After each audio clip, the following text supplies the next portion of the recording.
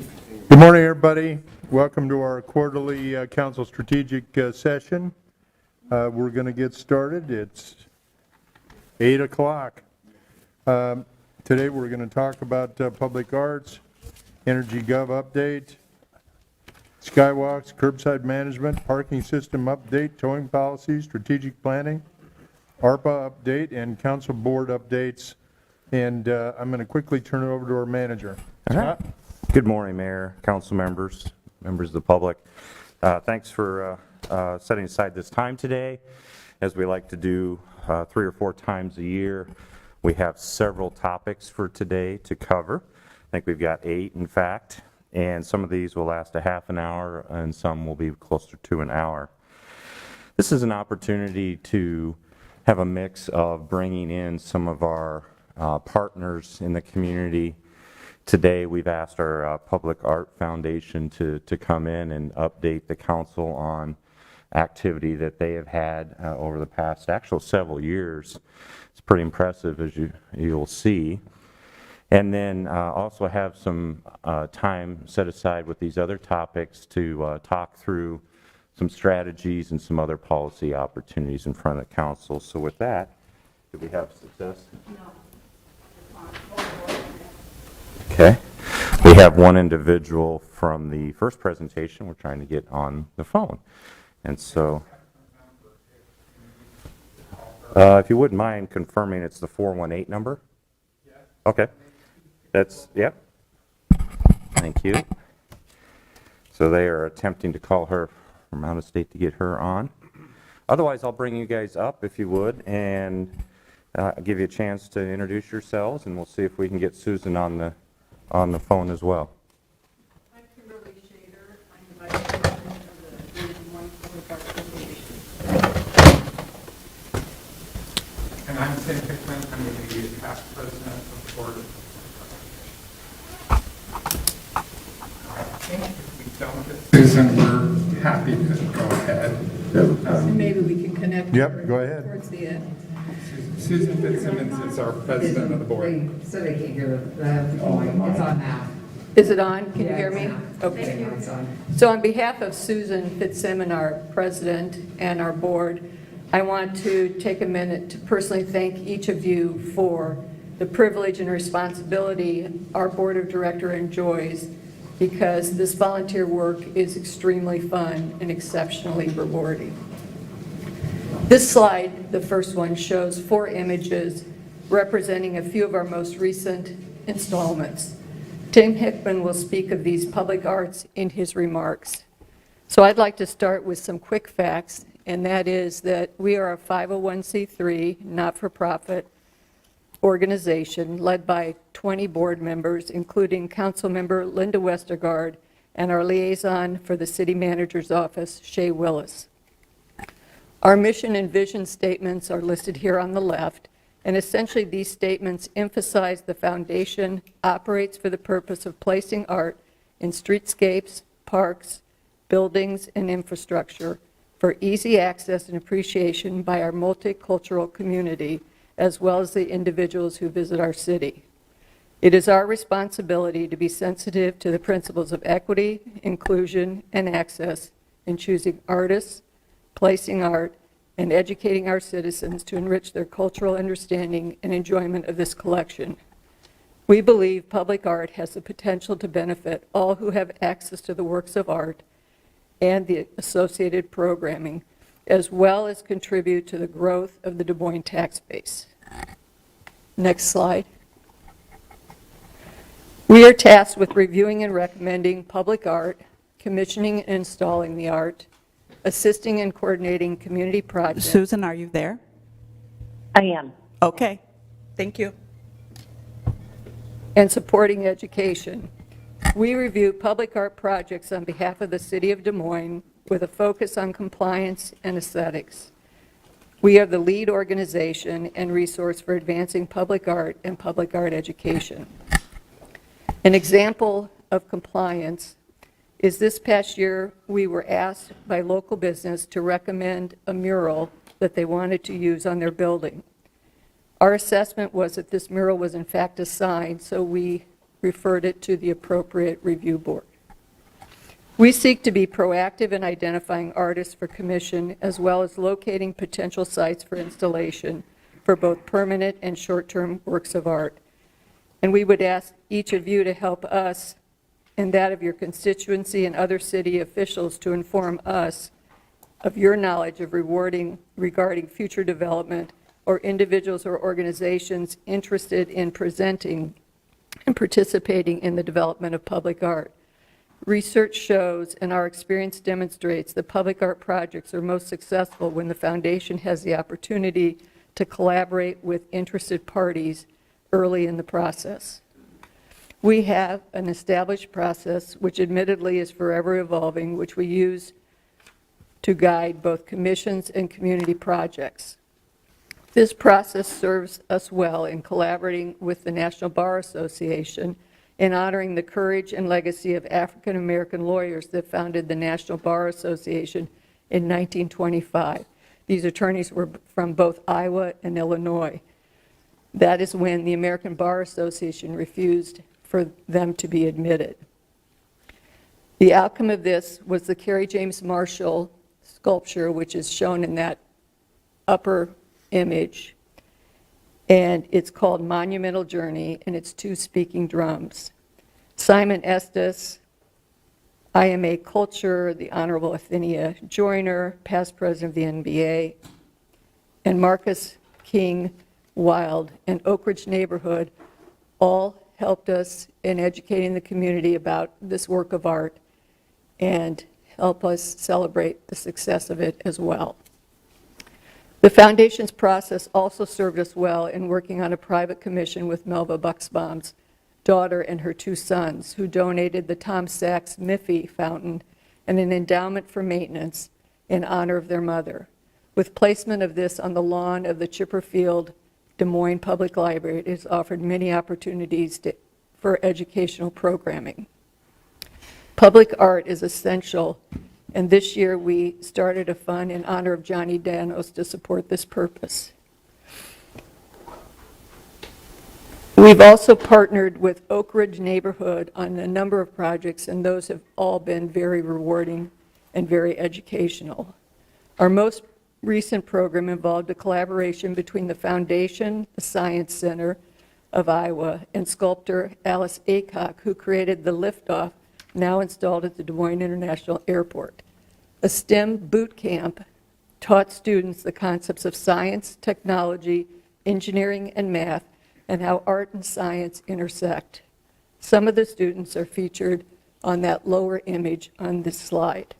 The Science Center was so excited about the success of the program that they have asked to repeat the program in future years.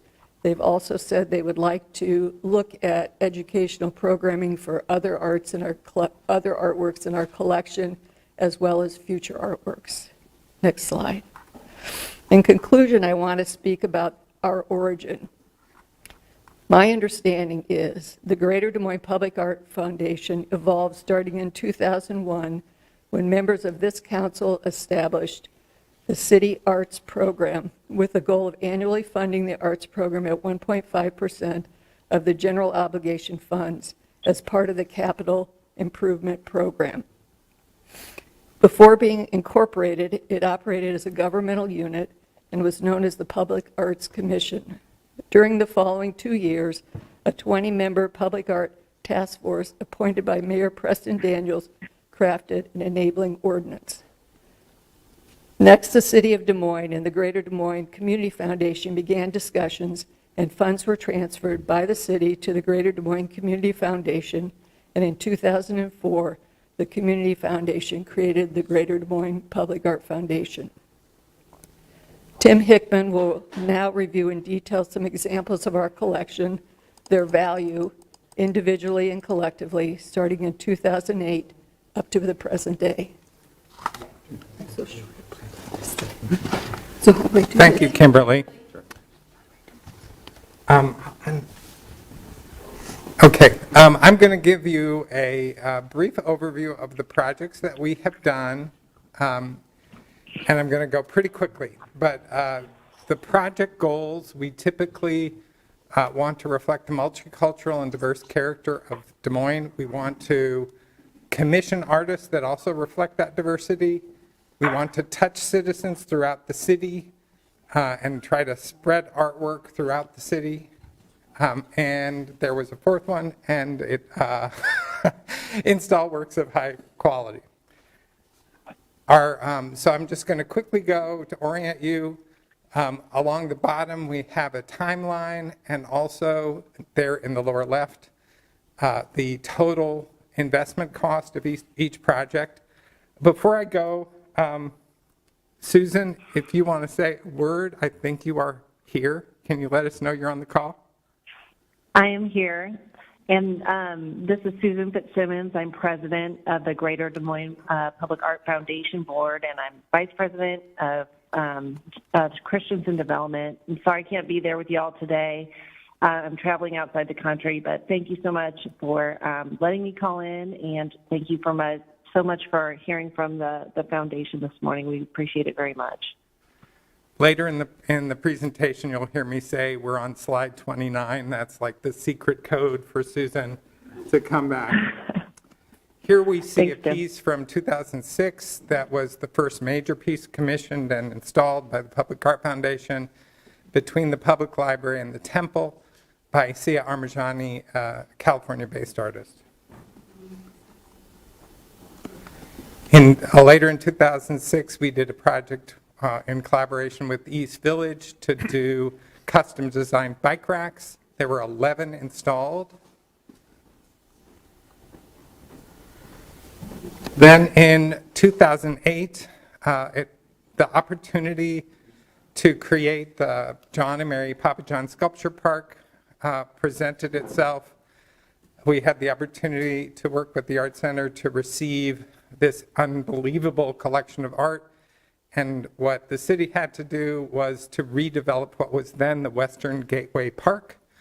The Public Art Foundation felt that that was a hugely important project and donated $500,000 of the money that they had available to support that effort. In 2012, as part of the Principal Riverwalk, the HubSpot project was completed, and we worked with the Hubble family to identify art to put on the plaza outside of the HubSpot. The artist was June Kaneko from Omaha, and these 5 dongos were installed at a cost of about $400,000. The next year, across the street, the city's pump station was completed, and I think the vision of the city engineer in the city was that maybe should look a little bit different than other pump stations.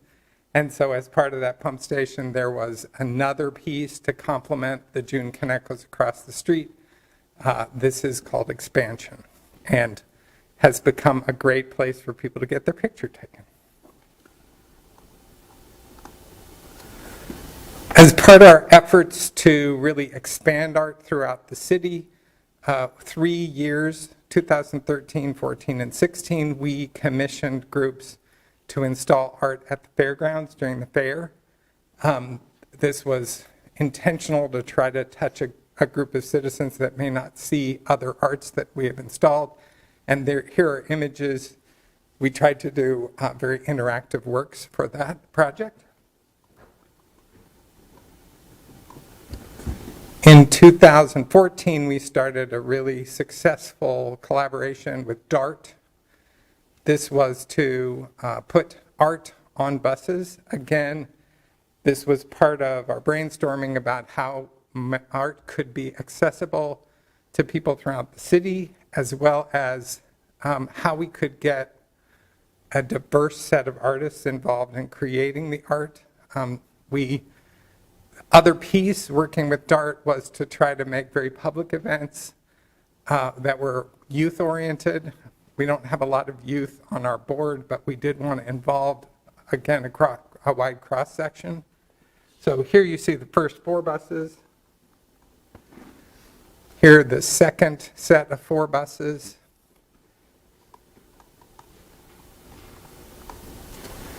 And here, the last 2 buses, and this also gives a flavor of some of the events that were done for the bus inauguration. So on the left, at the Kerry James Marshall Plaza, a Mitchell Squire designed bus, and this group actually created a custom dance and performed at the inauguration. And another bus on the right, there was a dance event that happened in Dart State Central Station for that. I didn't mention that across the bottom, as we're going through the timeline, we're adding a dot to show each piece that is commissioned and installed. And I think you can see that the number and amount of work that we've done has been increasing over time. This was a temporary bridge that we did. Part of our efforts is also to work and identify issues that are pertinent to Central Iowans. Water is always an issue for us. This artist came in and wanted to create an installation where people could actually touch the water. We don't have that many opportunities to do that here.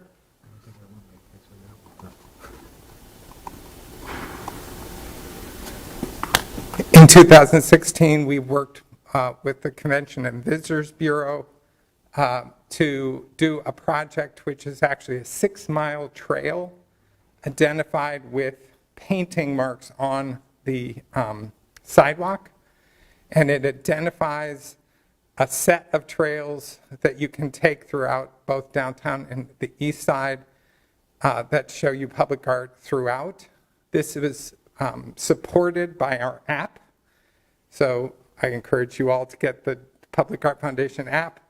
It shows you the location and can lead you to nearby public art throughout the city. This focused on downtown.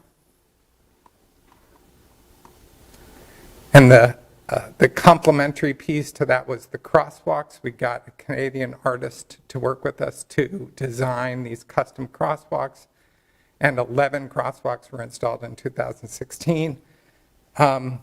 Few of them exist now because, as we all know, road work happens, and so we worked actually with city engineering to deinstall them. And as a number of these projects are temporary, that was one of the temporary projects that we did. We worked with a collective called the Truth or Cause Collective to install their Truth booth in Western Gateway Park in 2016.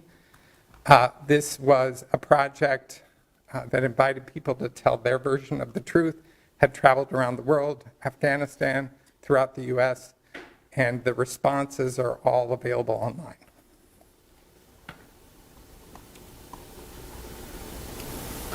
Another project similar to the Papa John Sculpture Park that was a really excellent project that we supported was the Jim Campbell installation at Coles Commons. This was an opportunity to really revitalize what had become a little tired, and we supported the Jim Campbell installation for $100,000. Kimberly spoke a little bit about the Kerry James Marshall project. This was an opportunity to collaborate with the NBA. They had started dreaming about this project in 2002, so it was a long gestation period, and we worked with them to complete the fundraising. It was our most significant project so far, almost 1.2 million, and working with Kerry here on the right was an unbelievably profound experience for all those of us who worked with him. But one of the best pieces about this installation is to see that the city and members of our community have embraced this as a place to celebrate diversity, to celebrate the history of these 12 people that founded the NBA. And so here are 3 different events that have happened at the Kerry James Marshall Plaza since it was installed. Yoram Mevarak, a local artist who goes by the art name Oyaram, did a projection piece at the World Food Prize building, and that was a one-night event, or I think Susan can correct me, I think maybe it happened a little more than once, but a great kind of event. I think anyone that saw that really appreciated it. That's right. It was exactly as you said, Tim. In 2019, we worked with the Bucksbaum family, to do the Miffy Fountain by artist Tom Sachs. We were contacted by Melba's children and worked with them to identify this piece, to purchase it, install it. It's a fountain, so it involved some more complex technical pieces. The city actually helps us maintain and ensure that this is running. We replaced all of the internal workings to get it up to the requirements of city engineering. And it offers great opportunities to collaborate with the library. I know that Carl is very familiar with this project, Gail Falwell's Ragbri River to River. Many of our projects, and I would say that the key of the Public Art Foundation, certainly in the last 5 years, has been to identify organizations that have goals that we can team with. Here, teaming with Ragbri to do a piece that honors John Karras and Donald Call. It was a pretty long journey. We had multiple sites, but it did find its home ultimately in Waterworks Park and can be seen in the park near the band shell.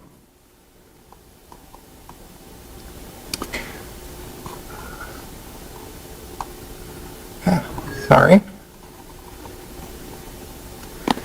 So this last year, we did have a little bit of a dip. You can see 2020, but we were working on major projects during the pandemic, and we're incredibly honored to be able to work with the Oak Ridge neighborhood and Jordan Weber, who is an incredibly talented local artist, to do this piece called King Yor, which honors a 14-year-old resident who was killed. He was a resident of the Oak Ridge neighborhood, killed in 2016, and art can bring communities together. Art can help people who are underrepresented be represented. Art can communicate value to people that may not feel valued. This project was a really profound experience, and Jordan was masterful in engaging the community and helping them have a symbol inside their community that says you're important, both individuals and community. Really going to on the bottom right is the opening event, and they played a basketball game on this basketball court. And you can see Terry Caldwell Johnson, who was an incredible advocate for us in the process. Again, 2021 was very busy for us. Here you can see Alice Aycock's Liftoff, a project done in collaboration with the Des Moines International Airport. We have known this artist for about 12 years. She's done 2 other proposals in Des Moines that didn't actually succeed. I think for every project we do, there's probably 2 or 3 projects that somebody has an idea about that don't come to fruition. But our board, most specifically Lois Fingerman, was absolutely committed that we were going to get a piece by this artist. The airport had reached out to us. Susan Fitzsimmons, who's on the phone, identified that they had wanted to do a major piece at the new entrance after the reconfiguration of the entrance. And this piece was installed in December. It's 23 feet tall, and everyone both entering and leaving the airport will see it. two more. This piece by Juanjo Novella from Spain, Bilbao, Spain, was done to honor Tom Urban Jr. The Whites family wanted to honor him and his huge involvement at the Botanical Garden made this the perfect site. We worked with Fred and Emily Whites to identify artists, select artists, coordinate the fabrication, and the shipping from Spain, which would be challenging anytime, but during COVID was exceptionally challenging. And it was installed here in December. The last project is a group of bus shelters being installed in collaboration with DART. These were designed by artist Sheena Rose, shown here on the bottom. And the first one, the lower right, is an image of the first installed shelter. All of the shelters, there are 5, they're all here in Des Moines, but will not be installed until the spring, the remaining 4. And part of the story of public art is also contributing to the city, contributing to the culture of the city. We're proud to be able to be part of a neighborhood that's flourishing. Here you can see Center at 6th, Marquez developed project, and it's really exciting to be able to be part of sort of the revitalization and new energy of 6th Avenue. So what's all that mean? So if you take all of those projects and put them together, you have a total investment of over $6 million over that time period. And you can see here, the chart is actually our income by year. And it shows source of funds. City of Des Moines started out, I think they jump-started the foundation. In 2006, you can see there was over $500,000 allocated to the foundation. That shrunk, and we've been at a $100,000 level. You can see some spikes in this income. They tend to be related to our projects, so you can see June Kaneko, Carrie James Marshall, and Alice Aycock. But I would mostly point out the yellow and green. We have worked tirelessly to get private investment in our projects, and I think you can see here that our work has been successful. Over the 10-year period in which we've received $100,000 a year, we've been able to produce $5.2 million in works, so giving you about a 5.2 to 1 return on investment.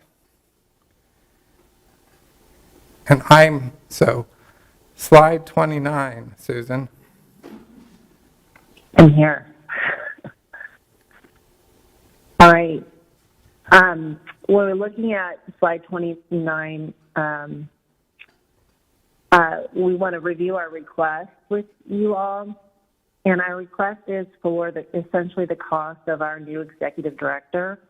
Our current executive director has left the Public Art Foundation. Today is her last day.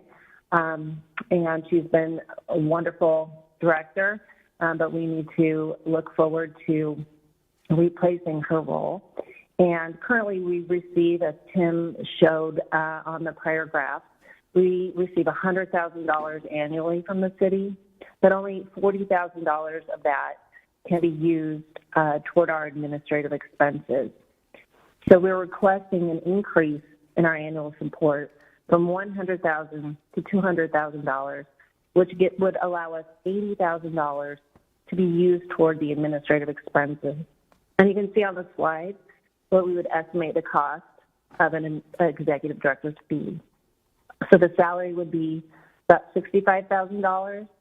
The benefits, $22,750, and then rent for an office. We're looking at the community foundation for an office space, and that would be a total of almost $100,000.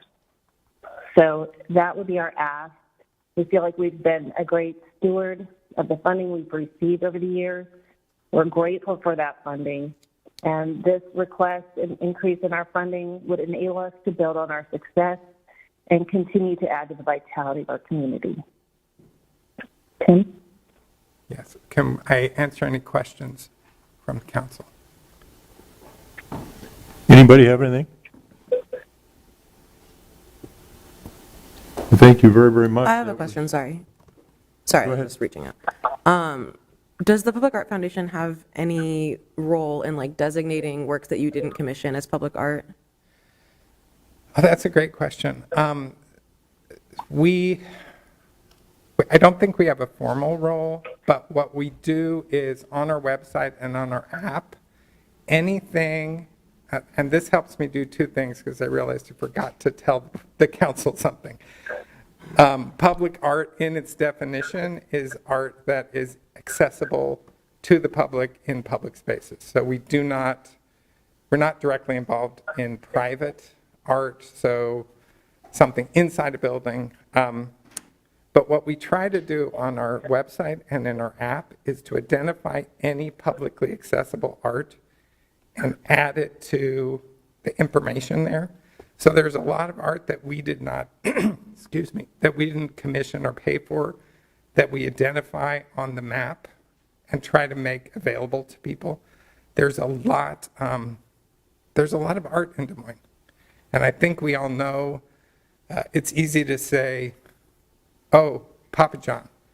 But Papa John is in one specific place and tends to serve one set of people. And so we're really interested in broadening that and making it accessible and knowable. So the website and the app are attempts to try to identify works that we define as public art. We're not empowered to formally define them, but that's how we kind of try to get at that. Is that a helpful answer? Yes. Do we have any protections for public art?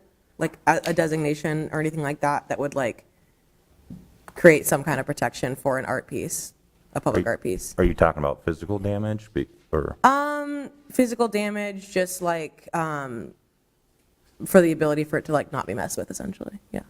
Yeah, so each piece of art has an agreement that sets forth what insurance and maintenance aspects would need to be covered. And so we do think about, how that works.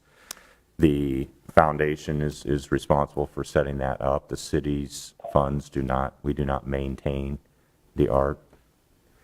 I guess I would be interested in like creating an official designation for public art pieces that are not commissioned. Like the app, that sounds amazing.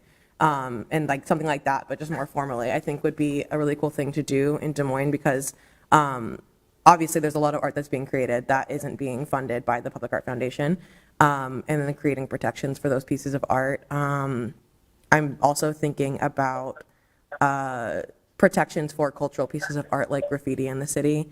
Obviously not graffiti that is, hate speech or anything like that, but that is a form of like public expression and public art. And so I would love to see protections for things like that. I know like there was a piece that was done with some students at Central a few years back down by the river.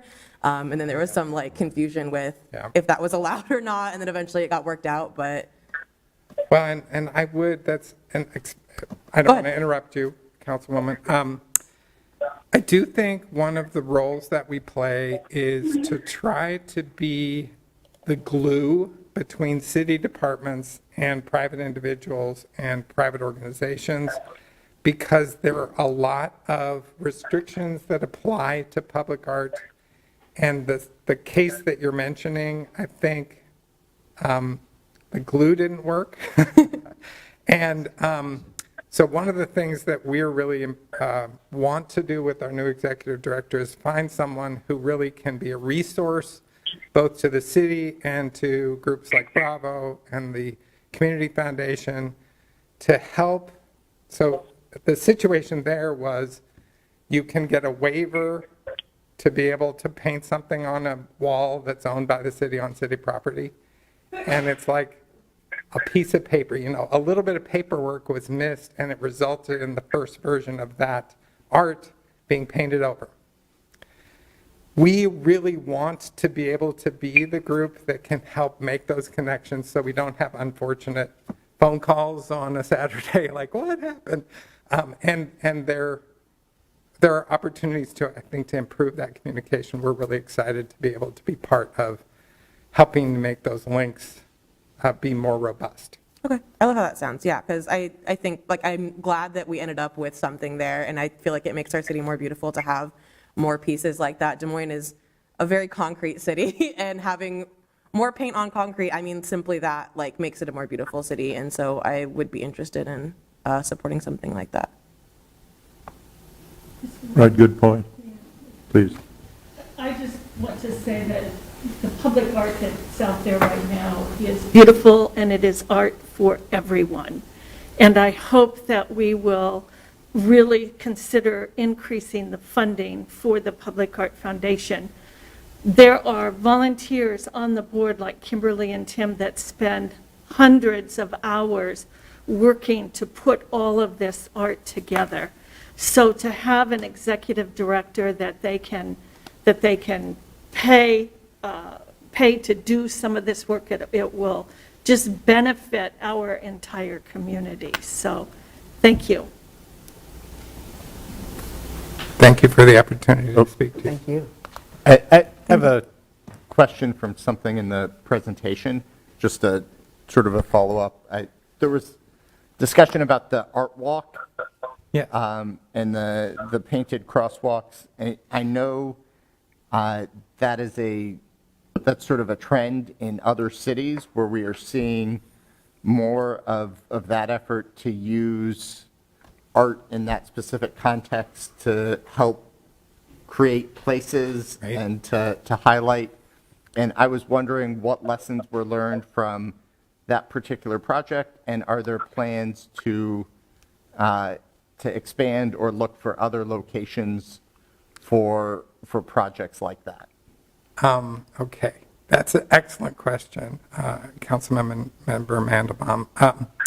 I think there were a set of logistical lessons that we learned from that project, and those were things like the fact that these are part of the public street, and so we worked a lot with traffic here at the city to determine appropriate colors to paint a crosswalk, because you don't want someone to think you're giving them directions. Like, we had an artist propose a crosswalk with text.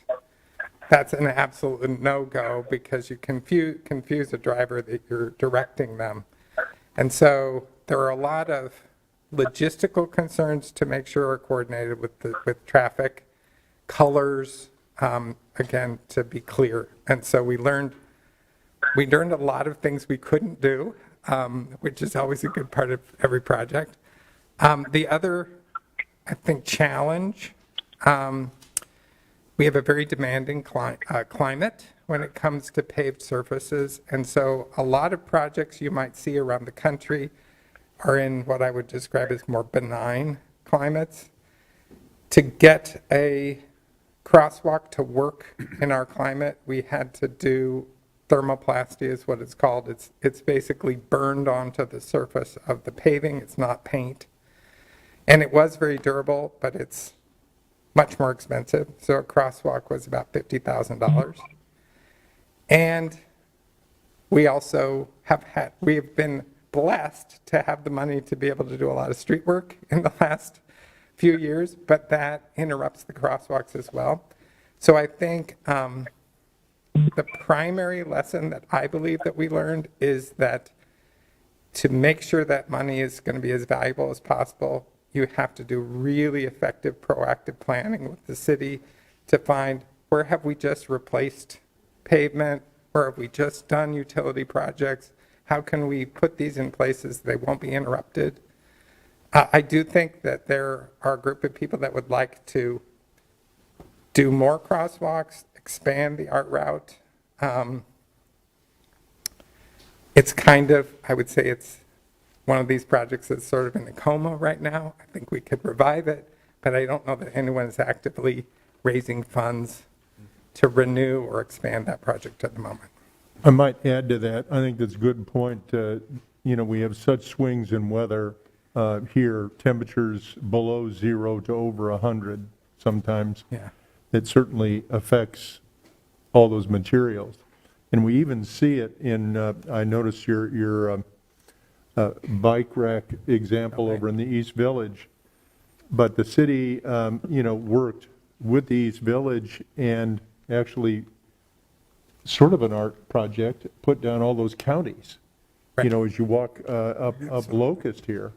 And when you look at that with those different materials that were mixed, which really looks cool, they're all breaking up. Right. So I don't know, how we address that, and quite frankly, I'm not sure how we fix that except to replace them. But anyway, that's The another. other thing you remind me of, Mayor County, is that maintenance, so the pieces that I showed you that were commissioned by the Public Art Foundation are also owned by the Public Art Foundation. We have an endowment that is specifically designed to hold dedicated monies for maintaining these works, and we have a budget for every work about anticipated maintenance costs. That's the other piece of Susan's case, is that as our collection grows, the insurance costs and the maintenance costs of these pieces that we all enjoy grow. And we've worked very hard to be responsible about allocating funds. So the worst situation with art, and like the project on East Locust, is somewhat an example of this. If you install it and you're not anticipating in X number of years what the maintenance will be, sometimes the maintenance for a project like the one you're describing may cost more than the original project cost to install. And so we're always trying to balance. That's also why a number of the projects were labeled temporary as opposed to permanent. Some of the projects you just have to say this is not maintainable, and we're not going to define it or tell people that this will be a permanent project. And so that's another. I would also, Tim, I'd also add too here that with our most recent installation, the Alice Acock, we undertook that knowing it was going to be a major, over $1 million project, and maintenance was a vital part of the planning for that. And in working and partnering with the airport, our agreement with the airport is we will provide the artwork, you'll provide the location, and the Des Moines International Airport will be providing the maintenance for the sculpture. So as we do install permanent works, we do, in parallel, develop a maintenance plan for them because, to your point, we're investing in these world-class pieces of art, these impactful pieces of art. We want to be sure that we can maintain them. I wonder All right. if it would be beneficial for us to try to incorporate the foundation more in the planning process. I think it would be a good thing for us not to just see public art as like in addition to the city, but as like part of the building up of the city and the development of the city. And I wonder when we're talking about like streets and crosswalks and things like that, if like in all or most, or like even if we just check in with like all of our projects, if we go to the Public Art Foundation and say like, is there a way to incorporate art into this work that we're doing? It, like, hey, we're resurfacing or we're reconstructing a street, and the Public Art Foundation can install a crosswalk, then it's going to last 20 to 50 years instead of just a couple.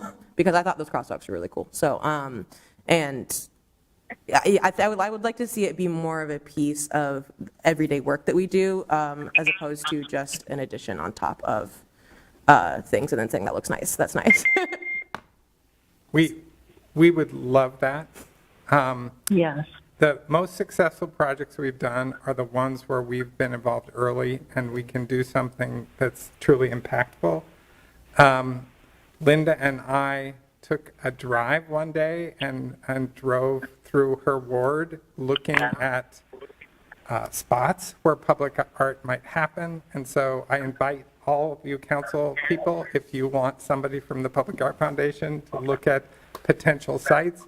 We are always looking for ways to get into neighborhoods that currently do not have public art. We're always looking for projects that are upcoming that could benefit from public art. We're also always looking for neighborhood groups, organizations, nonprofits who are doing a project where public art would be an augmentation to that project. We would love engaging with you in any way, or others that you know. Like all projects, being proactive is how you make things better. And so we really want to be there on the front end to try to help understand how to incorporate art into the city, into projects, into neighborhoods. Thank you so much for your presentation. Thank you all. Good Thanks, Tim. update. Thanks, Kimberly. Thank you. Thanks, Susan. Thanks. Yes, thanks, everyone. All right, Scott, let's move on. EnerGov. Yes, so as our IT and others come forward, the next topic is EnerGov. Gotten quite a few questions from council members about the, oh, thank you, since we don't see that. Had quite a few questions about the progress of EnerGov. This software has quite a few different purposes, with licensing being the foundation and the replacement for what was called Tidemark previously. But it also has quite a bit of versatility, and it is from the same parent company, Tyler, that we use for our accounting software. So there's some opportunities there moving forward as well. As you might imagine, any major software installation is bound to have hiccups. And so we're here to talk through with you how we have been resolving issues with the software, and how we are leaning forward with additional resources to continue making additional improvements and fixes to the software. So I've asked IT to kind of start the conversation as the project managers, but then also have the departments here to speak briefly to how the service levels are being impacted with this software. So with that, I think I will turn it over to Anna and Mary Lee.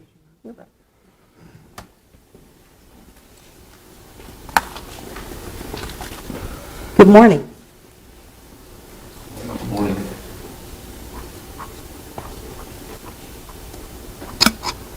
Just a quick review of some of the involvement in the project.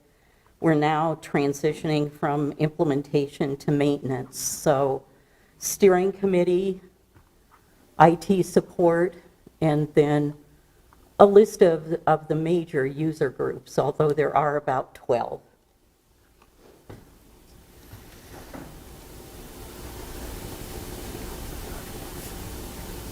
As mentioned, this was to replace Tidemark. Tidemark was end of life, no longer supported, so continuing with Tidemark was not an option. The process started in 2016, and then you approved the selection of Tidemark in August of 2018. We started the implementation in 2019, and with a planned 2020, with a series of things going on, like the pandemic, as well as some security incidents with Tyler and some changes in the implementation team, that was delayed till June of 2021. This slide gives just a brief metrics of the first 6 months, with a breakdown on permits applied for, plans, licenses, code cases.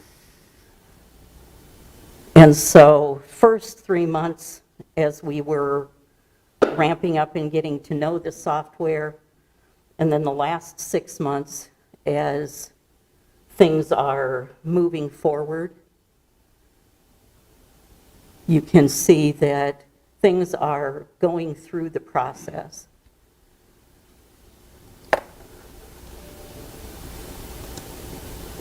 I have a question. Sure. Go back to that last slide. Sure. Whoops. Wrong way. mean- There we go. I assume most of the workload is pretty steady year-round in a lot of these cases. I mean, some, the animal license is very much a certain time of year because the notice is sent out, but I would assume, for example, inspections are sort of year-round and steady. Does this mean that there was sort of a backlog in that first 3 months on some of these where there's a pretty significant increase? And if so, how are we completely caught up, or is there still some backlog in some of these areas? In some of the areas, there's still backlog. Which areas are that? I was going to say, is that a question we should really, in the next section, because we're going to turn this over to the departments, and if that same question could be answered by each of the departments, that might be helpful, since they're direct responsible for the service. Is that okay? Yep, that makes sense. All right, I want to talk a little bit about the current state. There are continuing issues, and those are, some of them assigned to Tyler, to their support and their transition team. Resolved issues, we've resolved close to 400. That's a fluid number, so this is sort of a moment in time. But some of them are in process, waiting to verify that that's the fix.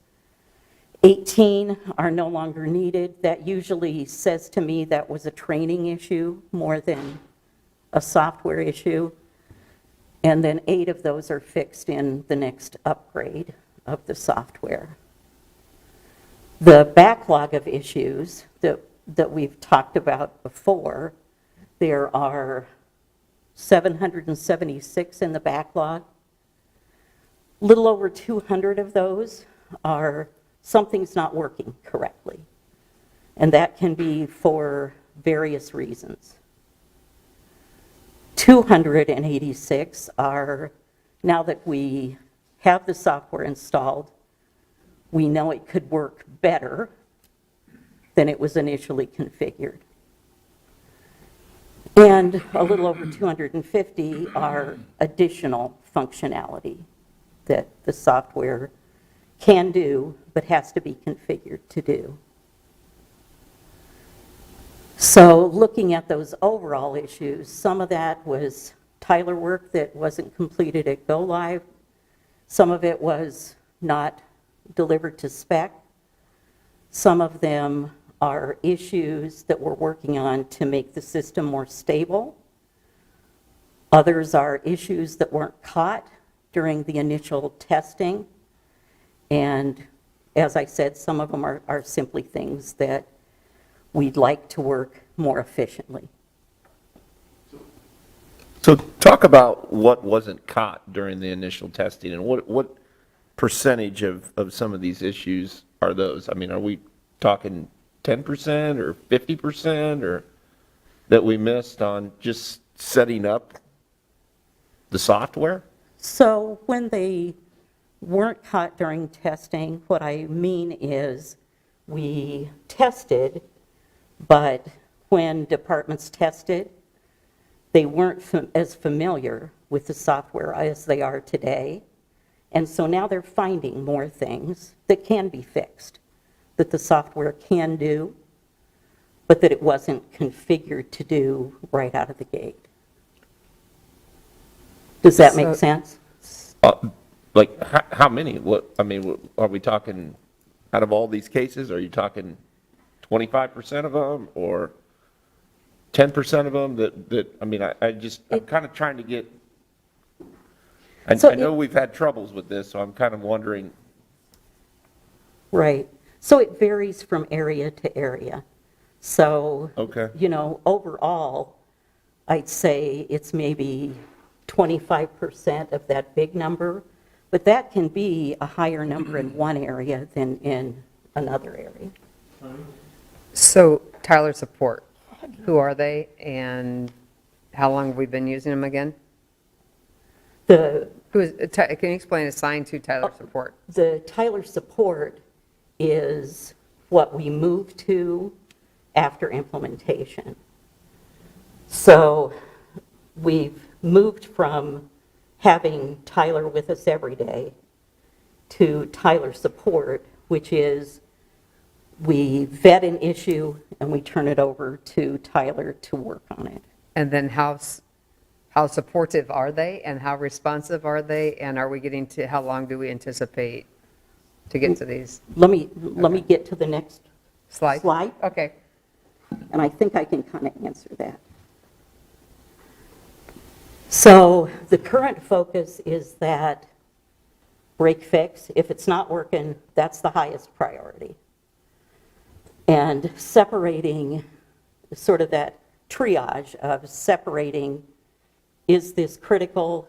Can this wait? Is this, it's broken, or is this, it should work better? So that's accomplished by the internal team, our systems analyst, meeting with departments and divisions on what they're requesting.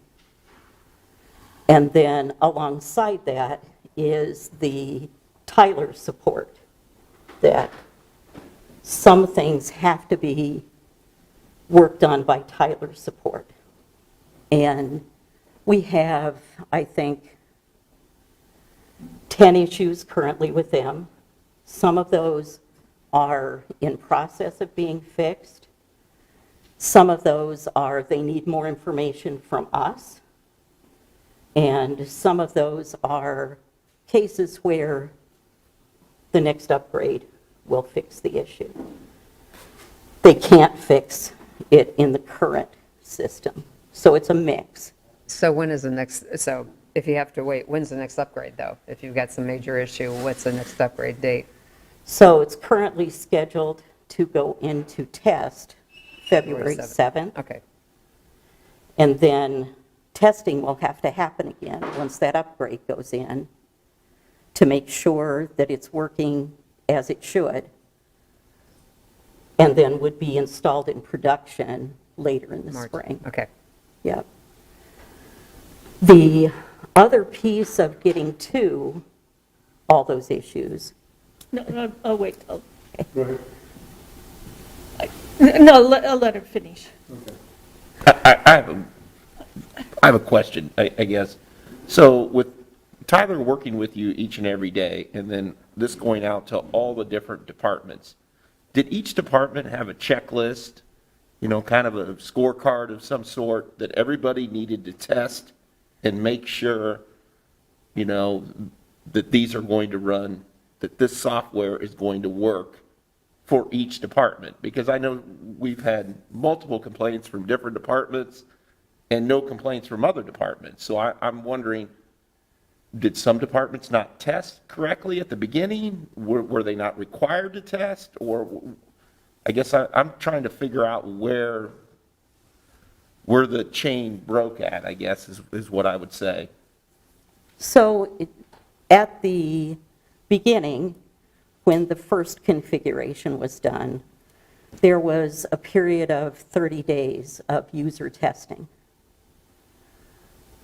Some departments tested less, some departments tested more. Every change that was identified went to the Tyler implementation team. But again, everything's not the same. Some of those could be corrected, some of those could not be corrected, and others really needed a change in process. You know, the software is not custom software. So it's off-the-shelf software that can be configured differently. But when there are changes in the process, then the configuration has to change as well. So wasn't there a point that it didn't matter how much testing you were going to do, you had to switch over to this software? Was that what happened? That's Because you said it's off the shelf, so That's we didn't have a choice. We could have tested everything we wanted, but at the end of the day, you had to go with what you had because we're switching over. And exactly. Okay. That's exactly true. And I totally respect that, but my question, I guess, would be, some of the departments that you've seen that did minimal testing, is that where we're seeing some of the struggles today of getting the software working correctly? There are a lot of reasons, and that's one reason Okay. is less testing. Okay, But there are a lot of reasons all right. that particular areas work. Indira and then Linda. Okay. The configuration that's happening now, is that primarily with the city's IT department? Yes. Okay. And the numbers that you had on the previous slide, like the 700 some issues, I guess I'm just wondering how that compares to the previous software that, we no longer is supported, or maybe with any kind of implementation of a new software, like is that average, is that expected? Are we used to dealing with those numbers? So, great question. It is common. Okay. So with a new software, especially if it's not a change from a current software to a new software, it's a change from a 20-year-old software to a new software, that number is not uncommon. And those issues are being worked through, but there's only so many resources to work on that. Linda? My question and my concern about all of this is that we have a duty to respond to our residents in our city in a timely manner. And when I hear residents say to me, well, I turned it in, the zoning person was out, and he said that they can't do anything right now because they've got this new EnerGov, and it's simply not working, which I think everybody's affirmed that, yes, we had a backlog there, and things were not being done. Pet license.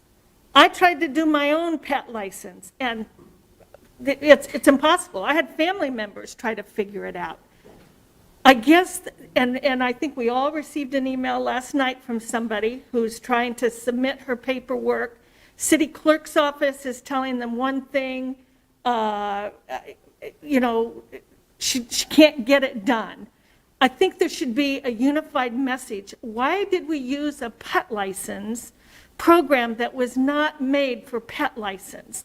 And it clearly is not to be used for a pet license system. I don't know why we insist on going to these programs without fully vetting it or making sure that our city clerk's office or all the other departments are prepared to say, okay, here's the issue, but we're going to take care of it today. We'll take care of it. There seems to be a lack of that. I spent 2 hours in your IT department. Phone still doesn't work. You've switched emails, and my calendar no longer syncs with my iPhone calendar, which makes no sense to me. And the IT department made that switch on a Sunday. So here I am sitting here Sunday night, I can't get an email, I can't get anything because you made that switch, but you didn't communicate that. Nobody said, hey, folks, you're going to have a new email, it no longer supports So Councilwoman, you got to do something else. So I guess that's the frustration, and I share the frustration of the residents out there who are saying you're making these changes and you're leaving us hanging. I'm waiting for an inspection and I can't get it done. I'm trying to do this or that, and there's nobody to help me. I was in your IT department.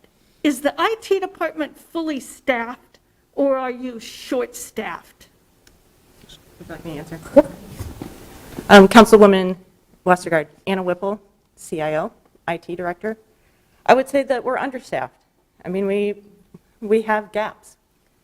I'd like to set aside the email questions and work directly with you, find out more about that. Go at it. Okay. But we'll do that later. We won't do it in the meeting. One of the things that I would like Mary Lee to be able to complete here is there's an important piece of information on this slide, and that is that Tyler heard our problems. We had to work hard with them, prevail on them to understand that this was a troubled implementation. And so one of the things that they're doing for us is giving us 20 days of their additional, most senior implementation staff to help clear that backlog. I don't think it will clear all of it, but that's an important piece here, that where we don't have unlimited staff in IT who can pick up and do this very particular work, Tyler is coming back, and they're going to help us through some of those pain points. So that is already in process. We also have some consulting that we're looking into. Again, bringing more resources in that are already familiar with the software, they're experts in it, and I think that will accelerate us through part of the backlog. And Anna, I'm being told that Tyler doesn't have the support staff that they need to answer our questions. I don't know. I'm sorry, I don't know where that's coming from, so I can't speak to that specifically. But we know that in the implementation, along the way, we lost project members. They were on the Tyler side. There's a lot of churn going on in the technology world right now with people changing jobs. We started seeing that during our implementation. COVID only made that worse. So that was part of the delays that we ran into, were people leaving the company and leaving our team. So And that's I don't know what the state of support is today, or what information you're being given about their support. But these 20 days of customer care are going to be their most senior implementation staff. And So that hasn't started yet? it has started. We've done an assessment, so we basically have our work queued up, and then we schedule their resources. I think whatever kind of issues we have in-house, we should be able to take care of, but our residents deserve to have an excellent customer service. And if somebody can't get the pet license, then we need to be prepared to do it. If somebody can't don't get disagree. an inspection ordered, then we need to be able to do it. Our residents should not have any conflict with what they're trying to get done because of our systems.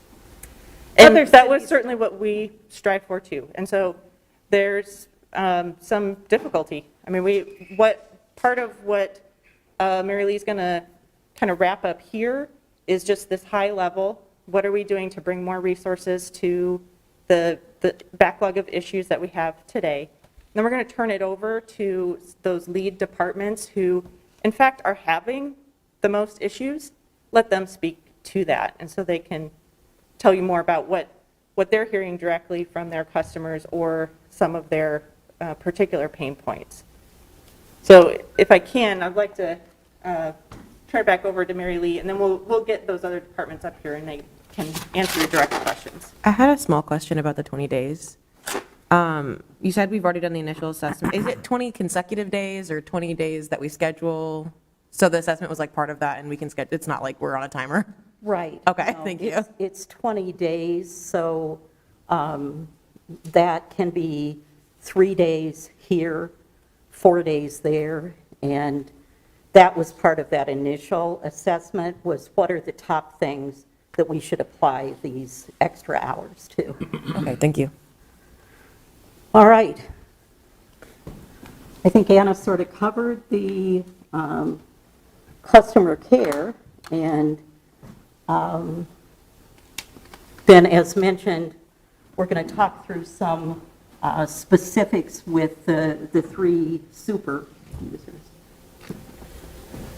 Good morning, everyone. Cody, before you get started, just a couple questions. So there are other municipalities that use this software, is that correct? There are. And Is there a user group within Tyler for the cities that are using this software? So you could ask, I'll just say, Austin, what are we doing wrong, or what do we need to change, or? There's a Midwest users group for EnerGov that city staff participate in. So All right, well, a number of us go there and all complain about the same things, trying to get Tyler to do some more stuff for us. okay. The things that you'll hear today, the things that I've been hearing from you today are pretty common that I hear. They're common complaints that I hear from other EnerGov users as well. We're not in this alone, if that makes it any better. How much did we pay for this system? I don't remember the cost of it, but This is paid for out of CIP and was $2,300,000. And we pay about $190,000 in maintenance annually. So when we started the process, did we know? Obviously, we didn't know that Tyler was having these problems. As we got into the process, you're saying that you've interacted with others that use the software and they're having the same concerns, but we didn't investigate that before we invested over $2 million? we did look into, we talked to a number of other communities that had gone with EnerGov as their land management software. So same stuff that we're using it for. Cody, if I could real quick. One of the challenges the council needs to understand is that there's a lot of consolidating of software companies going on. Tyler is purchasing a lot of other software companies and putting it into their portfolio. So I would just caution, we're looking, and today is about how we're going to move forward and make improvements on this. There is no opportunity to move backwards on this. It's working, but it needs to work better, far better in some cases, right? And so we're going to put more resources into getting this to work. As the departments speak about service levels, I'd like a little of that flavor to be that how they saw the opportunity to use this software for far more functionality and things of that nature. But frankly, some of that's going to have to wait, and we need to get some break-fix things taken care of first. So this software has extreme potential to help us with the functionality that it has available. So we're on the right path. We're just not as far as long as we'd like to have been. So It does have that potential. Can I just ask a quick question on, okay, so we know that there's certain functions that are not working in some departments. Does Tyler allow us to write what we need in and make those modifications? And I don't know technology that well, but can we, because some of it's off the shelf, so you're taking what's off the shelf, not necessarily what we are used to in Des Moines. So can we write it to our specific needs? It is highly configurable, yes. Okay. So not to go too much back into the history, but to kind of support Scott's point, when we first had a consultant who knew the marketplace for this kind of software, they came in and did an assessment of what they thought Des Moines needed. And maybe Cody even remembers this. They kind of broke it down into 3 tiers. And they said, you've got permitting systems that are going to be lower cost, but they're more fixed. You can't configure them, can't modify them around your processes. They're going to be more locked in and probably in some ways more frustrating if we have very particular ways that we want our processes to work. Then there was kind of the middle ground, which was a little bit higher in price, but more configurable. And then there was the very highest end, more expensive, and you basically have to hire programmers to build out the system. They recommended to us to go in that middle group, and that was the group that EnerGov was in. And I think, was it 4 products total that we went through the RFP? Or was it 3? We had 3 that came through 3. the final presentation. Yeah, so we probably could have told you what those 3 were going to be because there is so much consolidation in the market, and there's just a few major players that are doing this kind of software for government. So we looked at all 3 that were in that middle tier, and this is the one that we selected. So I do think it's still a fit in terms of how how much we want to be able to get out of it and how much we want to be able to shape it to our processes. But that is ongoing work. I was going to ask, and I think you touched on this, like the other option besides buying this software and configuring it to our needs, the other option would be to hire an entire team of software developers and create our own software. Is that correct? And that would be significantly more expensive, and we don't have the capacity for that. Yeah, we would, we'd have to add quite a lot of staff to IT to be able to do that. Okay, thank you. I think, Marilee, I remember a couple decades ago when we started this, in some of these programs alone were like $6, $7, $8 million. That's correct. So it is, in with constant upgrades, that we'd have to reconvert, redo. And I'm not quite sure if Tidemark was one of those, but somewhere around there it was at. So hopefully we can get this sorted out. And from a perspective, Tidemark no longer exists. Right. So sort of along the lines of what Scott was saying, we're going forward. Right. And I just think that our, it used to be very expensive. Yes. Still is. yes, And there's, our expectations of what we do with software today is far more extensive than what it was when we started this. But we need to push them, and hopefully, as we talk about, as Indira said, you know, those 20 days, is that like 3 weeks worth of one person? So is that like 40, 80, 120 hours? great question. Those days are, once we determine where we want to focus, those are their senior people in a particular area.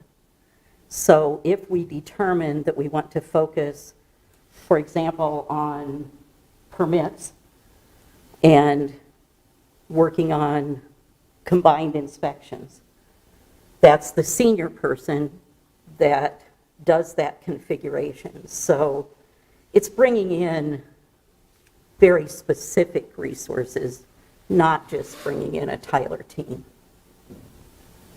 Okay. Subject matter.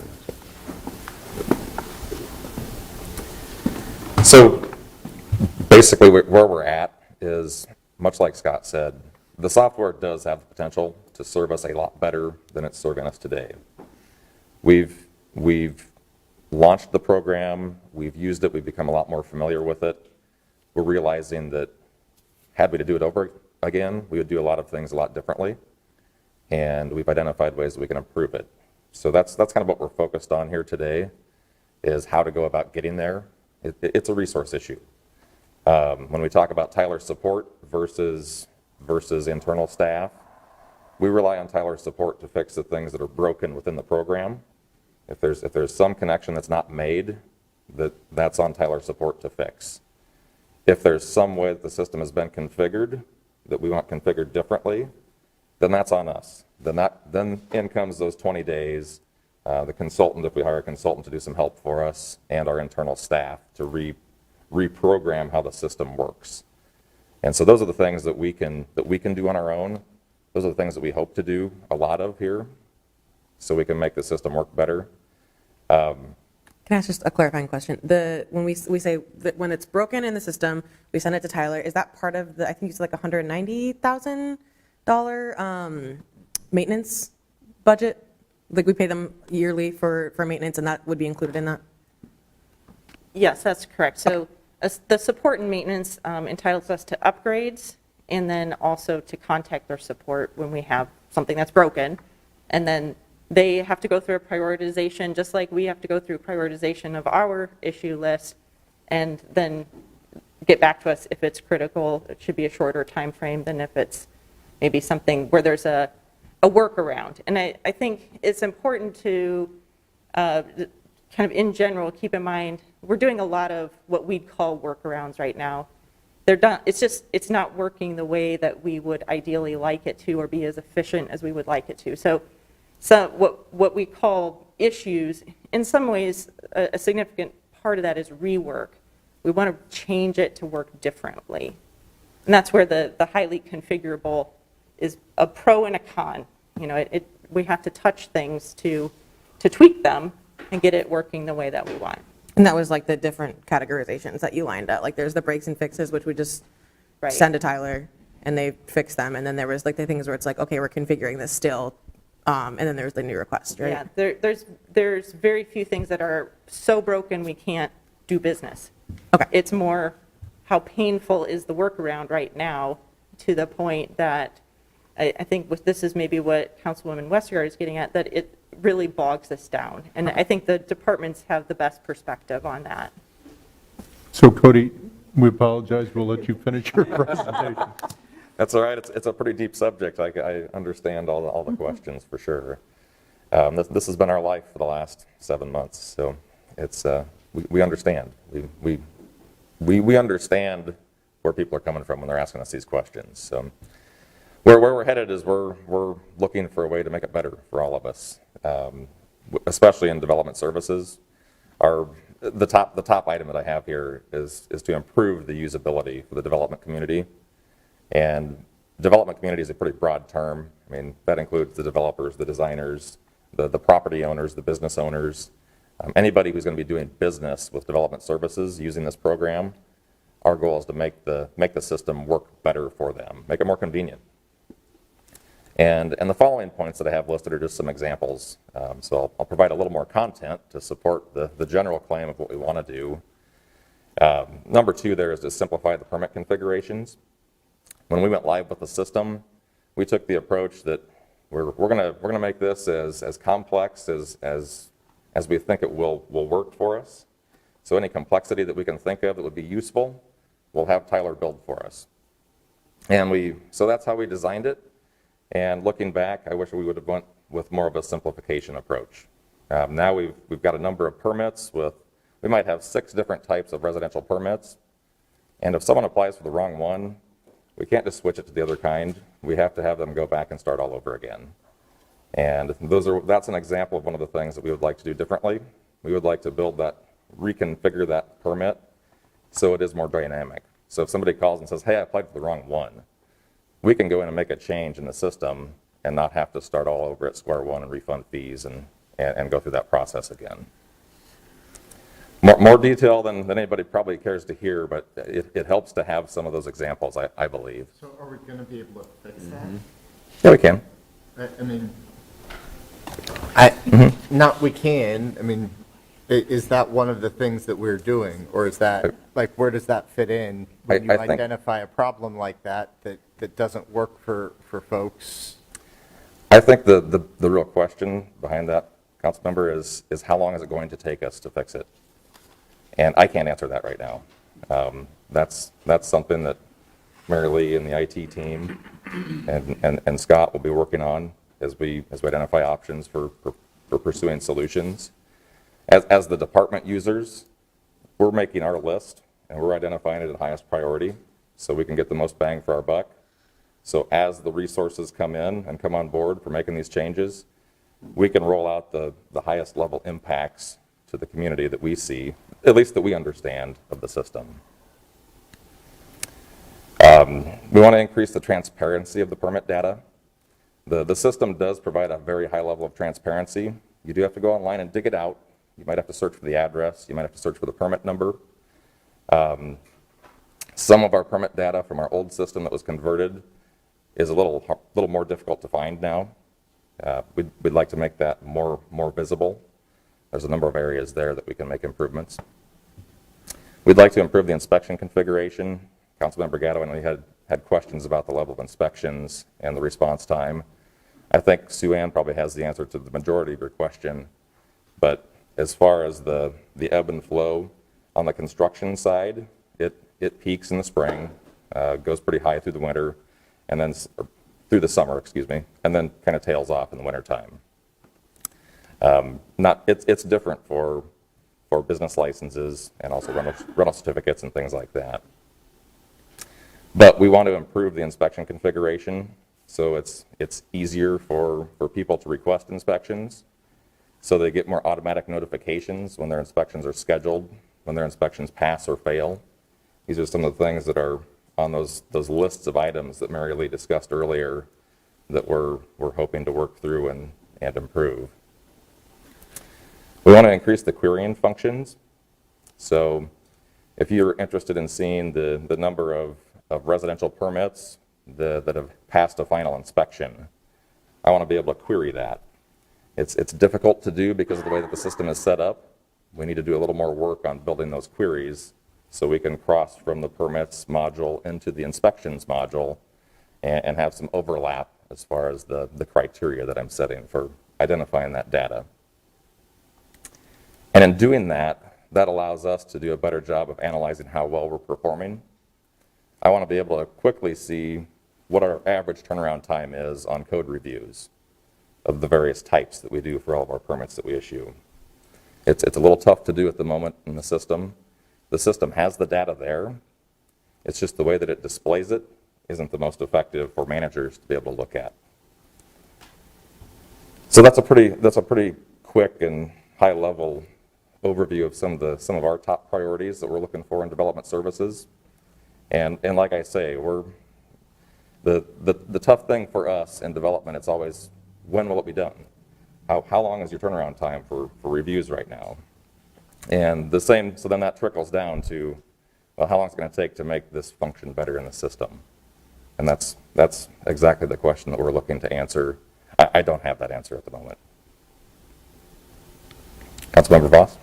Yeah, so Cody, have you talked to other permit departments that use this software, and are they struggling with the same things, or did they not give us a heads up like, oh, you got to make sure that you can change the permit designation? Or many of them suffer from the same thing. There's a number of reasons for that. I'm trying not to get too deep into it, but when the timing of our implementation was right at the time when there's a big change to EnerGov. EnerGov operated on a Silverlight platform, and they're in the process of switching it over to HTML. So that's the web browser, how the web browsers see it. And in doing that, we went live right at the midpoint as Tyler Technologies is working on pushing everything over to HTML. So when we signed the contract, we were looking at the Silverlight version. And that's the version of the software that's been beat up for over a decade and fine-tuned. And a lot of the things that you're going to hear from us today, they've made improvements on, just in the basic package. Well, now that they're pushing it over to HTML, we're kind of getting the first draft of the software, and now you're seeing a lot of people that use it that are changing over to that HTML version are also experiencing many of the same troubles that we're having. It will get there. I think it's just going to take time, and I think it's going to take a few iterations of software upgrades. You know, when you have anything that you've fine-tuned for so long, of course it's going to work a lot better than something that you're just getting started with. So,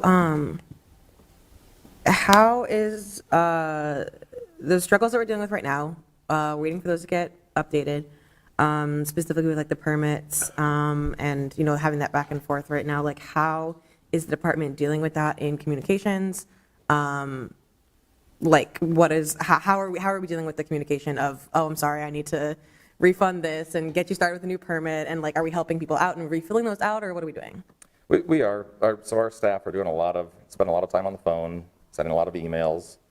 A lot of the things that we're looking for are more automated notifications. Like I mentioned, when your inspection's been scheduled. So if you request an inspection online and it gets scheduled, we're looking for an automated email to go out and say, hey, your inspection's scheduled. It's for tomorrow at 10 a.m.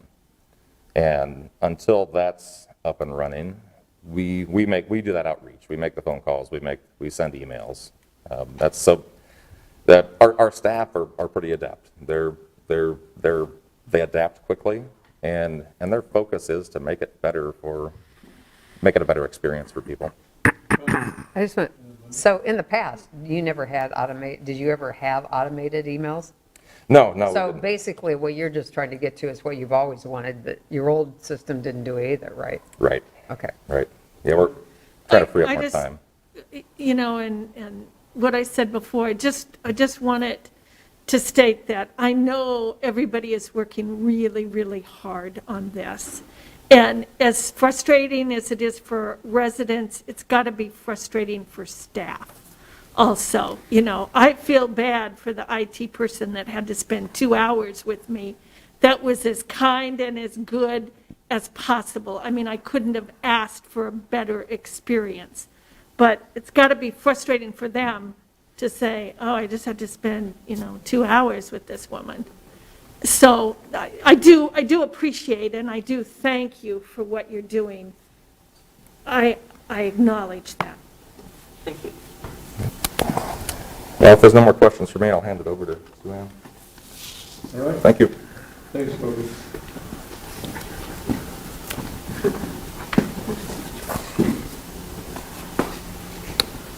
So, Sue-Ann Donovan, Neighborhood Inspections Deputy Director, Neighborhood Services Deputy Director, Mayor and Council. So sort of our top needs are similar, I think, to what Cody is looking for, is that we automate the notices. We have a workaround in place to get the notices out, but it's clunky. We would much rather have the notices print and go out. So right now, what we're doing is producing it, printing it, scanning it, signing it, and then scanning it back in, and then it goes out. So we're working on doing some automations where their automatic signatures go into the notice, and then it can be saved and printed, so some of the steps are reduced. Do we send email notices too? Or We don't have that set up yet. We're only sending paper notices Yeah. still. The goal is, especially for rental, is that the business license will be tied to an email address, and when we hit send, it emails to the self-service address in the email that they gave us, but that isn't running at all. We don't have any self-service Okay. portion So at some from point, our stuff. at some point in the future, the goal is to also email notice as well as To send a hard to copy. rental, and for rental, we won't have email addresses necessarily for residents of a single-family house unless they come into the system for another reason. So when we pull up their contact information, if they have an email address, we'll be able to get it to them that way. Right now, we want to eliminate double data entry for rental code case violations, but right now we can't do that. So in the field, when they're doing a rental inspection, they can use the iPad for cheat sheet notes, like click, click, click, these are violations, but they have to come in and open the code case in the back office and re-enter all of those violations. So it would be nice at some point if they could put the violations in the field, come in and just download it and produce a notice. Are you going to be able to do that, or is that? I have been told that we can't, although we're going to keep pushing for it. You've been told by Tyler that you cannot do that. You can't, cannot. Cannot is what I'm being told. We're continuing to ask for it, so that. Program that into the next upgrade. Yeah, we're going to ask for them to program that, but right now it's not, it doesn't connect. But there's no guarantee that the next upgrade will take care of that. I don't think so, but we'll keep asking. Is this something where you're like typing notes in the field, bringing it back to the office, and then retyping, or is it like checkboxes? They have a checklist in the field where they put handrails, and then they type in what it is. It's too short, or it doesn't have whatever. And then they come back in, they have to open the case, and then they have to enter each of those violations in with the notes. Is retyping it the whole? Yeah. Okay, all right, thank you. Yeah. Can I just ask about this might be IT? In this case where there's some obvious that might take a lot longer, is this a case where I know they can customize, or do we hire the consultant to customize something specifically for Des Moines to tag into whatever their system is. So this is a great example of where that user group is important, because if there are several users that are asking for the same fix and same additional functionality, there's a good chance they'll just put it into the next upgrade. Now, this one is there's enough efficiencies on this one, we can do the analysis on what it would, and ask the question of what it would take to customize and see if we did it on our own. What those costs would be.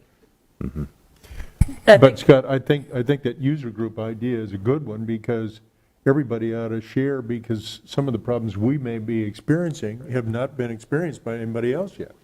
And I And think, so, but they say, oh, I hadn't even thought of that. yeah. That is a problem. And I think so part if of they the hear it from multiple places, Part maybe of the it'll. problem with our request at the beginning was that other jurisdictions don't do a rental business license the way we do.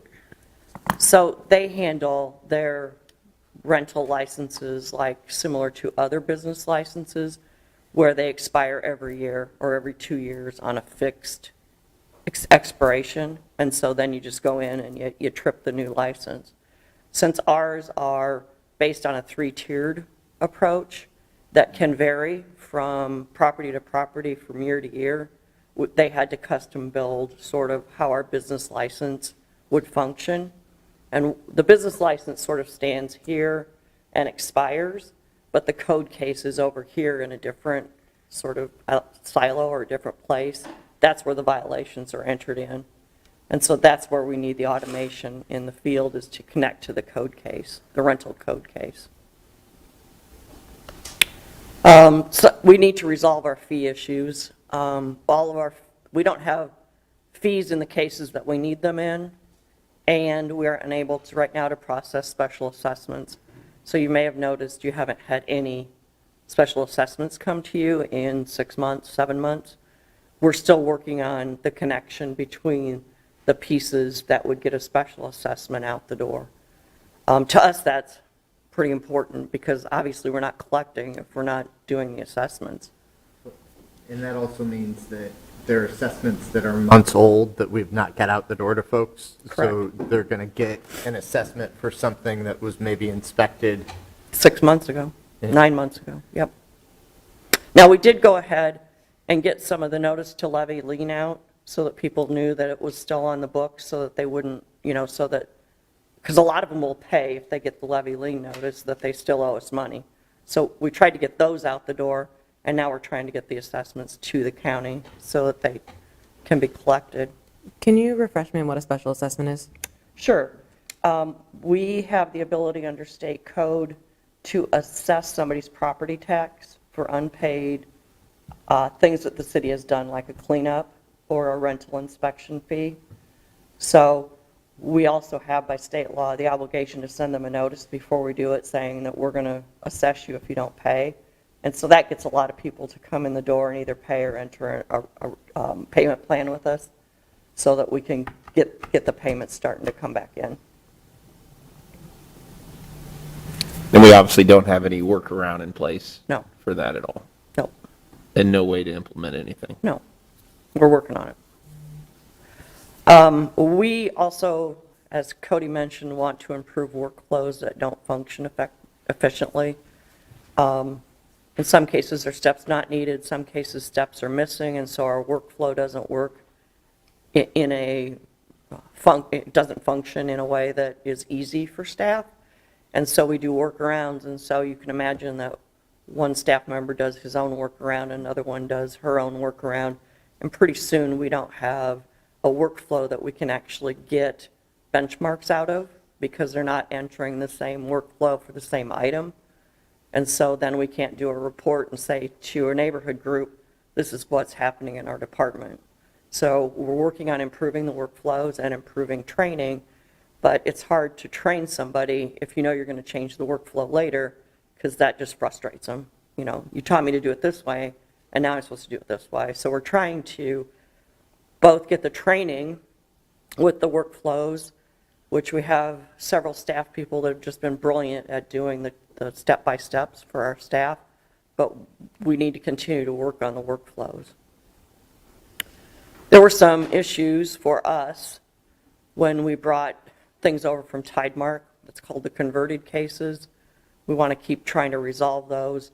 The conversion brought over contacts from Tidemark that were corrupt, incomplete, wrong, and it didn't automatically populate business licenses. So for every rental property in the city of Des Moines, we have staff that has to open a business license and then get it into the system for a rental inspection. We currently have a temp so that we can have our staff do that. It's a tremendous backlog for them to get those in. They're trying to keep up with those that are coming due so that they can get those inspections conducted. So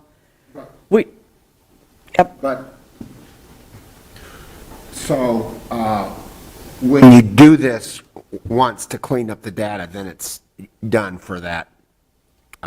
Well, it would only be done if the contacts that were brought over incomplete or wrong were eventually wiped out, so they couldn't be a choice in a contact, so that we know that we only had good contacts that we put in with the correct data. Then I'm sure that that's going to be an ongoing issue on how do we clean up that database that came over. But, well, maybe I didn't answer. I'm sorry, maybe I didn't answer the question. But once you get a apartment building and you get the complete information, so then it's in EnerGov, you don't have to do that one again, right? No, once So this that is a comes up for one-time. renewal, then it's in there, and all we have to do is make sure that the information is still valid. Sure. So someday, we hope that that will be a customer service, so that the landlord owner would get an email saying, your license is going to expire, please log into your customer self-service account, make sure that your information is correct, pay for your first inspection, and schedule the first inspection. And that would go to the inspector, who would then say, 1800 Watrous needs a reinspection, and then they'd set it up, and it would keep going in the workflow. And a lot of that done through the customer self-service and emails. But at that point, the information would be updated and confirmed by the owner, not city staff. So is this resulting in, like, rental properties that their license expires and they're maybe not renewing it and not getting a new inspection because we're not tracking that, or am I misunderstanding? No, we have a list of what's expiring. Okay. And we have a list of what's expired that we're working on. And so we are continually getting a hold of them saying, here's an email with an application, please fill it out, get it back to us, and then we're opening the business license for them. So it's just that it's not in the system, it's a lot of, like, busy work? Right now, it's a lot of typing. Okay. Yep. Thank you. We're working on resolving the remaining iPad issues. I'll tell you what, though, we did figure out how to, with the help of IT, which was wonderful, how to open a junk and debris case in the field, open it, take the pictures, put the violations in, come in the back office, download it, and get a notice out. It's working very, very well. So those numbers that you see where it was 1,000 code cases and it's now 2,000, that should start going up quite a bit now that they've figured out. We did mandatory training on the iPad. We brought everybody in, so you have to use this, you have to know how to use it. The only downside of the iPad is the flash. There's no flash on an iPad. So we have people who are in apartments or in public nuisances, and they can't use the iPad to take the pictures, so they're having to use a camera, so they got two pieces of equipment. They have to take it, download it, and it's a little more clunky for them. At some point, we would love to have iPads that have a flash, and we can... Is that an attachment we can get? It is, but it's like a flashlight, and they need a bigger source of light. Okay, So, there's not like an attachment for an iPad that would be sufficient? no, we haven't found one yet, although we'll keep looking. So that's kind of where we're at. We're trying to, resolve our backlog. The iPad on junk and debris is going to help us. We're continuing to work on the rental license and getting the workflow so that we can start getting some of the benchmarks out the door. Because I have been, as Linda knows, and Carl and Connie, several neighborhood groups talking about the property improvement initiative and have been there with code enforcement, and the neighborhoods want, sort of a report as what's happening, and we're not going to be able to get that out the door for a while. First, we have to get the workflow so that we get the benchmarks, and we're working with IT, and then we have to get a report that can print, so that we can get that information out to our residents.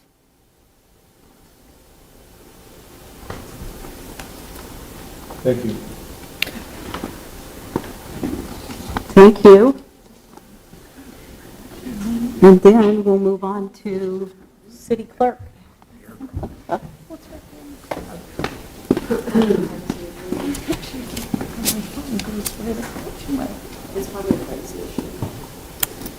Most of I know that Linda alluded to pet licensing. That's been the most difficult thing for us. We have 22,000 pet licenses that get issued every year. And not only did we all during the summer have to re-enter all those, we re-entered them, and then we found out that didn't work in the conversion. Then we had to go and do some extra work from August to October, clear up until when we were going to send out the letters. So we reissued twice, 22,000 items. So it's been very difficult for my office, and then we also had 3 new employees that were just learning the general basics of our office.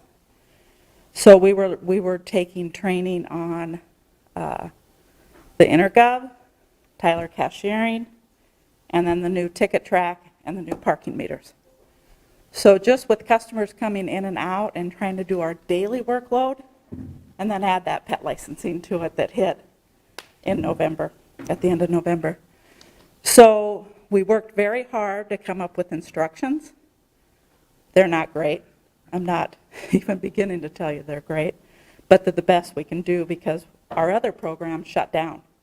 We didn't have any choice. So what I've done with fees for seniors, it doesn't generate fees. So every day I come in and manually send those. I send an email to each one of those seniors as well, telling them, thank you for doing the program. Sorry it wasn't that, isn't that easy or user-friendly. This is your bill. If you need help paying it online, please let me know. Anything that you need, please contact me. They've been very receptive. We've done 1,200 seniors. I also, if a senior has difficulty setting it up, I set it up for them. The multiple pets is the most difficult part because they have to go into the program again and set it up. You can't just add a pet to that business license. And a lot of people have multiple pets. So typically I will find that they submit their rabies on one for several pets. I just go ahead and set it up for them and generate that invoice for them. So I believe we've gone above and beyond assisting anyone, and that's our main goal, is to make sure the customer has a good experience. If they didn't, we bend over backwards to make sure they have it, in the future, to assist them. Once they get all of this set up, the next year will be better, but we're having to set up everyone as a new customer. We are on 12/16 as far as the mail. The sheer volume of what's coming in is impossible for my staff to keep up with. And I think that's been a typical process each year. But the difference this year is Tyler cashiering. They used to not even enter the pet tag in until after the season almost. And so now we have to enter them immediately, and we have to go through Tyler cashiering. So each person has their own drawer. They have to do that process. That slows it down. So not only the new business license, adding the pet, and then Tyler cashiering, that has all slowed down that process. We're doing the best to keep ahead of it. I've had a lot of people sick out of my office trying to keep up with that, even keeping the workload up of everyday workload. Because we do all the parking. We're doing a ticket track update. We're doing Flowbird. We have trainings probably twice a week on other programs going on right now. So, yeah. Diane, I have a question. What's Tyler Cashier? Is that connected with Tyler? That was something that not all departments had, and now it makes it easier for the treasurer's office, because we used to do it in batches, just manual, and enter it into a little cash register of our own, and then they had to re-enter everything. So So now it flows all the way through. So it makes it more efficient and streamlines it for other departments, but it slows down our process a little. Okay. But is it the right thing to do? Yes. It should have been done that way, and it is a cleaner and not a double work for other departments, so. And did you have to do your pet license through Tyler? You said the other program was shut down. Yeah, we didn't have a choice. You no. had no choice. No We choice. forced It's- you Yeah. to Yeah. do away with the old system, and you had no Yeah.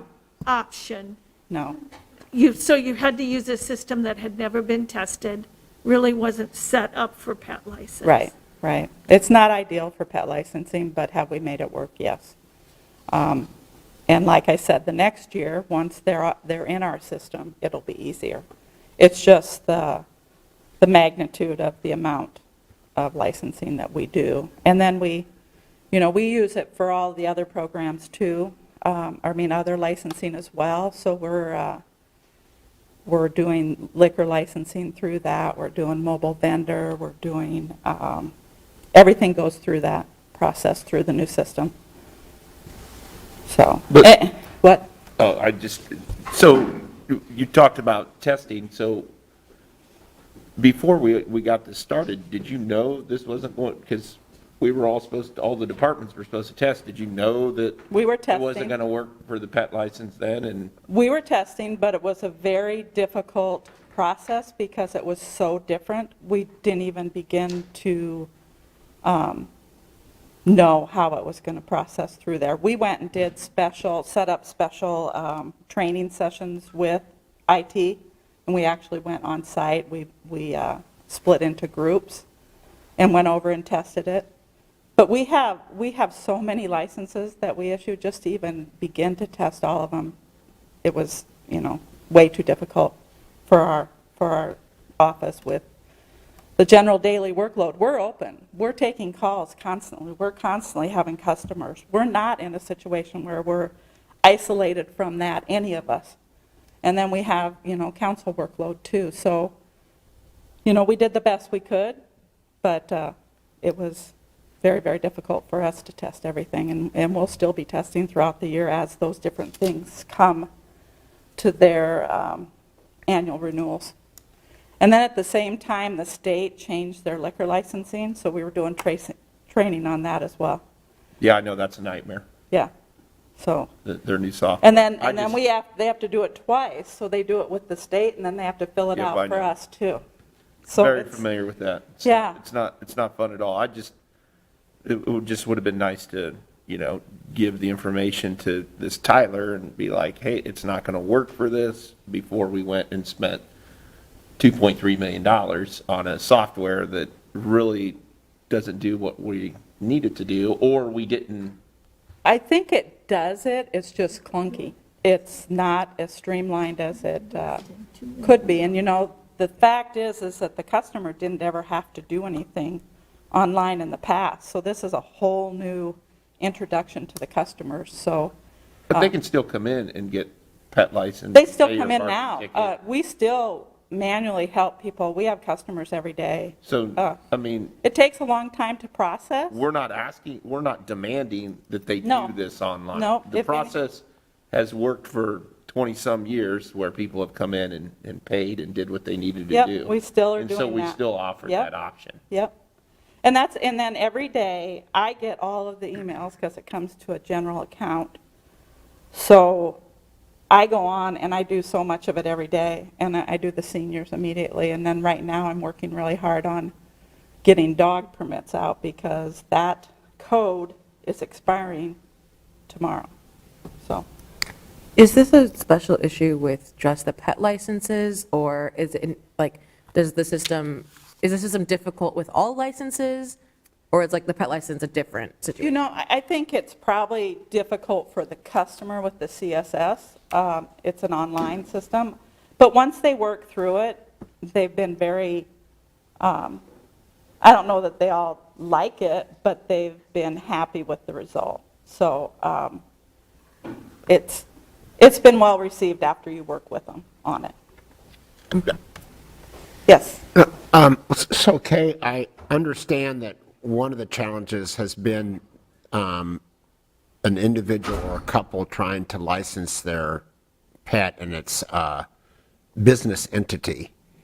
Is there anything that could be changed on that field so it doesn't say business entity or, business entity slash your name or No, something? and the reason is, Carl, is because this is a universal program that goes across many departments. And you can't change that and have specific titles that I'm aware of. Go ahead. At least I've been told, when we were going through that process with IT, we identified some of the difficulties that we saw customers would experience. And that's the biggest issue, is that you have a business license and everybody's like going, why is that? I mean, I go in and correct those all the time because people put weird things in there. They put their pet's name, they put just home, they put whatever. But as long as I have that contact, I can go up and I correct a lot of them every day. So, but they're getting the hang of it. It's getting better all the time. And so have other cities in the user groups tried to do this for pet licenses? I'm not aware of the user group. I just learned about that today. I don't do anything in the user group. Well, okay, so then I'll ask a third question. Do most cities still license dogs and cats? I mean, is this something that we Yes. really need to be doing? I mean, Well, and I've talked to Scott about that. I think that the fact that we do it annually like we do is not going to be sustainable in my office. I think that we have to find some other alternatives, and so I was going to send out a survey to other communities of our size and see what they're doing. I've just looked at a few, and I know some do it according to when they're rabies. They do it multiple years. They don't issue a tag. There's a lot of different options, but I think we need to explore some other options.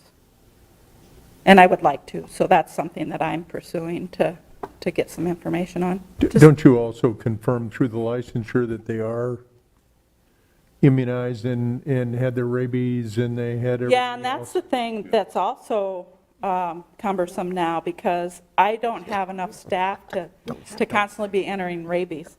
So we get rabies from all the different vet clinics, but because of the volume of this, how this processes, I can't enter all those rabies that we're getting.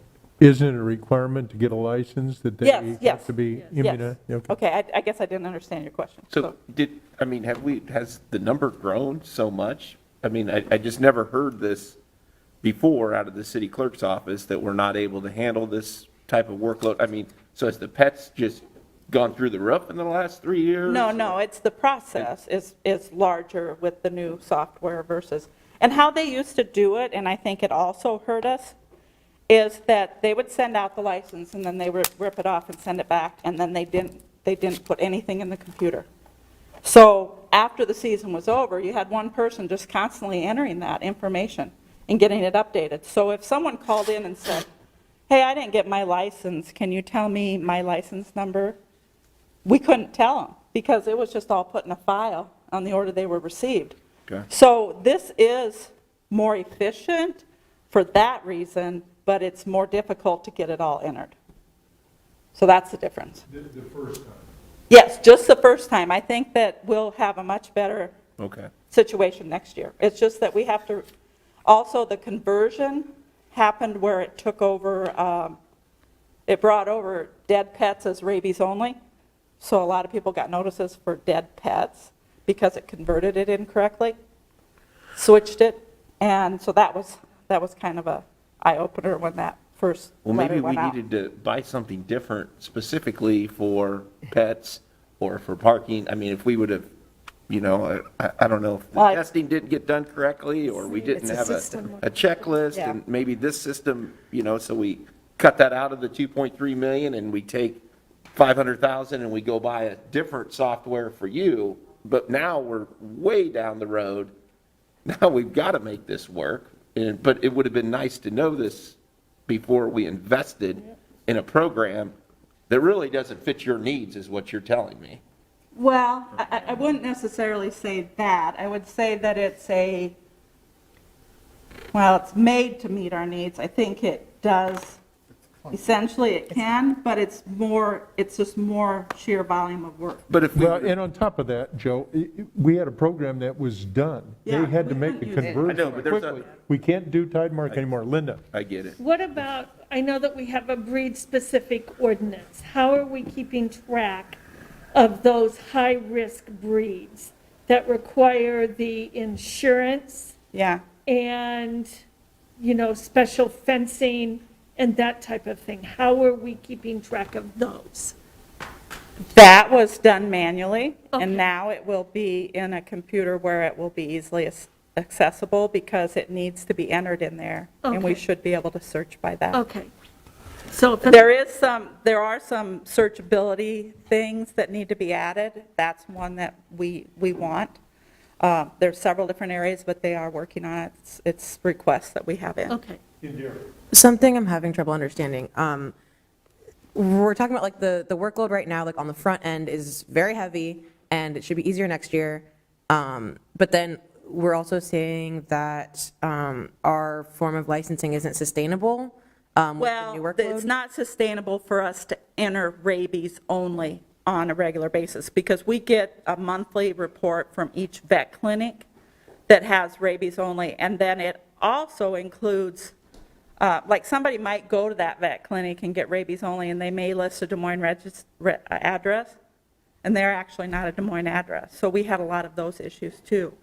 So they do a whole list, but it's not always accurate what they're given. But we don't have the staff to enter those on a regular basis now. There's just no way we'll keep up with that. Okay, so the vet clinics are sending us a report. And then we are also asking people to license their pets and then send us, They have to provide us their proof of rabies. Okay. And they But can we upload already have that. it from the vet clinic? No, they just send us a list of names and the dog, and it's not an actual certificate. Oh, for us to follow up on with the licensing? Yeah. Okay. I guess, why are we licensing cats? When did that start? Always, Always? always. House cats? Yep, Okay. yep, Mostly for protection for rabies. yeah. But if the cat isn't, if it's a house cat, right? Like it's never like going outside, it's not like roaming around the neighborhood, I guess. Yeah, that's the question, is that necessary? Yeah, Yeah. I guess I'm curious where we're at in Required those. by code right now. so- Right, I guess I'm wondering where we're at in those conversations, and if, like, you're talking about looking at other options and updating that, I'd be interested in that, because it seems, that specifically, house cats seems kind of unnecessary to me. If they're never leaving the house, they're not really going to affect the rest of the city. Yeah. Yeah, absolutely. So Anna, you want to? I was just going to address what Joe had brought up, because Kay didn't really have the benefit of being here at the beginning of this process, so we had a different city clerk at the time, and that question of should we be doing something different that's like a niche product just for pet licensing, that was looked at. And the previous city clerk decided to not go that direction. So where we were basically kind of shoehorning pet licenses into Tidemark, the old system for licensing, we looked at the scope of this project and said, well, everything we're licensing today, we need to get that into EnerGov 2. And so it's not as intuitive, it's not custom made for pet licensing. That is a question we could come back to. But rather than trying to carve off one type of licensing and do two projects at the same time, getting pet licensing into one system and all the other licensing into EnerGov, that decision was made by the steering committee to stay the course. And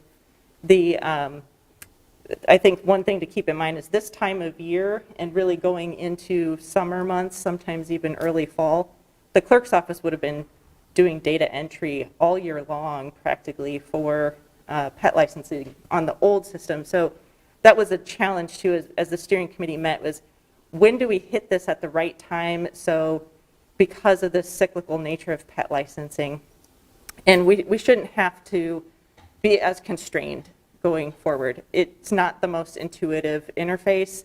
We can see what we can do to make it more intuitive, But there's a lot of options being discussed here as far as pet licensing and even the policy itself.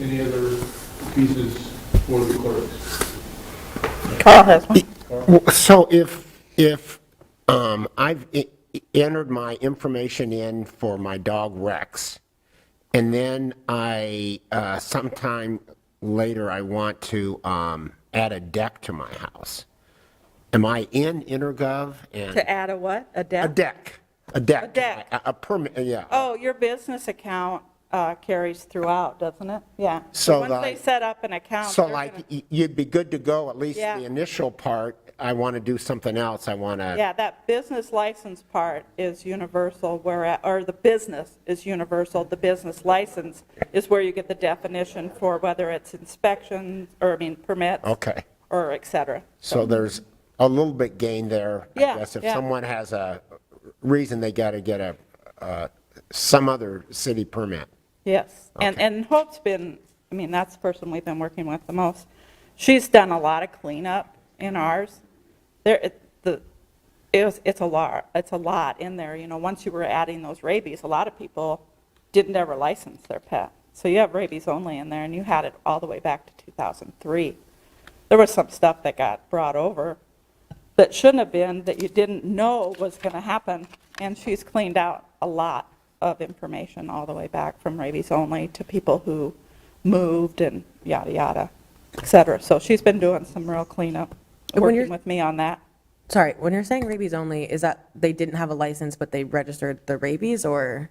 Well, when we got that from the vet clinics, we used to enter that all the time. Gotcha, And so you had the information, You had a but not the list of all the residents that had pets, and they had rabies. So it would go in as a rabies only because they didn't get a license. Okay, I'm And understanding that's now. how you identified it. And then in November each year, then they send out those licenses that included rabies only, and then the people got notifications that they needed to license their pet. Okay, that makes sense. That's how you find them. That's making more sense to me, thank you. So. Okay? Thank you.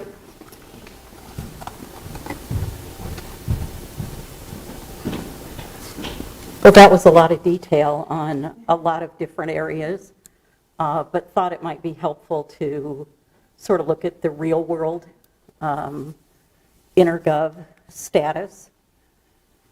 The theme that I think you all heard is that there are various things that can be done to make things work better.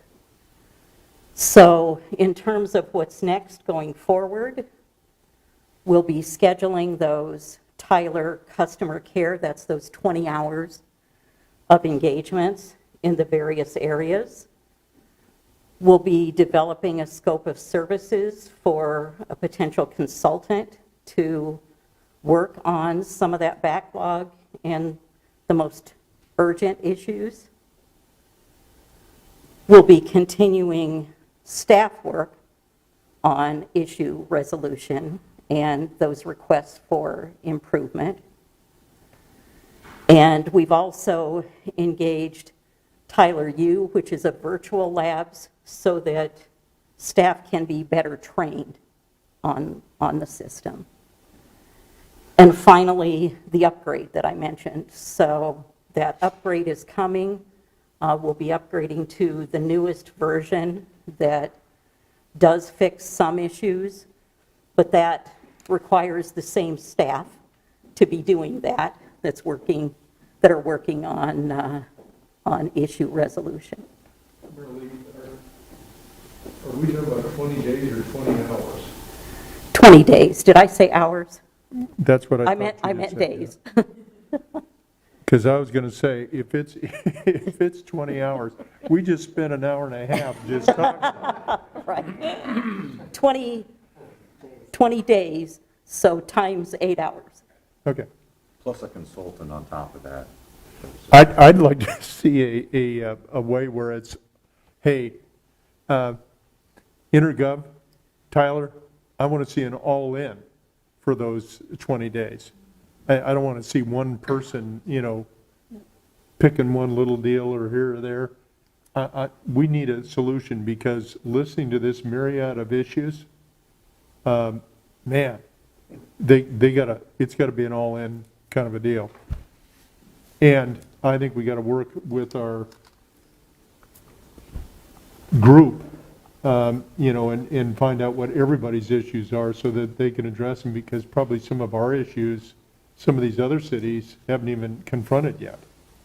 You guys have been very, Yeah, we've definitely learned from places like Tucson. They're still going through their implementation, and it's taking them as much time as it took us. Kansas City, I want to say Columbia, there's a number of cities that we know we can contact and reach out to. for South help. Carolina? No, Missouri. Okay.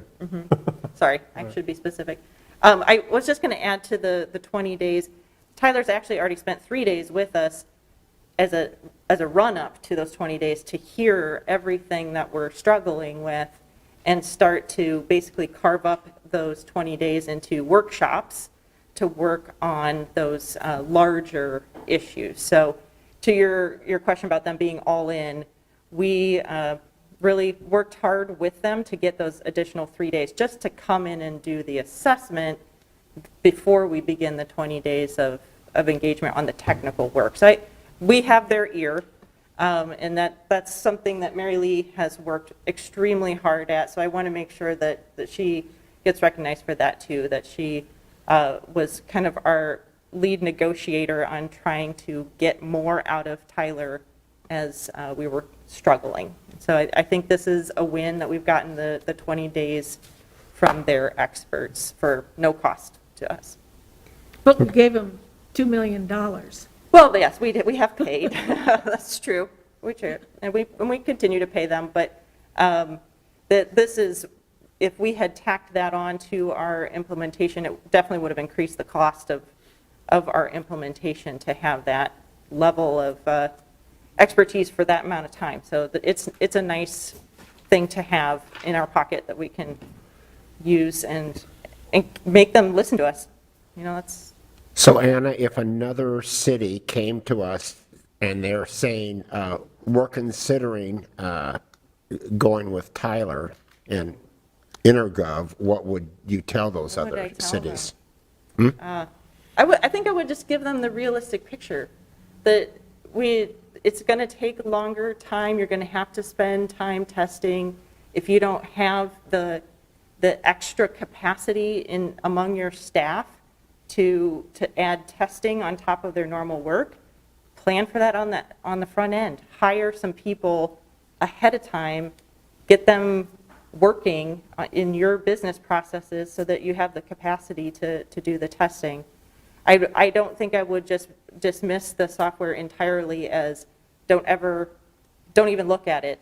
It's because you're going to find in implementations of other packages that are of similar breadth and depth and complexity, it's how much people time you're able to put into it that's going to make a big difference.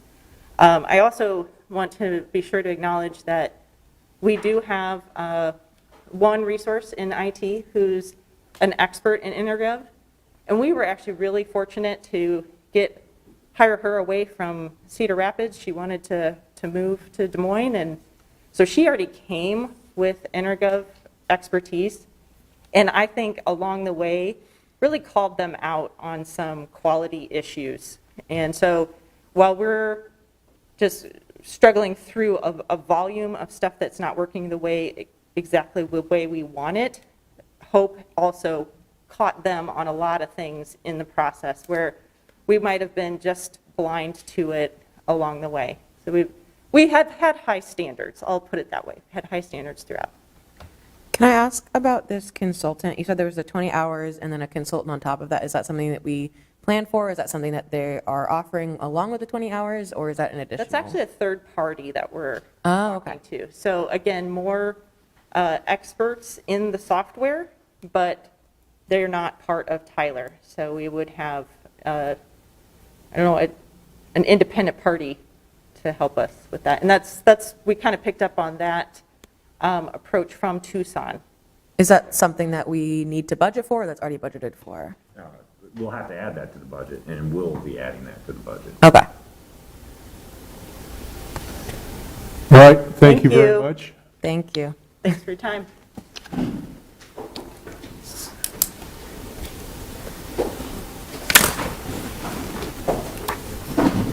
Can I just throw in really quickly, there's no way any of us would be capable of doing what you're doing. So I just want to say that I personally am grateful that we have an IT department at all and that you guys are working so hard on this. Oh, thank you very much. All right, we're going to Scott, move to Skywalks. before we do that, you sent an email last night about, About this afternoon. another presentation that's not on the agenda. You said you were going to talk about that? Yeah, I was going to talk about that during the strategic planning item, Nice. but we can, at any point, there may be an opportunity to blend our strategic conversation this afternoon Thanks into a presentation that I offered up to the council that staff have scheduled at 3:30. So if you know at this point whether or not you're going to want to sit in on that, you can let me know now, or you can ask about it when we take a break, probably after this next presentation. Do any of you know at this point that, because if there's 4 of you, we would just continue this conversation with the public, and if there's fewer, we'll probably just disperse. I plan on sitting in. Yeah, I'd like to sit in as I emailed back to you, but I already have an appointment, and that late notice, there's no way I could do it. We'll see what time we get over. Thank you. We can make that decision at the end. Thanks, Yeah. Steve. It's funny that we're going to talk about Skywalks, and I got an email from maintenance tech was changing out lights on the bridge between the 2 buildings in Ruan. He said half the lights were out and the bulbs dated back 20 years ago. All right, our next subject is Skywalks. All right. You're on. All right. I think it's buildings, isn't it? Is it not?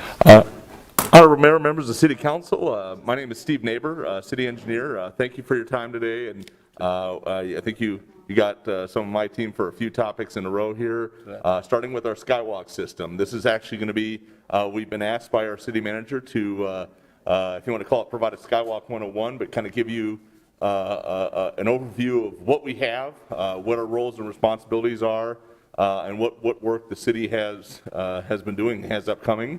I have with me, I have Calvin Miller, engineer and also Skywalk facilities manager for the city, for our city Skywalk facilities.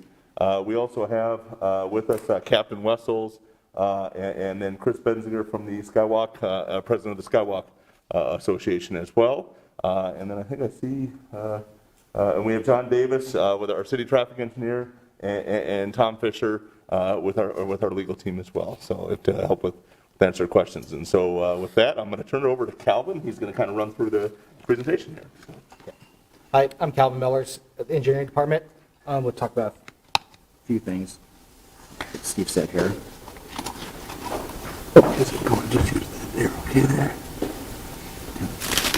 Under slide. There we go. Sorry. There we go. There we go. Okay. Thanks. Like Steve said, talk about a few things today, the background and history of the Skywalk system, the roles and responsibilities of various organizations, and the city capital improvement projects we performed. The Skywalk system covers approximately 4.2 miles downtown. It consists of 52 Skywalk or city-owned Skywalk bridges, which connects to 4 of the city-owned parking garages. The first Skywalk bridge was opened in 1982, along with, there were 28 other bridges opened in the 1980s. The newest bridge was built in 2019. The bridge is 6F7F over 7th Street between the Mies Block and the 7th and Grand parking garage. Here's a map, same one as Steve handed out to everyone. The map that we handed out has the names of each of the Skywalk bridges. The bridges are labeled corresponding to the block number that each of the downtown city blocks has.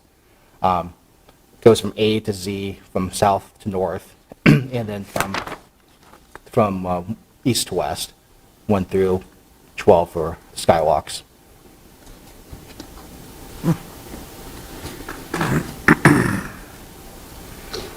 Some of the other history, the entire system consists of bridges and corridors. The Skywalk bridges are the sections over the city-owned streets and alleys. The Skywalk corridors are the sections that run within the buildings and within vacated alley space.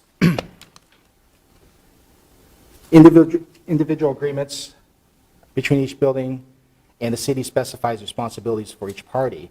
This includes the maintenance, operation, major component replacement, and security for each of the bridges and corridors. Terms of the agreement are 30 years for the Skywalk agreements. 30 years? Yes. Roles and responsibilities for the bridges. The city of Des Moines is responsible for the capital improvements to the Skywalk bridges. This includes HVAC system replacements and complete exterior component replacements, such as roofs or metal panels. Sorry. We're responsible for the lights also, right? If it's complete replacement. On the bridge. Yes. If it's a maintenance or just bulb replacement or a few fixture replacement, that would be on the adjoining buildings. Now, how often do we do that? Do we go through and is it only complaint-based, or are we constantly looking at the bridges, making Yes. sure all the lights are, making sure everything's fixed? I mean, do we? Yeah, I have a staff member that performs quarterly inspections on all the Skywalk bridges and corridors. So then when these items, I get the list of items, we send those out to each of the buildings. So it's funny you say that. I got an email just a few minutes ago that the bridge between the Ruan buildings, that you have a tech out there working on it. Mm-hmm. He said the majority of the lights were out and a lot of the lights were 20 years old. So if you're doing quarterly inspections, well, why are we having so many complaints that there's so many lights out? For that particular instance, I spoke with the adjoining building manager about that. The lead time of getting those light bulbs was longer than expected with all the supply issues right now. And those bulbs are so old, like they said, that those fixtures are outdated, basically. And they're at the point they need to be replaced. So do we need to change some fixtures to LEDs, or what do we need to do? That's part of this, but that's one of my future goals, is to upgrade. There's 25 bridges left that have not-LED lights, so that's a goal to get upgraded. Okay. Do we have other bridges that you know of that are in the same situation as this was, where the lights are out and we're waiting on lighting and we're waiting on the fix? For bridges, no. Okay, so that was the last Yes. one that's that need the bulbs in that right now. circumstance? Exactly. Okay. And Calvin, just to clarify, so when we're talking about, you had said that if we're going to go through and overhaul the actual lighting system and put in different types of fixtures, that on the bridges, that would be the city responsibility. Yeah, no, I understand. Yes. But just replacement of like a bulb, that's the adjacent property owner. In the bridge? On the bridge? Yes. Yeah. Yeah. Oh, so they're supposed to replace the light bulbs on the bridge? Correct. For just kind of general maintenance, day-to-day maintenance type items, that they replace the bulb. They would not be responsible if we wanted to convert to like an LED light system, but they would just swapping out bulbs. But just to also clarify, you had said the quarterly inspections, those had just recently started in the past year. Yes, in the past year, and I know Calvin will go into it a little bit here, but originally the Skywalk Commission was set up to kind of oversee the development of the system itself. Without city staff was the goal, and so it seems like lately there's been more of an interest to engage, to have the city involved. So that's when we've started doing the quarterly inspections to try and help. Correct. Things. I have a question. Who pays the utilities? Is it the building owner, or like on a bridge where we are responsible for HVAC? I mean, are we paying the electric, and I assume it's gas, or is it all electric heat on the bridges as well? It varies. but the adjoining building owners are responsible for the utilities for those bridges. Right, so there's sort of a split incentive because we can buy more efficient equipment and it's the building owner that's going to benefit with the utility bill being lowered. Correct. So we don't, okay. Correct. And that's perhaps why we've never invested in LED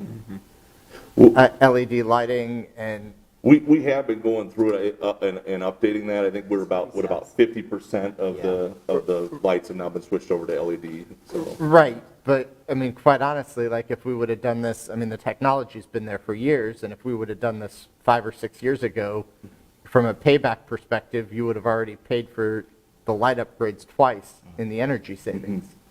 And we just didn't do it because we didn't have the incentive, apparently, or, I mean, Or was it left up to the Skywalk Commission? Our focus has been on repairing the HVAC systems, making sure the climate is proper in the bridges, as well as roof replacements to make sure to save from future damage of interior systems. So that's where our focus has been. So we're getting to the point now where we did some analysis, exterior, interior lighting analysis over the past few years, where now we have this information where we can set these future projects out and have these goals to get these other items fixed and replaced. So how are we, tell me how we've done the enforcement, or, or just notification. Hey, you've got light bulbs that are, I mean, your guys telling them the light bulbs are 20 years old. I mean, so how long have they been burned out in there that we haven't had the property owners fix it? I mean, it just makes us look bad as a city, I guess. And so how do you correspond with them? Is it through the Skywalk committee? Do you send a letter to the building maintenance department that, Ruan saying, hey, you need to change these lights, these are all out? I mean, how do we do it? It starts through email and a phone correspondence, then I go out and meet with these people, and then, like, these lights, like you said, that. But we only started that about a year ago, you Yes. said? Yeah. Okay. And that's when we started getting complaints Oh, I'm about sure they've had complaints before. the state of some of our skywalks, correct? And we started to maybe take a little closer look? I think it's, I mean, over the past year, I think it's more, we've had a couple buildings that have been in transition. Sure. And so that has sparked, I think prior to that, there maybe wasn't as much issues because the buildings, most of them weren't in transition. So, or a handful of particular ones, I guess, to put it that way. So. Okay. And those complaints would have gone to the private side. Right. And so we've been Taking more thrown into that mix of the complaint side. So that's why we made sure that we understand the inventory behind that. Okay. Exactly. So it's another item where we're taking over more control to make sure things are taken care of. We're trying to help out with Yes. working with the property owners. Well, it's tough to get it, I mean, if we don't notify them, Yeah. I don't. Ideally, they would know themselves. I agree, Yeah, I agree with you 100%. Right. But I mean, you think about it, like in terms of their facilities people, Right. they're seeing the corridors the same as they would the rest of Yeah. their building, right, in theory. I mean, it's part of their building. But do they know that it's their responsibility, and have they known it until recently, up to a year ago? Hey, it's your responsibility to change lights. Yep. They've all known it. Yeah. Some of those problems are, they get change of staff in these Right. buildings. So I may have contact with the previous staff about these other issues, then we don't have an issue for a year, 2 years, 3 years. Then they get new staff that's not communicated about these other responsibilities. So then things like this happen. Yes. Or maybe they switch their software to control all this stuff, and it's, I mean, it seems to me that that makes a lot more sense to where I wouldn't think that Ruan would want all the lights, out in the bridge and have it be 20 years old, or even have it not be LED, thinking that it's our responsibility to fix it. Yeah. Where they really didn't know, and now maybe they know, or somebody, that makes a lot of sense that, staff has switched over. So that's our biggest Building challenge. changes. Yeah, So that's our biggest and I can see challenge. that. I could talk to this one every day, and then he could leave tomorrow, Yeah. retire, and that information just cuts off. Yeah, that makes a ton of sense, of why So it's not getting that's done. our biggest challenge. Yeah, I can see It's right that. there, so. Right. Okay, back to. Moving right along. Okay.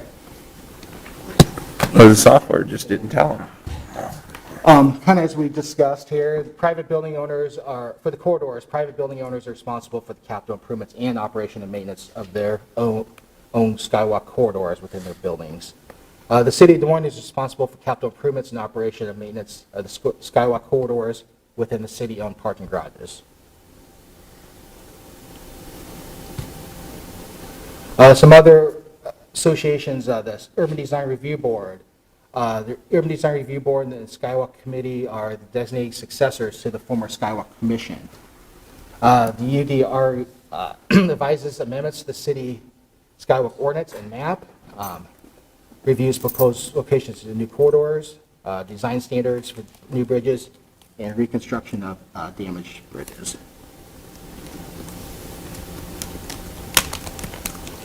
The Skywalk Committee is a 5-member committee that consists of 2 members of the UDR and 1 member of the association, 1 owner rep, and 1 tenant representative.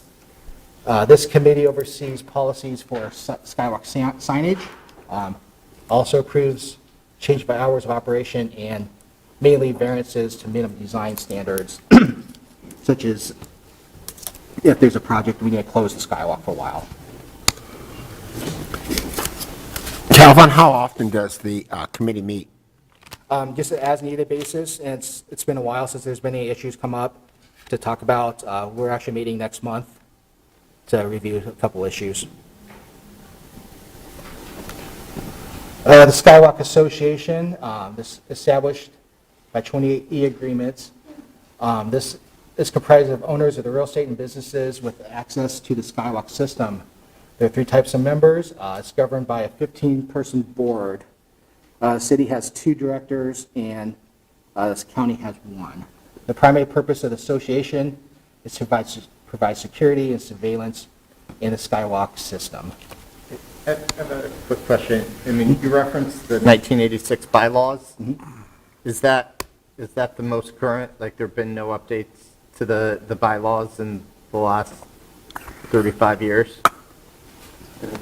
I mean, do we know it?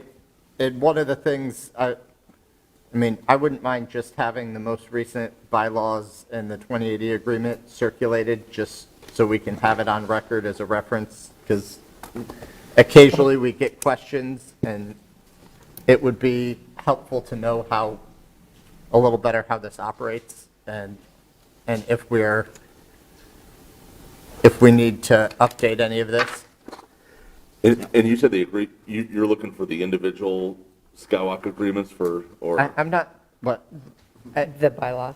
There's a bylaw, and it references a 2080 agreement, right? Okay. I don't need the signature page from every entity that's joined, but perhaps the general 2080 agreement that defines the terms of how things work, as well as whatever the bylaws are that the group is functioning under today. Thank you. We may actually have to give you one of the private property agreements as well, because of the association 2080 may not get into that depth. We'll make sure you get to what you're looking for. Yeah, whatever we need to understand. Yeah, and if it's 2 documents, great. I'll trust staff, just so we have that reference point for when this, because we do occasionally get questions, and it's not something that I've been able to answer. Yeah, we'll make sure you get a copy of that. Is the entire purpose of the Skywalk Association to police and surveil the Skywalks, or is it also for maintenance and collaboration? Security. It's exclusively for security. Okay. At times, they've been able to inform me if there's maintenance issues, of course, come up, because they're on their system 24/7, so if they see something just happen, some damage, they relay that information to me, of course. Calvin, as far as keeping the skywalks clean, whose responsibilities does that fall upon?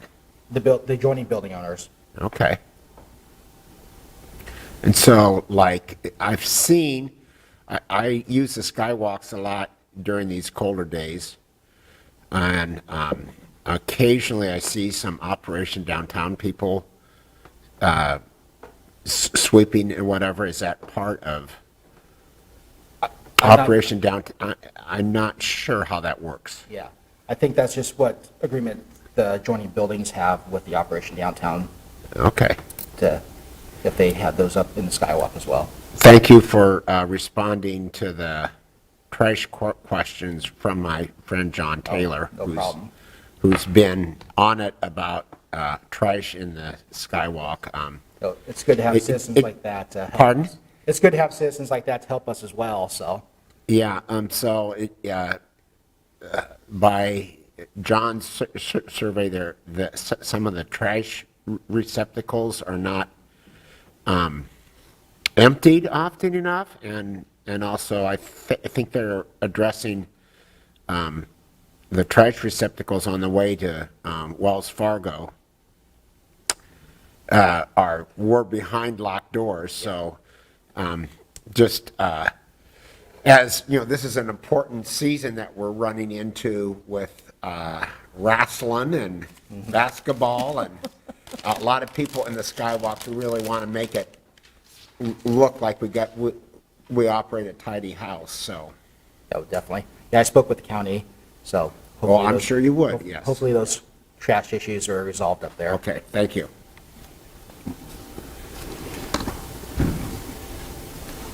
Okay, the city capital improvement. Since 2013, we have replaced 26 Skywalk roofs, 20 HVAC systems, and 2 bridges. The 6F, 7F is discussed, and the 4J, 4K by the New Hilton Hotel. Yes, sir. You're just talking specifically on the bridges? Correct. Thank you. Correct.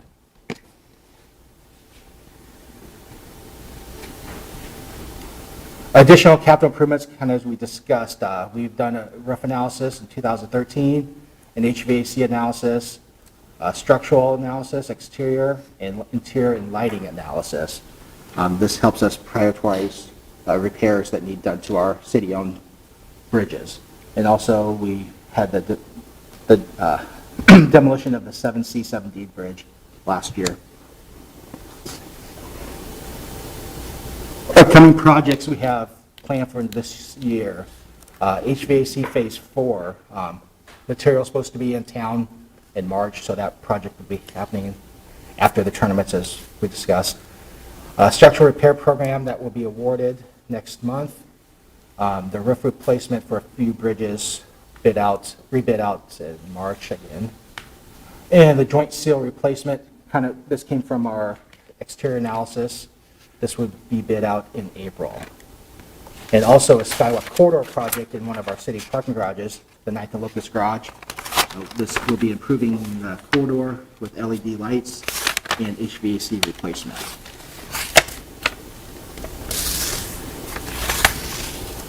So some future goals for our capital improvements. From our analysis, we found that there's about prioritized 10 bridges and another 10 bridges after that need these repairs or replacements, some of these components at the end of the useful life. As you see, metal panels, insulation, soffits, windows, joint seal replacement, LED lights, as discussed in, of course, ceiling tile, carpet, and a few other roofs, and of course some painting needs done to the exterior. There's also about 10 HVACs that need to be replaced yet, as well as we discussed 25 bridges that need LED fixtures upgraded. Any questions that we haven't discussed already? Anybody? You mentioned the LED lighting replacement. I mean, do you have an estimate of cost? And again, I guess I'm curious why.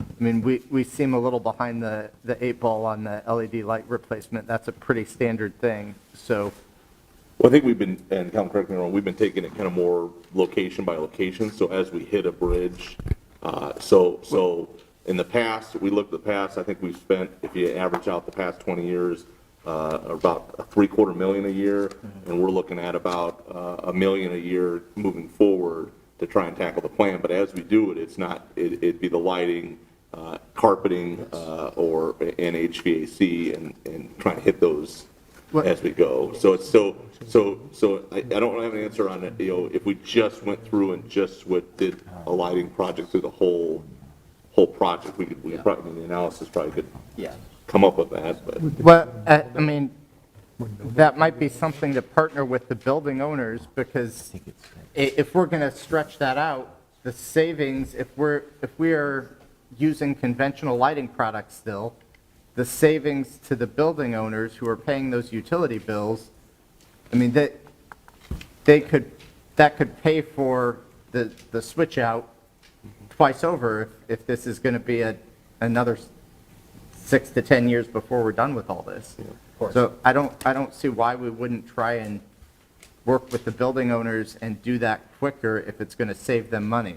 I mean, the replacement of tiles and carpet is different, because that's just normal maintenance with no savings associated with it, but the lighting has a savings associated with it, as well as meeting other priorities from a sustainability perspective. So I guess I'd like to see us bump that up or figure out what it would take. And it seems like part of why we're not doing this is because we're not the ones on the hook for the utility bill. Well, actually, it's the higher priority is still the HVAC and sealing the exterior of the skywalk with the roofs and whatnot. in the structure, Yeah. So let me ask this, are the skywalks available and open 24 hours a day? The hours of the Skywalks are from 6 a.m. to the following 2 a.m. 6 a.m. to 2 a.m.? Correct. So if I live downtown, or I work downtown, or I connect because I'm staying at a hotel, I better be careful because I can't be on the skywalk at 2 a.m. Correct. Is that what you're saying? Yes. 2 to 6. And the reason for that is security, or that's when they're cleaning it, or what's going on? Yeah, that's what was in the original agreements. Back to 1986? And we've generally, the agreements, even though, and I apologize, I don't remember how many there are, but they're generally the same language. And I apologize, I don't remember the term, the legal term. It's a clause of favoring nation. Is it favoring nations? Yes. Yeah. We tried to avoid the most favored nations. So That the agreements all provide that everybody, just about everybody, gets the best deal. So that's why they're all the same language, is so that you don't have somebody that now has a better deal, and now you've got to make a better deal for everybody else all the way around, so that they've been pretty standardized over the last 40 years. Okay, and so that agreement has been in place since 1986? The originals. Yeah. And Tom, do you want to just maybe In give terms a of real access. quick history for the mayor of the agreement? Yeah, I thought I was aware of this. I kind of remember when they built the first one of these things. Go ahead. Tom Fisher, Legal Department. There's literally an agreement with each building. In some cases, there were multiple buildings next to each other. When those get split up, we have to deal with that. There's a most favored nation provision in all of those, so that if we were to cut a break to any new building coming on the system, that would have to be provided to everyone on the system. So that kind of limits the amounts. The closing and opening hours are actually in the original agreements. That was the time that we went with back then. Thank you. Is there a way to consolidate those agreements so we don't have like a million of them? There's not an easy way, because what happens is that it's the difference between the bridges and the corridors that Calvin was talking about. With we own the bridges, the city owns the bridges, but each of those corridors are actually private property. The city doesn't own those. All the city has is an easement running through them. So it was always set up so that each individual building owner would do that because the buildings came on the system at different times. So it wouldn't be easy, and I would assume the building owners might not want to deal with that because the agreements are fairly lengthy. They are easements, but they're subject to all sorts of provisions. Each building owner has agreements relating to their own corridor, and at the same time is agreeing to, well, as Calvin mentioned, to do the maintenance, day-to-day maintenance on half of the connected bridges. So the interaction is complicated enough that you'd have to go talk to each one of the buildings. I don't even remember. Skywalk Association. 50-some buildings. Each building owner would have to agree to the consolidation. And there are some unique provisions in some of them based on the arrangement, the connection with the bridges and the arrangement that they have. So it would be very difficult. I mean, would it help to simplify that, essentially? Like, I mean, because buildings came on at different times, but now we have an established system. Like, would it make sense to revisit that? Two things. I doubt that it could be simplified, but even if it could, the process itself would be enormously complex. So even if we came up with a changed model agreement, going back to the agreements from the early 80s when this was set up, we would still have to go back to each building owner, and then they'd have to agree to it. And some of those agreements are at different phases. So could it be simplified? I don't know. Historically, this is the way it evolved. The process of doing that would be more complicated, I think, than most people would want to deal with. I think probably our building owners, but I'm not sure anyone's actually approached that. Are all those building owners, all the building owners are in the Skywalk Association? I'm sorry? All the building owners are in the Skywalk Association? Or? Yes, they are. Okay. It wasn't a provision in the original agreements, but when we've done new agreements and renewals, we always require that they be a member of the association. Just generally, when we have one agreement with multiple parties, the challenge becomes how things can change as things get added and subtracted from the system. So that's an added challenge when you have just one document. Does everybody have to agree to adding a new corridor, to adding or taking out something else? The individuality that you see in some of these too is whether there's access to the ground level with stairwells and things of that nature as well. So there's enough complexity there that I would tell you it makes sense to leave them as independent. I mean, it seems like we have a board set up to make those decisions already, though, with the association. There's the association set up, but the association doesn't have the ability to bind all of these buildings in new agreements. And as Scott mentioned, every single block has a vertical access, and that's part of the agreement. And when that changes, there's a whole other set of complexities there. And actually, I can tell you from my experience, when we've had combined agreements, because some of these buildings were owned by multiple building owners at the beginning, and they start selling off these buildings separately, it starts becoming complicated there. So in essence, from a legal standpoint, it would have been easier if they'd done 3 separate agreements, one for each building, or 4 in some cases, instead of having a combined agreement, because then as we amend them, as we change them, we're amending an agreement that technically applies to multiple buildings as it is, or when they want to renew, or when they want something else.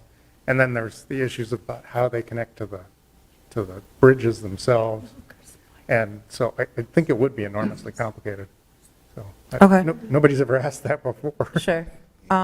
If we were to, wanted to change something like the hours, so people aren't getting locked out of their hotel or something, would we have to talk to every single building owner, or?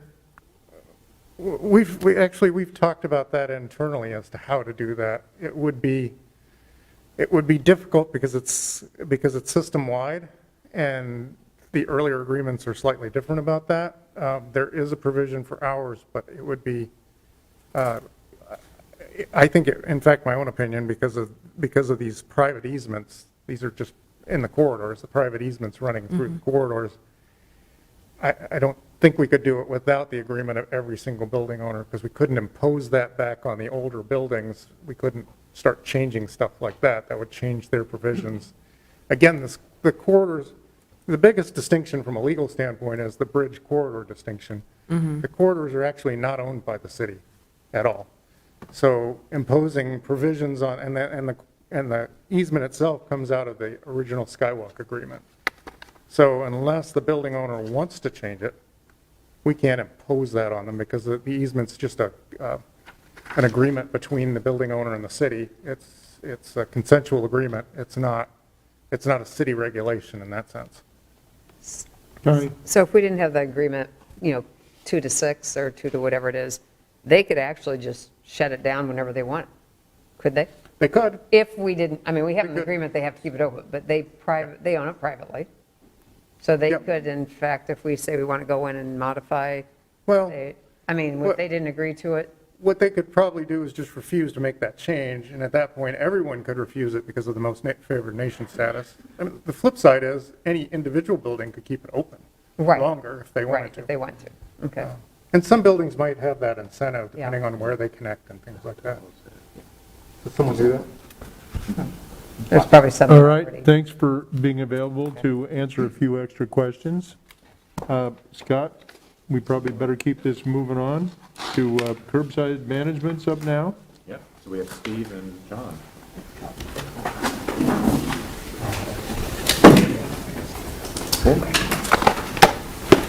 All right. Oops, let's switch over to. Are they, there you go. Yeah, it should be loading up here. Oh, right. Oh, I accidentally clicked on the same one. Yep. There we go. There we go. Okay. All right. Honorable Mayor, members of the City Council, again, Steve Neighbor, thank you again for your time. I have John Davis, our city traffic engineer. He's going to cover, he's got the next 2 topics, curbside management, as well as parking. So if you're okay, we'll have John take over and give an overview on that. Thank you. Good morning, Mayor and members of council. My name is John Davis. I'm the city traffic engineer. So get this to work here. Oh, I can use the arrow keys, if that's all right. Oh, yeah, you can do that too. You just click it. So this morning on the topic of curbside management, I'm going to cover what is curbside management, why managing curbs are important, and what has been done to develop a plan, which is what we're looking to do, along with what the next steps are. So very simply, curbside management is creating an organizational scheme that improves mobility and safety for all via prioritized and optimized curb space use. The city's curbside management plan, our intention is to identify a set of curb uses based on recommendations from field observations, stakeholder input, land use, collision history, and modal priorities that have been identified in MOVE DSM, our city's transportation master plan, that'll also serve as a guide for subsequent efforts to address the specifics of managing curbs in the various areas of the downtown, as well as commercial nodes elsewhere in the city over time. Managing curbs is important because curbs play a major role in transportation in the daily lives. They provide a connection between different transportation options. They're a major asset. The curb is one of our largest public resources. They're multi-purpose. The curb has a growing number of demands, whether it be for parking. We've had some parklets in the past, parking not only for vehicles, but also for bicycles and other uses such as transit. And also, in many other cities, it's been observed as to be a means to achieve other community goals.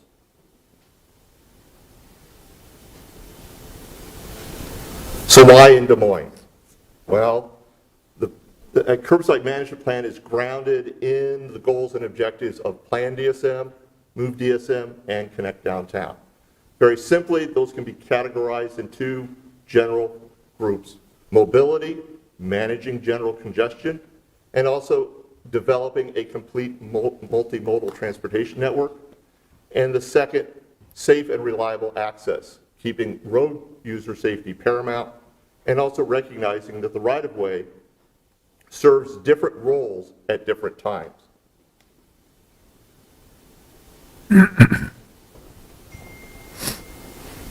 We typically get multiple and competing requests for the uses of curbsides. For example, some establishments would like a loading zone in front of their establishment, but at the same time they want patron parking in front of their establishment. Somewhat of a conflict at times. So we want to try to develop a consistent approach to the needs and wants of this relatively small space.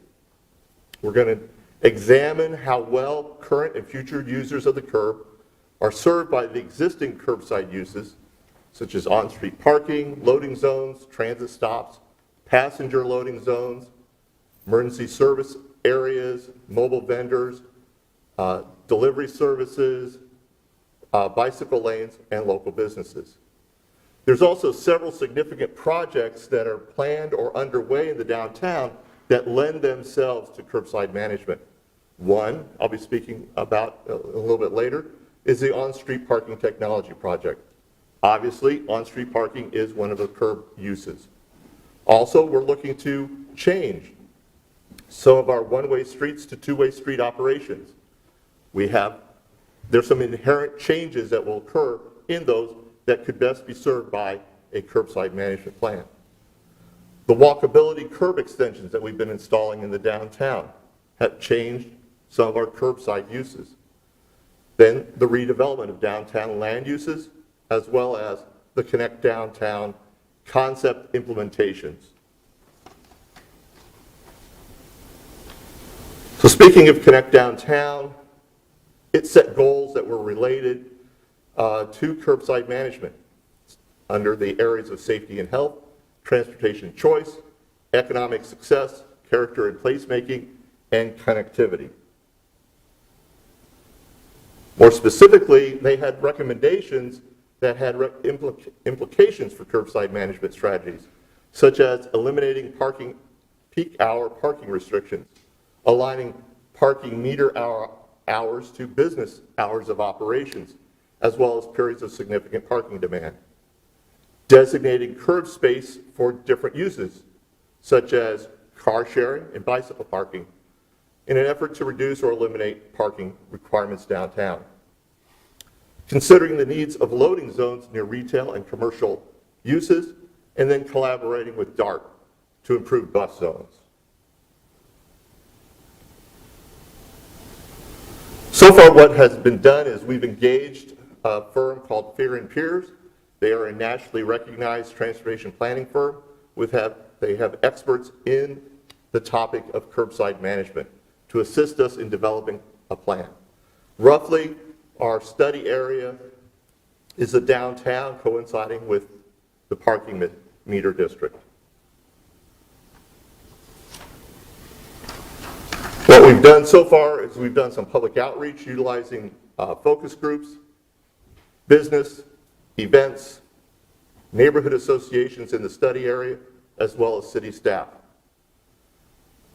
With the help of our consultant, we've developed an existing conditions and needs assessment that's reviewed existing plans and policies, mapped existing data, and also documented the field observations. The next steps that we have is that we're currently in the process to develop curbside topologies and then treatments that would fit into those different topologies. We'll have a typical block concept drawing per curb type and have tools for city staff to respond to curb use requests. As we'll also have a phasing of implementation of the plan, and then we'll have a section of the plan that will touch on future technologies, that we're seeing in other communities to help manage various aspects of the curb. This will all be prepared into a report, and that presentation of the report and the plan we're anticipating will be scheduled in front of you all in late summer of this year. I have a question. Yes. Sorry, just can you tell me what curbside typology means? Curbside typology is, it's similar to, it's kind of a classification of to describe the land uses or the uses of the curb that you might expect based on either, is it an arterial roadway, does it have commercial, or is it more of a collector street that has more residential or mixed use? Okay. So like the difference between a curb that I put my trash out on and the curb that I go to dine out on at a restaurant type of thing? No. Somewhere along those lines. Sort of, okay. Yeah. But we're developing that. With our consultant, we're developing those that would be a typical, what you would expect to see those uses on, with those land uses that would be on this type of street block. Okay.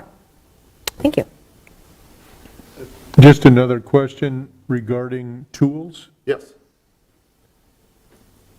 Are those software tools again? No, sir. Okay, thank you. These will be paper tools. I'm a little old school in that. All right. So I guess I have a question in terms of stakeholders that you're engaging for input in this process. I mean, one, is that happening? And two, I mean, I certainly have a particular interest in making sure DART is engaged on the front end of an effort like this. I mean, I noticed they were in the presentation, but particularly when you talk about making a transit system function, both from a reliability and a timeliness perspective, that curbside interaction is a pretty critical piece of that. So what is going on from that stakeholder? Specifically with DART's perspective, they have been included in the focus group. And I have monthly meetings with Luis Montoya and his staff on a variety of different topics. One of those is curbside management. Okay. Good. Just wanted to make sure that wasn't falling through the cracks. No. And then I'm interested, I saw there was the multi-purpose that was referenced early on. I think we're seeing, particularly in downtown areas in communities around the country, a lot more dine-out options or dining options, and how the curb is used. I assume that's a piece of this? Yes. Yes. And so we'll have sort of recommendations or best practices for how to better integrate that. And then I would also assume that while this is focused more on the downtown area, some of those lessons can be applied in other parts of the community. That is our intent, we have the greatest curb uses in the downtown. We're looking at that first, but our intent is to use this guide, this plan, to help us address curbside uses that are in the commercial nodes primarily elsewhere, because we have time parking on Ingersoll, we have loading zones up in Highland Park, a variety of those commercial nodes. So we intend to utilize the plan or the guide as a guide to apply curbside management techniques in those areas as well. Anybody else? Thank you. All right. I'm like super obsessed with your tie, Oh, thank you. by the way. Just for the record, it's cat and hat. For anybody who can't see it. All right, the next topic that I have is a parking system and giving an update. So I'll be talking about the off-street parking garages as well as the on-street parking project.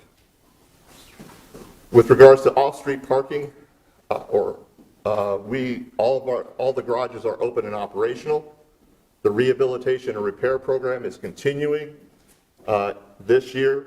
is planned for the upcoming fiscal year in the following garages: 5th and Court, 5th and Keogh, 3rd and Court, and 9th and Locust.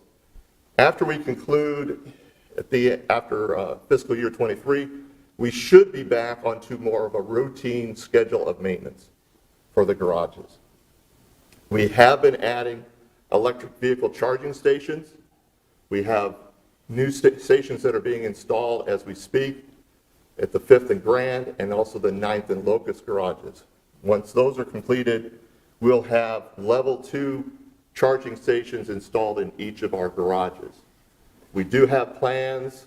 We'll bring it through the Budget Review Committee process to further increase the number of charging stations in our garages over time as funding permits. John, do we know how much those are being used? Are they used all the time? Some are, some aren't, but we can certainly find. I know that East 2nd, those are all the time. Yeah. I see it every day. We'll see. Same cars, different cars? Same car usually? Different cars. Okay. Different cars. I'll have to check to see what our usage has been in 3rd and Court and also at the 9th and Locust. Just be interested to see. Yeah. I mean, I'm not opposed to putting more in. I just wondered how much these are being used now before we anticipate putting more in. The interesting fact, the facilities that are over at 9th and Locust are on the first level, which is the metered spaces. Mm-hmm. So it's a little different. We try to be a little different than being just in a garage, in the upper levels of the garage. Who pays for the electricity that's used when they charge a vehicle? I believe it is the individual who is charging the vehicle. But at the moment, are they charging at all now? There is a charge. We do not receive it because we can't be essentially a electric utility company. How do you charge people? I believe it's part of the setup in the When you hook up your car? the unit. When you hook your car up, you have a Put a credit card in there put or a something? credit card, I believe. So you pay for your charging when you're on 2nd and Locust? What? Is You there a pay system? when you plug your car in, you have to pay? No, not right now. I mean, so it's connected to ChargePoint. You have to, well, I mean, I just scan an app so that you can get it charged. Okay. There's currently no charge on the system, but that could change at any point. I guess I stand corrected then. There's a state law. Okay. Yeah, the only charge would be the cost of parking. Well, there's a state law that is going into effect where they have a tax on EV charging that will have to be implemented, so I assume that will come into play. And then I would assume at any point we could charge based on the kilowatt hour. Linda asked the question. He said that we were charging for it right now, so I didn't know how we were even doing it. No, we're not, well, at So least at we're the paying. parking garage across the street, we're not charging right now. So we pay for it when you pay the. We pay for it. When we pay Just the. part of the electricity bill. It's part of the, okay. And do we know how much it costs? I mean, is there a way to separate that? There would be a way, but I don't know that they're doing it at the moment. I think it's just included in the total bill. Right now, we're not doing that. But I can certainly find out and get back with you. Well, I mean, we thought we were charging the customer, so Yeah. there's no way of knowing. Aren't there solar panels on So- the street? I think so. I notice in here you're talking about maintenance of the garages. We had some questions coming out of the last council meeting about why we spend money on maintenance of these garages. Could you kind of go over the liabilities of, letting a facility deteriorate? I mean, we saw Yeah. one where there were chunks of concrete falling out of it. I mean, there's a liability around that, but could you kind of go over that so that people understand? I think simply put that, as I understand it, the garages previously, predate my time with the city, had not been maintained. Routine maintenance had not been done. If you do not do routine maintenance on a facility, any structure or building, then the replacement or the maintenance costs will escalate when you start having close to catastrophic failures, whether you see concrete falling or severe deterioration of a structure, your costs become exponentially greater. So that's why routine maintenance, preventive maintenance programs are essential to keeping the asset, in this case the garages, viable and usable. Otherwise, they deteriorate to the point where you could not use them, and you'd have to demolition them or have a significant repair. I would just, Or have a big lawsuit. Yes. I would just like to clarify, the question was not about the necessity of maintenance of the garages. The question was about the volume of parking that we have in the city and wanting to reduce that. It was the necessity of the garages, not the maintenance. Thank you. But before we go on from the electric vehicle piece, and I missed some of it, but I do think we're at a point where we probably need to think about some of the payment structure, or minimally thinking about, even if we want to still make it free, the charge point facility knows when a vehicle is fully charged up, and I think people sit on those stations fully charged up, and I think we need to provide an incentive for someone to move their vehicle once it is fully charged, so that others, we have a limited number of charging stations so that others can utilize that. My guess is that there are other communities that have already explored fee structures along those lines. But I think it would be helpful for us to start thinking about the next step in the policy there. All right, thank you. We will. Especially with the addition of more units. Yeah, coming before we would put new, additional units. And like I said, I'm not objecting to that, but yeah, we need to kind of get a rotation, as Josh said, of however we're going to do that. I mean, you thought we were paying for it already, so maybe now's the time to implement something like that. Certainly. But, and to be clear, like, payment on the kilowatt hour doesn't necessarily encourage someone to move, because, I mean, Yeah, presumably if we were just covering our costs, it would be less than just parking in the garage, right? But if we want to encourage someone to move their vehicle after 3 hours of charging, that might require a slightly higher charge than the kilowatt hour. Well, I think the technology's there. On the charge itself and enforcing someone to move. Right, but I think you could do that actually through the equipment that we currently have. By upping the payment based on the time. Right. If they're already charged and they stay there another 6 hours, you could up a payment. You could charge them $1 an hour for being there, or A could be parking even fee, more. yeah. I think in this discussion, we also need to acknowledge the fact that when people park their car in the parking garage, they park it and they leave it, and then they come back when they're done with it. And so if we're suddenly upcharging people because their car is charged, I mean, they're not at their car. So, I mean, like, we're just, essentially, people are using the garage as anybody else is using the garage, where they go and they park their car, except there's the added benefit of being able to charge it. Right, it's just a question of, if you want, what's the purpose of the charging station, and if it's designed to serve a broader purpose, how do we best utilize that? I mean, there's a notification. If my car was plugged in today, I would have probably gotten a notification that, because I was mostly charged, if I took one of those stalls, I would have gotten notification that I'm at the full charge and it's not drawing power, and I would know exactly when, and I could go out and just move it a few stalls down. And if you got a notification an hour ago, we haven't taken our lunch yet. So now you'd be charged higher for that extra hour while you're working. Like, Right. Yeah. It's thinking about what the policy is and the leeway.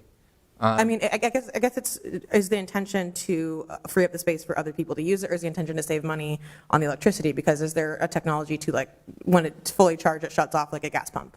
Oh, we're not paying for any additional electricity once it's fully charged. Free it. The incentive is to figure out how you get other people to use it. So, I mean, for example, there's someone who comes in at 12 o'clock today because they're a restaurant worker and they need to charge their vehicle, and that's what they're relying on, and they can't do it because someone like myself is sitting there with a fully charged vehicle and hasn't bothered to move it. It's how do we maximize the use of that infrastructure, because we're not going to make every stall an EV charging stall. So how do we make sure as many people can effectively use it as possible? The goal is not the upcharge. I mean, in an ideal world, we'd set this in a way that almost no one would need to be charged, but it would allow them to rotate through.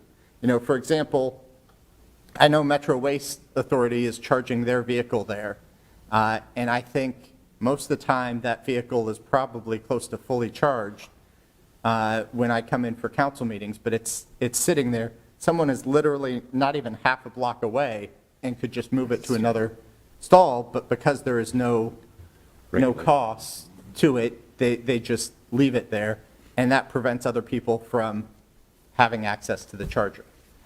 It's not a perfect solution, and I don't want it to be punitive. I want to figure out how we allow more people to access charging so that it's available to more folks. I do think we should avoid punitive measures. I mean, if there's a notification that you get on your phone, So, potentially that could take care of it. Please remove your car. It's charged. So, Well, Mayor, maybe we could check what other what- communities are doing rather than try to invent it here at the, yeah, I was just going to say, it's a big enough issue that we'll bring this back to another discussion with some suggestions. You don't think we have to invent the wheel on this? I can almost guarantee other communities are doing punitive measures. I mean, that's almost the only tool that we seem to have for enforcement of anything. Right. Yeah, and the ultimate problem is there's going to be so many electric vehicles, and we have to figure out how in the world they're going to get charged, unless they're all going to try to do it at home. But if you're on the road and going from here to there at work, I mean, you really have to have a place to do it. And how are we going to, moving forward, make that happen as this transition from the use of fossil fuels to electricity that hopefully is more and more produced with solar and wind and renewables? Well, I mean, the long term, like realistically, when you're trying to figure out the solutions in parking garages and places like that, is that it is more of an issue for people who don't have at-home access to charging. Whether that be because they don't have, they rent and they're in a surface parking lot outside of a large multifamily building that just doesn't have charging capabilities. I mean, that's going to be, I think, the most likely, but we'll learn from this. I don't think it's urgent that we figure this out, but I think it's something that we need to think about from an access perspective going forward. All right then, on to on-street parking update. Progress to date, the multi-space meters, we've completed the programming of them. Shipments have been received by the Baker Group for installation, and those installations have started on December 9th. As of last week, we have 139 multi-space meters that have been placed. We have 3,405 parking space markers and stickers are in production, and we're anticipating that the first shipment to be received in February. Likely not tomorrow, since tomorrow is February, but sometime in the next 2 weeks. And then installation will take place shortly thereafter. The Park DSM mobile app, which is developed by Park Mobile, is available for download on the Apple and Google app stores. Just for your information, the Park Mobile, I'll call it the generic Park Mobile app, will also work in the city of Des Moines. You don't have to have the Park DSM specifically. Likewise, if you were traveling to Minneapolis, for example, or St. Louis, you can use Park DSM to park in those communities. They work in any community that is powered by Park Mobile and uses their services for a mobile app. This map kind of gives you an idea of, or we're going from the west portion of the meter district to the east. So the first installation of new space markers will be over in the western gateway area and will be moving towards the east. Our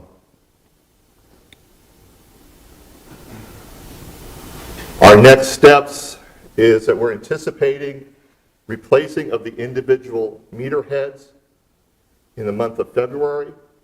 And once we'll do that on a block-by-block basis, and we'll be immediately activating under the new control system. Park DSM, powered by Park Mobile, will also be launched and be activated at that same time. We're communicating about the new system and the payment app on the city's website, as well as distributing educational materials through community partners in the downtown area, as well as other sources of news outlet, or some of our media friends as well. We'll continue the installations of the multi-space meters in the East Village area.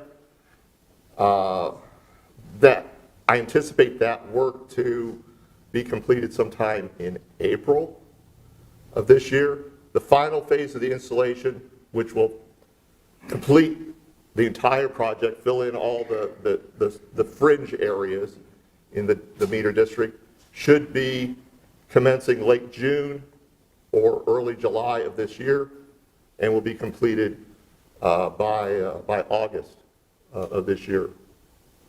Just a note, the sale of smart cards ended back in September of last year, and we've no longer been offering replenishments of those balances as of December 3rd of last year.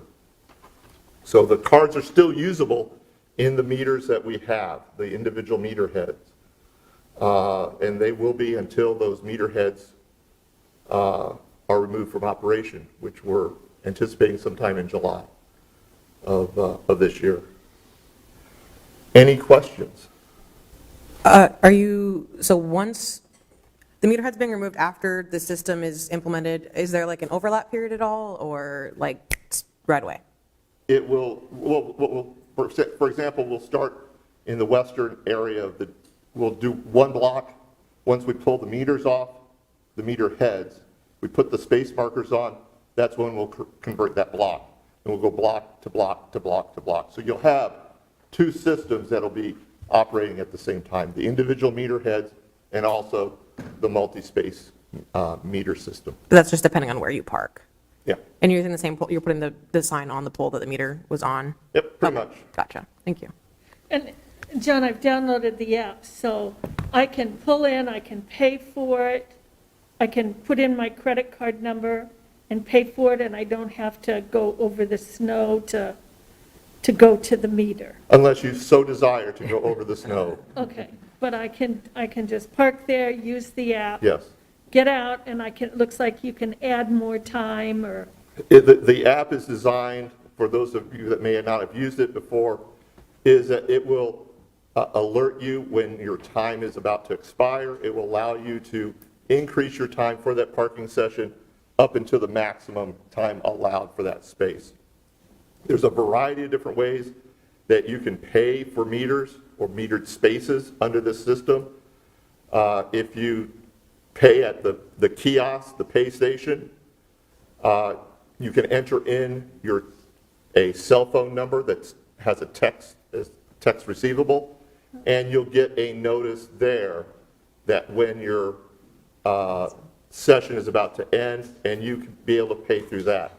If you don't have a smartphone, there'll be a cell phone number that you could call to make a payment in that fashion. Or you can text park, the word park, to a number, and that's another way that you can pay. So there's a variety of different ways besides coins and credit cards. And maybe I'm missing something, but why does it want my license number? I believe it's more geared towards if you were using a pay-by-plate system. So it records that so that if you go to a community that is not pay-by-space, which is what we will be, and pay-by-plate, such as Chicago, then you're already set up. It's also another way for you can differentiate between the different cars that you might have. Okay.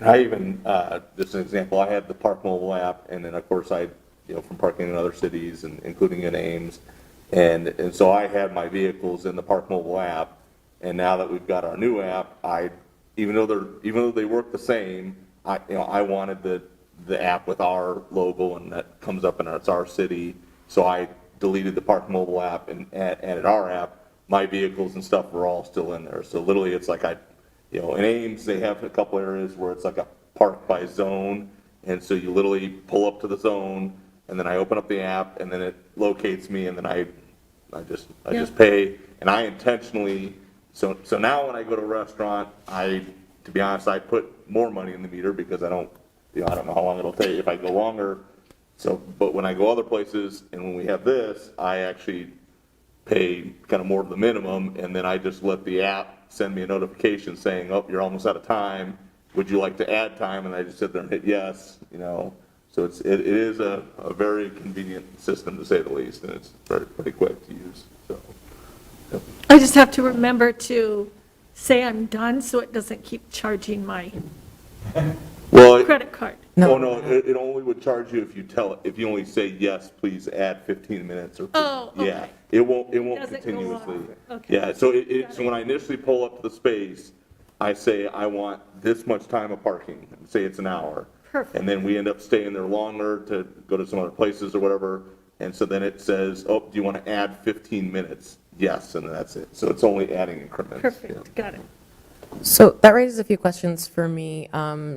If you pay for a space in the app, and then you leave before your time is up, can you say, I'm done, and then you get a refund, or it's in an account or something? No. Okay, so it's just like a regular parking meter. Yeah. So if the app is saving this data of your car and your license plate and what places you've parked at and things like that, or what data is it saving? What happens to that data? What are the protections, the privacy, everything like that?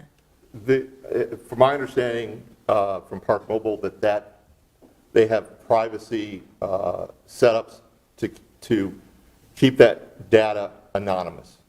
Okay. So we won't be able to see, we'll be able to see that there was someone parked at space 100, but we will not be able to see greater details of that. And then they make their data anonymous in their... For us on the back end, it's anonymous, who parked where and for how long and things like that?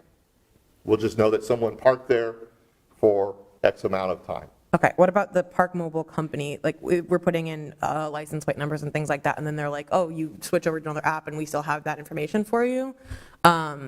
What is their access to it? What is third-party access to that data? They have privacy provisions set up. If you'd like, I can make available the specifics of that. But okay. They are one of the largest app providers, really, I think, globally. So they are very attuned to the privacy issues that they have, not only in the United States, but also elsewhere in the European Union, for example. Okay. And then how does this change our enforcement, parking enforcement?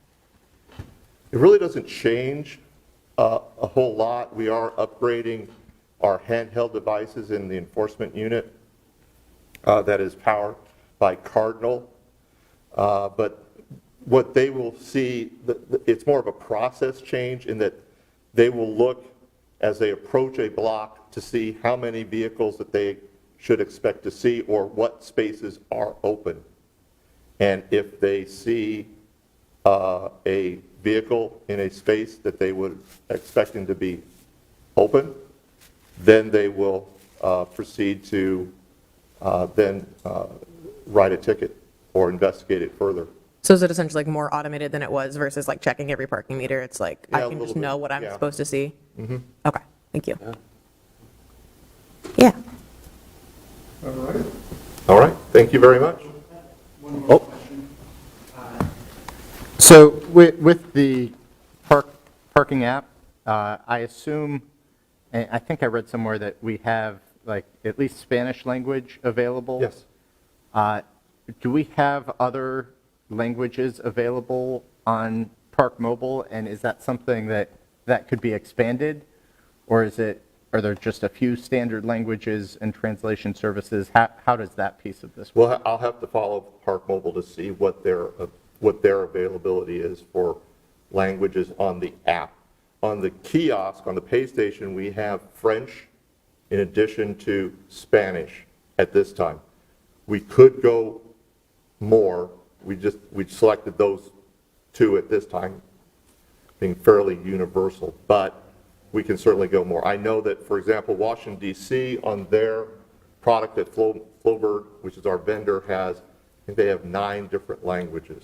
Well, I think it would be worthwhile to particularly maybe consult with, our social equity coordinator and civil and human rights about the addition of additional languages on both the app if possible, but also the stations. Certainly. Because I do think there is a need.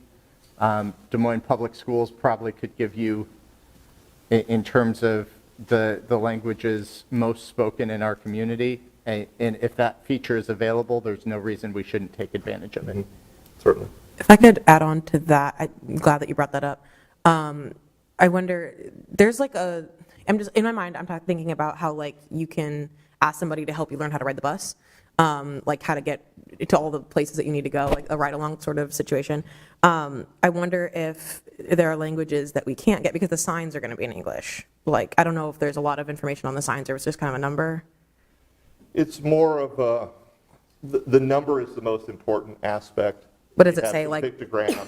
It will, unfortunately, I didn't bring one with me, but it really just says park, it gives an arrow indicating the space, shows the hour that is the time limit, and then a number, and then Okay.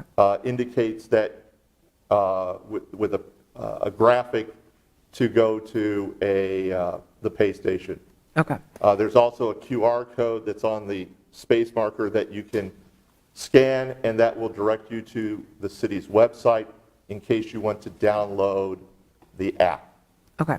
So I wonder if there are languages that we can't get, if there's a possibility of creating or partnering with someone to create a program of just like, hey, we have this new parking system. If it's really confusing, if you showed up one day and your parking space was different, can we like walk you through how to use it if you don't speak any of the languages that are offered on the system? Because currently we just have the 3 English, Spanish, and French on the pay station, and then the 2 on the app. I wonder if we could expand that, because I know that we have other languages. We'll certainly look into that with Flowbird, our vendor, as well as Park Mobile. Also, Flowbird is one of the largest vendors of this type of parking in the world. We'll see what their experiences have been, as well as we can reach out to some of our other colleagues in other cities to view it. The pay station itself is fairly intuitive, I will say. If you'd like, we have one here on the second floor in City Hall that works, and we've been using it as a test to test the integration of the various components. Does it cost extra to have other languages? As far as I know, no. Okay, cool. John, one more, excuse me, one more question. So I've heard you've had some challenges with the adhesives or the numbers that go on signs that are on the meters, has that been resolved now? We think that has been resolved. Just to let everyone know, the stickers that were going to be installed on the pay station, we had manufactured by Park Mobile. They told us that these were the same stickers they've used from the same vendor in all their deployments. I guess there's something different about the air in Des Moines that caused these not to stick. I also think that they may have not put enough adhesive on them. But nonetheless, we got 4 stickers. We put them out on 2 stations on Water Street, just north of MLK. And they have, I checked them on Friday because we wanted to see how the really cold was going to do. And so far, they are still there. They look fabulous. And the Baker Group will be installing them on, or replacement stickers on all the ones in the field, as well as any new ones that we put out. All right, thank you.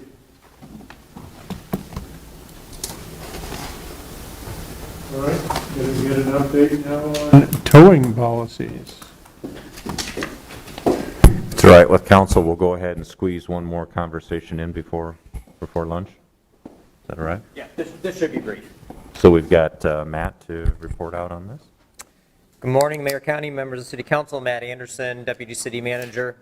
Today is a follow-up from a discussion we had about 6 months ago regarding towing policies. This topic is specific to towing done by vendors on private lots, not the city's parking contract.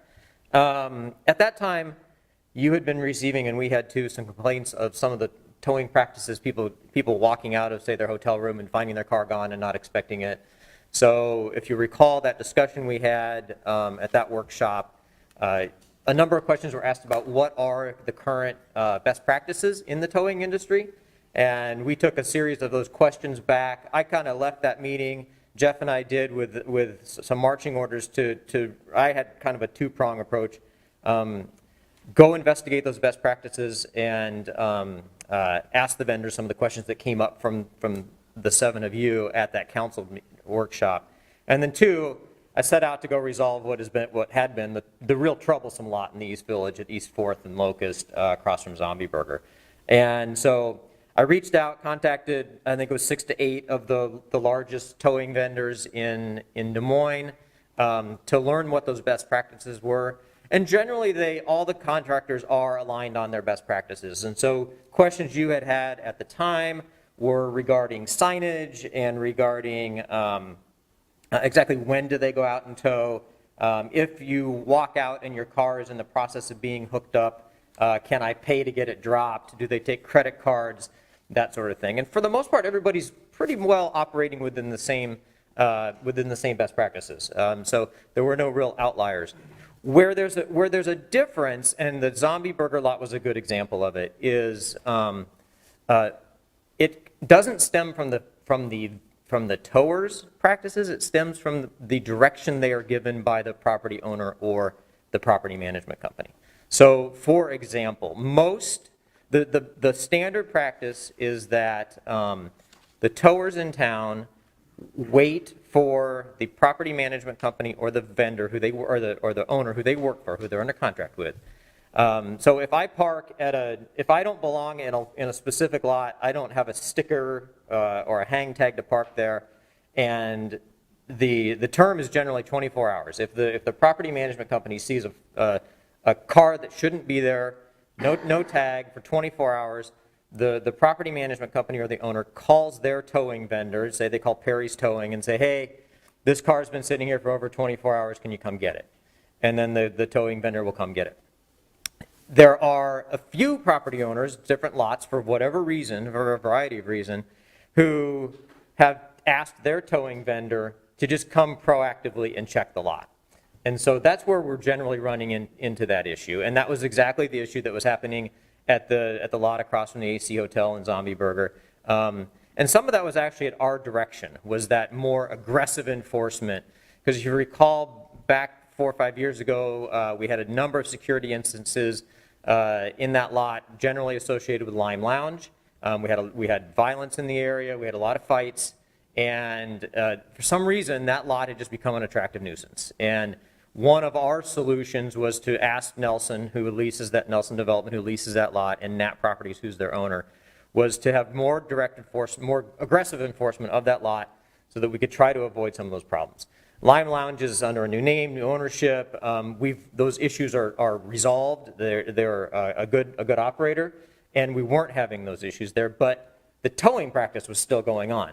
So what we did on that specific issue, I contacted Nelson Development, and we worked with Nat Properties to, we changed the aggressive enforcement.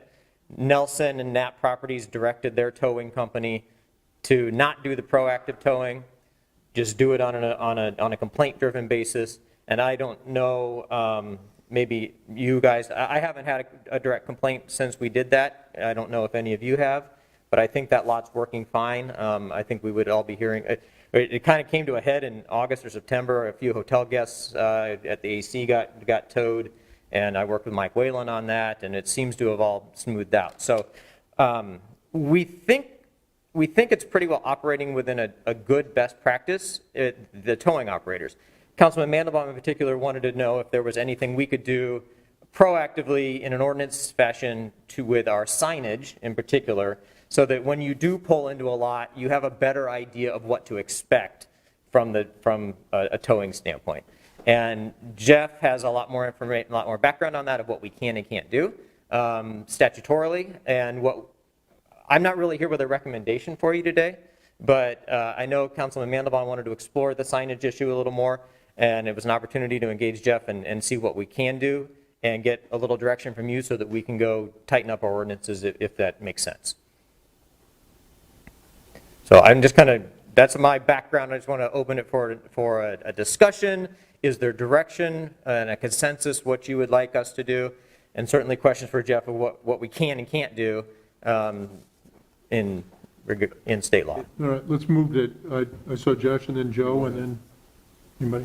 Well, I mean, I just want to make clear, I would like to see us require signage if there's going to be the possibility of towing under 24 hours, just so that folks know, because it's not an abandoned vehicle under state law until there are 24 hours. I think it's fair warning to provide. I think, as you noted, the good operators are, I think, have signage in most of those cases, but it's just something that I think someone parks, we should be notifying them of the rules of that particular spot so that they are in those lots made aware. And so I'd like to see us move forward with an ordinance requirement along those lines. I think we have the space to do that, and I think that is a reasonable step for folks. I think it wasn't also to make the sign in a very visible place, so there's no question. Yeah, so what we and I'm going to keep using that lot because it's the one that I've spent the most time on. There actually was a very visible large red sign. You come down to human behavior at that point, right. And I particularly think if you picture yourself in this situation, you're coming into Des Moines, it's your first time here, you're staying at the AC Hotel, it's dark out, you see an empty lot across from your hotel and you pull into it. So this part of that might be the frequency of signage. So there was the one sign right when you pulled in, pretty easy to miss if you're a driver, you're looking at other things. And there's a lot of words on that sign, right? So in the time you're pulling in, you don't have time to read it. They did step up at our request. Nat Properties did order more signs with better information, so it's not at every stall, but if you go to that lot now, there's more than just the sign at the entrance. So frequency of signage could be something that could improve the direction for those parkers. Joe? So a couple things, and I think it's already being done now, but I want to make sure that could be part of our policy, that if someone comes out and they do have it hooked up, that they do have an opportunity to pay and get their car unhooked. And I think that's happening now, but if we need to make a policy of that, I'm 100% behind. That was the standard practice that I encountered. Now, does it actually happen in real life, in the field, each individual driver? I don't know the answer to that, but it is the standard policy that they will, you generally, you may still have to pay, but you'd hand the driver your credit card, and then your car, you don't have to go to the impound lot to get it. So as far as private parking and private lots that we're talking about, I know Josh talked about a 24-hour rule. I think that's just for abandoned cars on streets. I don't think that has anything to do with what we're talking about as private lots. And really what we're doing is we're going to infringe on a private property owner. Like myself, I own a business. I have my own parking lot.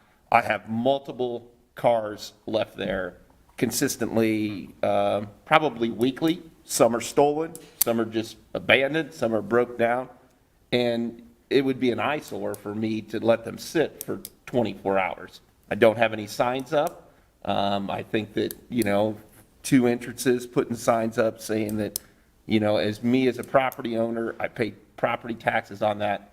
In my role, I get to decide who's going to stay on my lot, whose car's left in my restaurant's lot overnight. If they came in and told me, hey, my car broke down, I need some extra time, fine, no problem. And I've had people leave their cars there. I've had people work on their cars in my parking lot when they came in and given us that opportunity.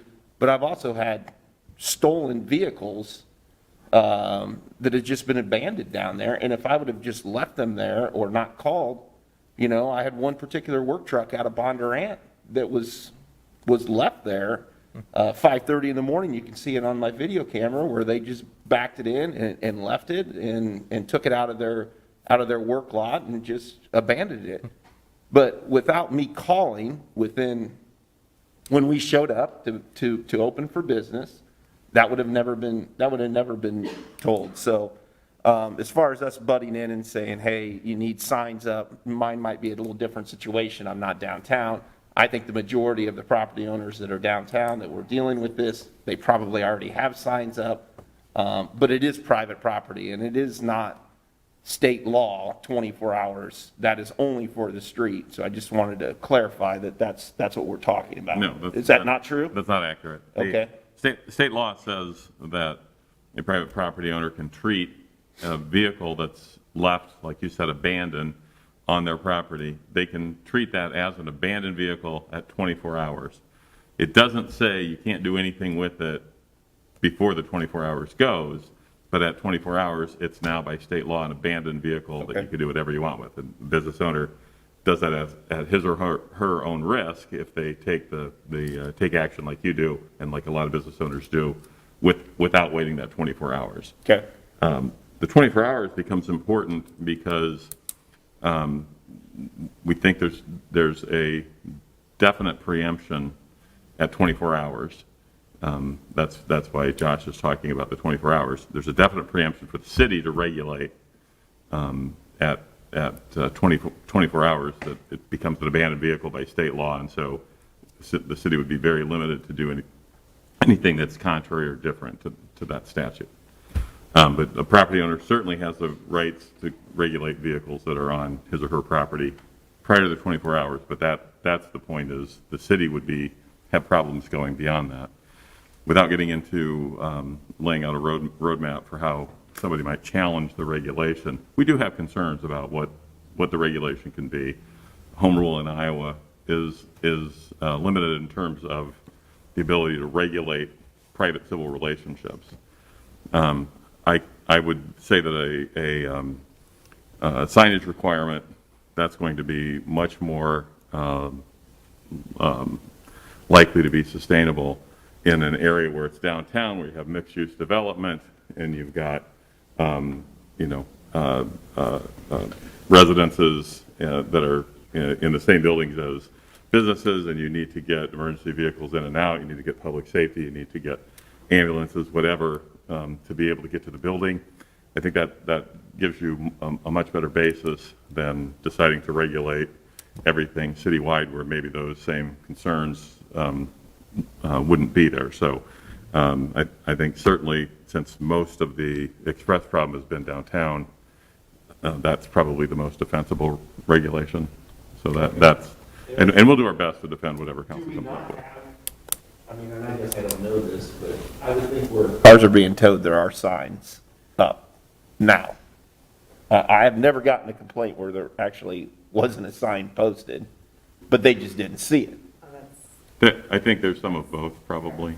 There are some lots where they don't sign it, but the vehicles are towed. I mean, we had the most complaints, as Matt talked about, on Grand in the lot, and it was a very large sign, but, I mean, it was an empty lot, and people wanted to park there, and they would pull in, and, a private company was hired to keep the cars out of that lot, and so they were doing their job, what they were, hired to do by, whether it be Knapp or Hubble, and, we're having the same situation down in the Bridge District right now, where, there's signs up everywhere, and it's permit parking, but, some of the homeowners association is saying that, maybe they're towing too quickly, in that situation where,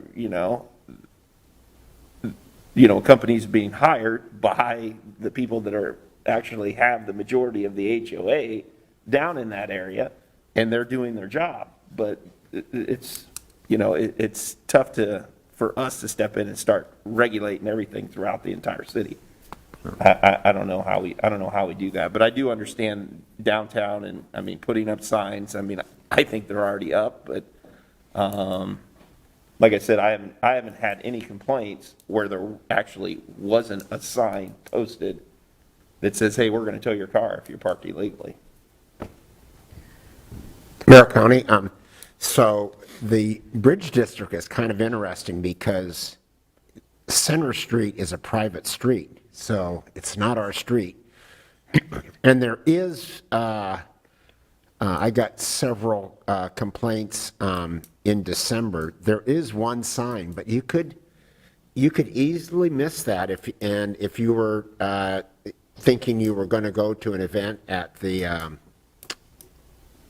Iowa Event Center and just walk across the bridge. So that's not a fully functioning HOA yet because not all the units have been sold. So some of the residents there are frustrated that they haven't been able to get additional signs up. So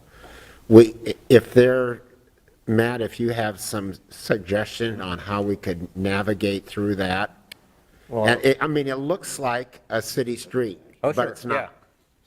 But, and if I can comment on that, we have other streets. We have Wedgwood over on the east side. That is a private street. That is not a city-owned street. And it's very simple. The property owner who actually owns the street has now just put up a simple sign that says, this is a private street. It's a private lane, and the HOA could do that. I mean, I know not all the units are sold, but Hubble is still managing it. They are the HOA. So I don't know why we would ever come into private property and require signs. If the HOA or if the property owners that have bought there don't want it, they can go to the HOA and say, put up a sign. I mean, it's done in we have other private streets. In fact, most townhomes are private streets. Those are not public streets. So, Jeff, can I ask you a question? So if Josh pulled up in my driveway and parked his car and left it, I have to leave it sit there for, if we, would make a policy, I'd have to leave it sit there for 24 hours if I didn't have a sign up? No. If we made a policy saying, if there's not a sign posted, you can't tow for 24 hours? No, those are really two separate things. So 24 hours becomes the preemption where city regulation is likely preempted by state statute. The issue would become if you don't have signage, then for example, the private property owner, for not having signage under the ordinance that was required, that they would be potentially subject to municipal infraction for not having the appropriate signage if there was a complaint made. So would I not be able to tow Josh's car out of my driveway if I don't have a sign up? Out of your, what, your personal driveway? Yeah, my private property. I mean, it's, yeah, I mean, we're talking about. I think if council went that far to say that you can't actually tow the vehicle, now you're into so many different civil relationships, I'd have a real difficult time believing that could be sustained. I think what's being talked about is that the property owner has the legal responsibility to post the signs to say, for example, a lot of communities will have a sign at the entrance that says, this is private property, there's no parking, if you park, the vehicle will be towed, and here's the tow company that you can contact. And if there was somebody that parked in there and they made a complaint, the private property owner would be subject to a municipal infraction for not complying with the ordinance, but there wouldn't be an ability for the city to somehow tell all the towing companies that you can't go on and tow on private property at the request of the private property owner. I don't think that's what Josh is talking about. Wonder if a car breaks down at a gas pump and they don't have, we'll say we're at Quick Trip and they don't have signs up saying you can't leave cars there. But if it breaks down at the gas pump and there's no sign up, then that car has to sit at that gas pump for 24 hours if we would pass some type of policy. I guess I don't understand your questions, Joe. I've tried to answer already. I don't. So if there's not a sign up. The private property owner can do whatever he or she wants with his private property, and vehicles that come on the private property, subject to them being responsible if the vehicle's damaged or anything else, that they do that at their own risk. I haven't heard, and if council's directing us differently, then I'll need that explanation. I haven't heard that council's saying a private property owner cannot tow vehicles or can't arrange to tow vehicles that are abandoned or otherwise broken down. I haven't heard that that's what's Well, if we don't have a sign up, I think that's what Josh is proposing. If we don't have a sign up, then the car has to sit there for 24 hours, then it's abandoned, then we can go off of state law and then get it towed. I think it was That's more what that. I'm understanding. I think it was more that One this. second, I'm asking him something. That's not what I understood at all. Okay, that's what. That's what I'm saying. If that's the direction, I need that direction. That's not what I understood at all. I'm happy to clarify. The idea was that it's a notification and a requirement for signage. That's the piece of the relationship that's what, at least my understanding from legal, that we would have the ability to do. So your infraction would be if you didn't want to put the sign up and just wanted to tow regardless of the signage, and then someone complains, hey, I didn't get warned here. Right. So when we start getting the complaints, the next business that does that, I didn't get warned here, there would be an infraction of the city code for not putting the signage up. That's what we can address. So we wouldn't, so if the sign's not up at a QT and they tow it, then QT is going to be responsible for paying for that tow. If a complaint. We're all going to, I mean, the television's right there. They're going to know that that's going to be the policy that we're proposing. That if there's not a sign up and your car gets towed out of any other private lot, then they can complain, and then whatever private property owner has to pay for that tow. Was it paying for the tow or paying a municipal infraction? It'd be For not having a sign. Not that they have to pay for the tow. And I think How much is that? Whatever the court sets, or council can set a mandatory minimum, for example, but. Which would be? The court costs would be, oftentimes the court costs are more than the actual fine on a municipal infraction. That's not uncommon. So it's absolutely more than probably a tow. It could be $750. That's what a municipal infraction is. That would be a maximum. Yeah. Yes, sir. So the sign, my understanding was that the sign would tell you what would happen in that 24 hours before the state law kicks in. We could draft it how council would like it to. Most entities that I'm familiar with, and you have to remember, this isn't common. For example, the gentleman that complained had a whole list of cities, and every last one of them was not in Iowa.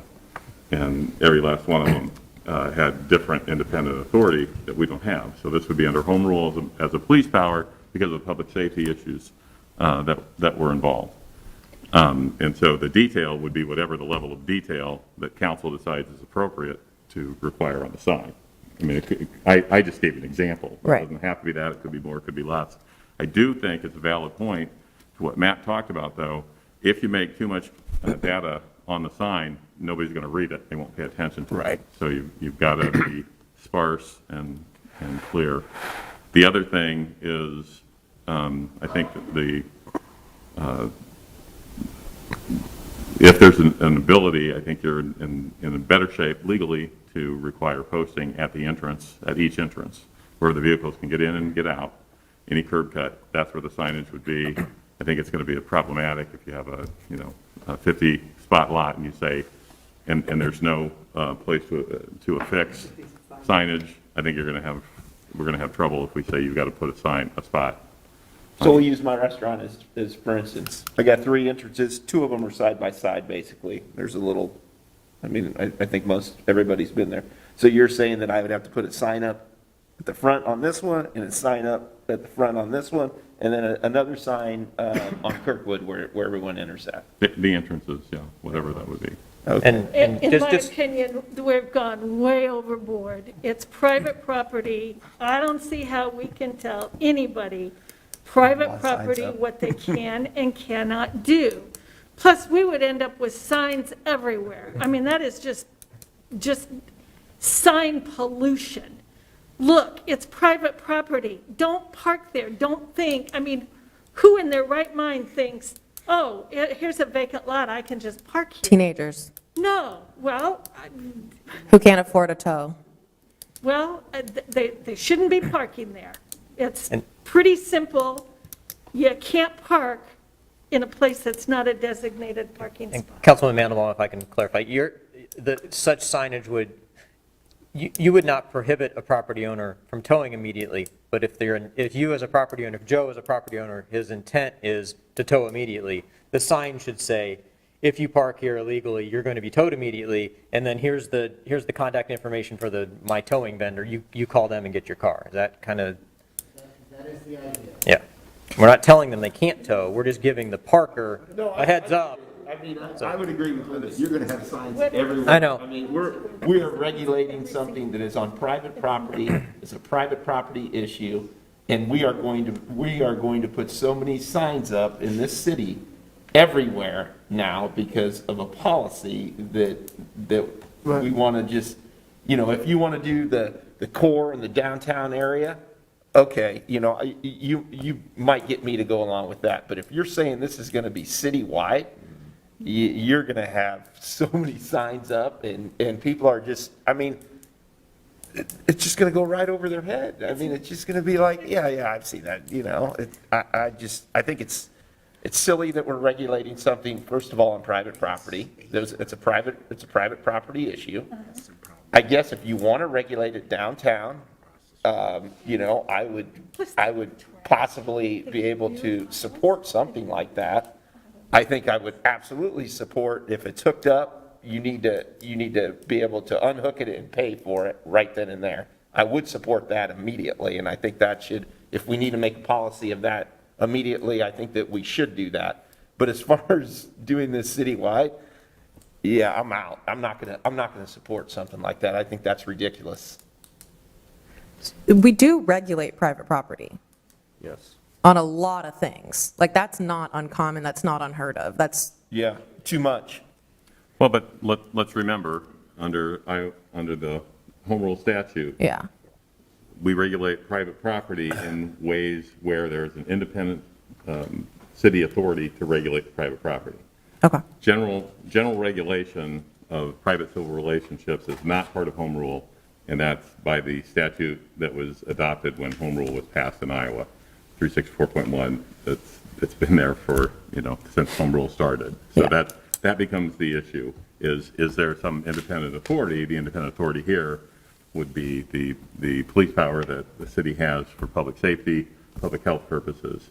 And that, I think, to Councilmember Gatto's comments and point, I think that I think from a legal standpoint, it's much easier to suggest that that be done in the downtown area. I think it would be a problem going citywide because you're not going to have that kind of same authority that you would otherwise have. So just a question, because of that, we're not able to regulate between private entities. The city wouldn't be able to regulate anything in that 24-hour period before the state statute kicks in. Like the city wouldn't be able to say like you can't tow or you should tow or anything like that? That would be a counter argument, yes, ma'am. A counter argument or like, I mean, if it went to court essentially? I'm sorry? Like it'd be a counter argument if it went to court? If somebody wanted to challenge the validity of the ordinance, for example. Okay. I guess to maybe change the direction of the conversation a little bit, a lot of lots, I don't know if this is still the case, but a lot of lots used to be like private from 8 to 5 or 9 to 5 or something like that, and then after that you could park there. I know that this lot specifically we're talking about across from Zombie Burger, I literally used to park there every time I went to Zombie Burger when I was like 16. And it's completely empty now, and I know that I don't think that's the case, that you're allowed to park there anymore because of maybe this increased enforcement. But it's, I guess, what I'm thinking about this, like I'm thinking about the way we updated zoning and parking, like sharing agreements and things like that, to like reduce parking in the city, to not have like parking minimums for everybody. We have like parking sharing agreements. If it's even like in our best interest to encourage like towing on a lot like this. I know that there were specific issues, but if those issues have passed, then I don't think that that's really what we're worrying about anymore. But like why after business hours, or I mean, this business isn't, there's not even business in that building anymore, is there? It's currently vacant. Right, so why are we not allowed to park there?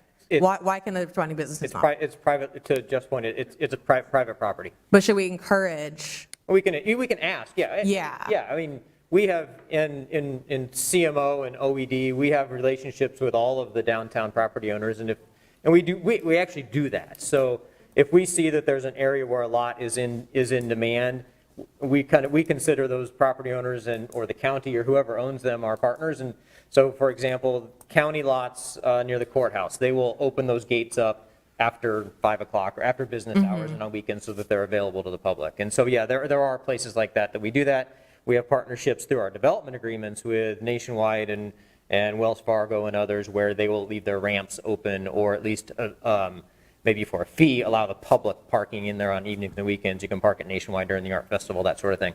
So yeah, we do that where there is demand for that, yes. And I don't know, it was a few months ago, I don't remember what they settled on at that specific lot for hours, but I believe the public can park there. I don't know 100%. And that might just be because the lot is vacant, right? Or the building is vacant right now, so there isn't a lot of daytime demand for parking right there. Okay. Because I just don't want to incentivize, building more parking around areas where there is empty parking already. I don't know if you can separate it out, but if you're actually hiring a tow company, wouldn't it be just say if you're hiring a tow company, then you have to apply the sign?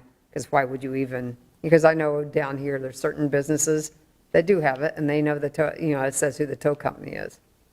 But through that, I don't know if there's any way you can say if you are hiring a tow company.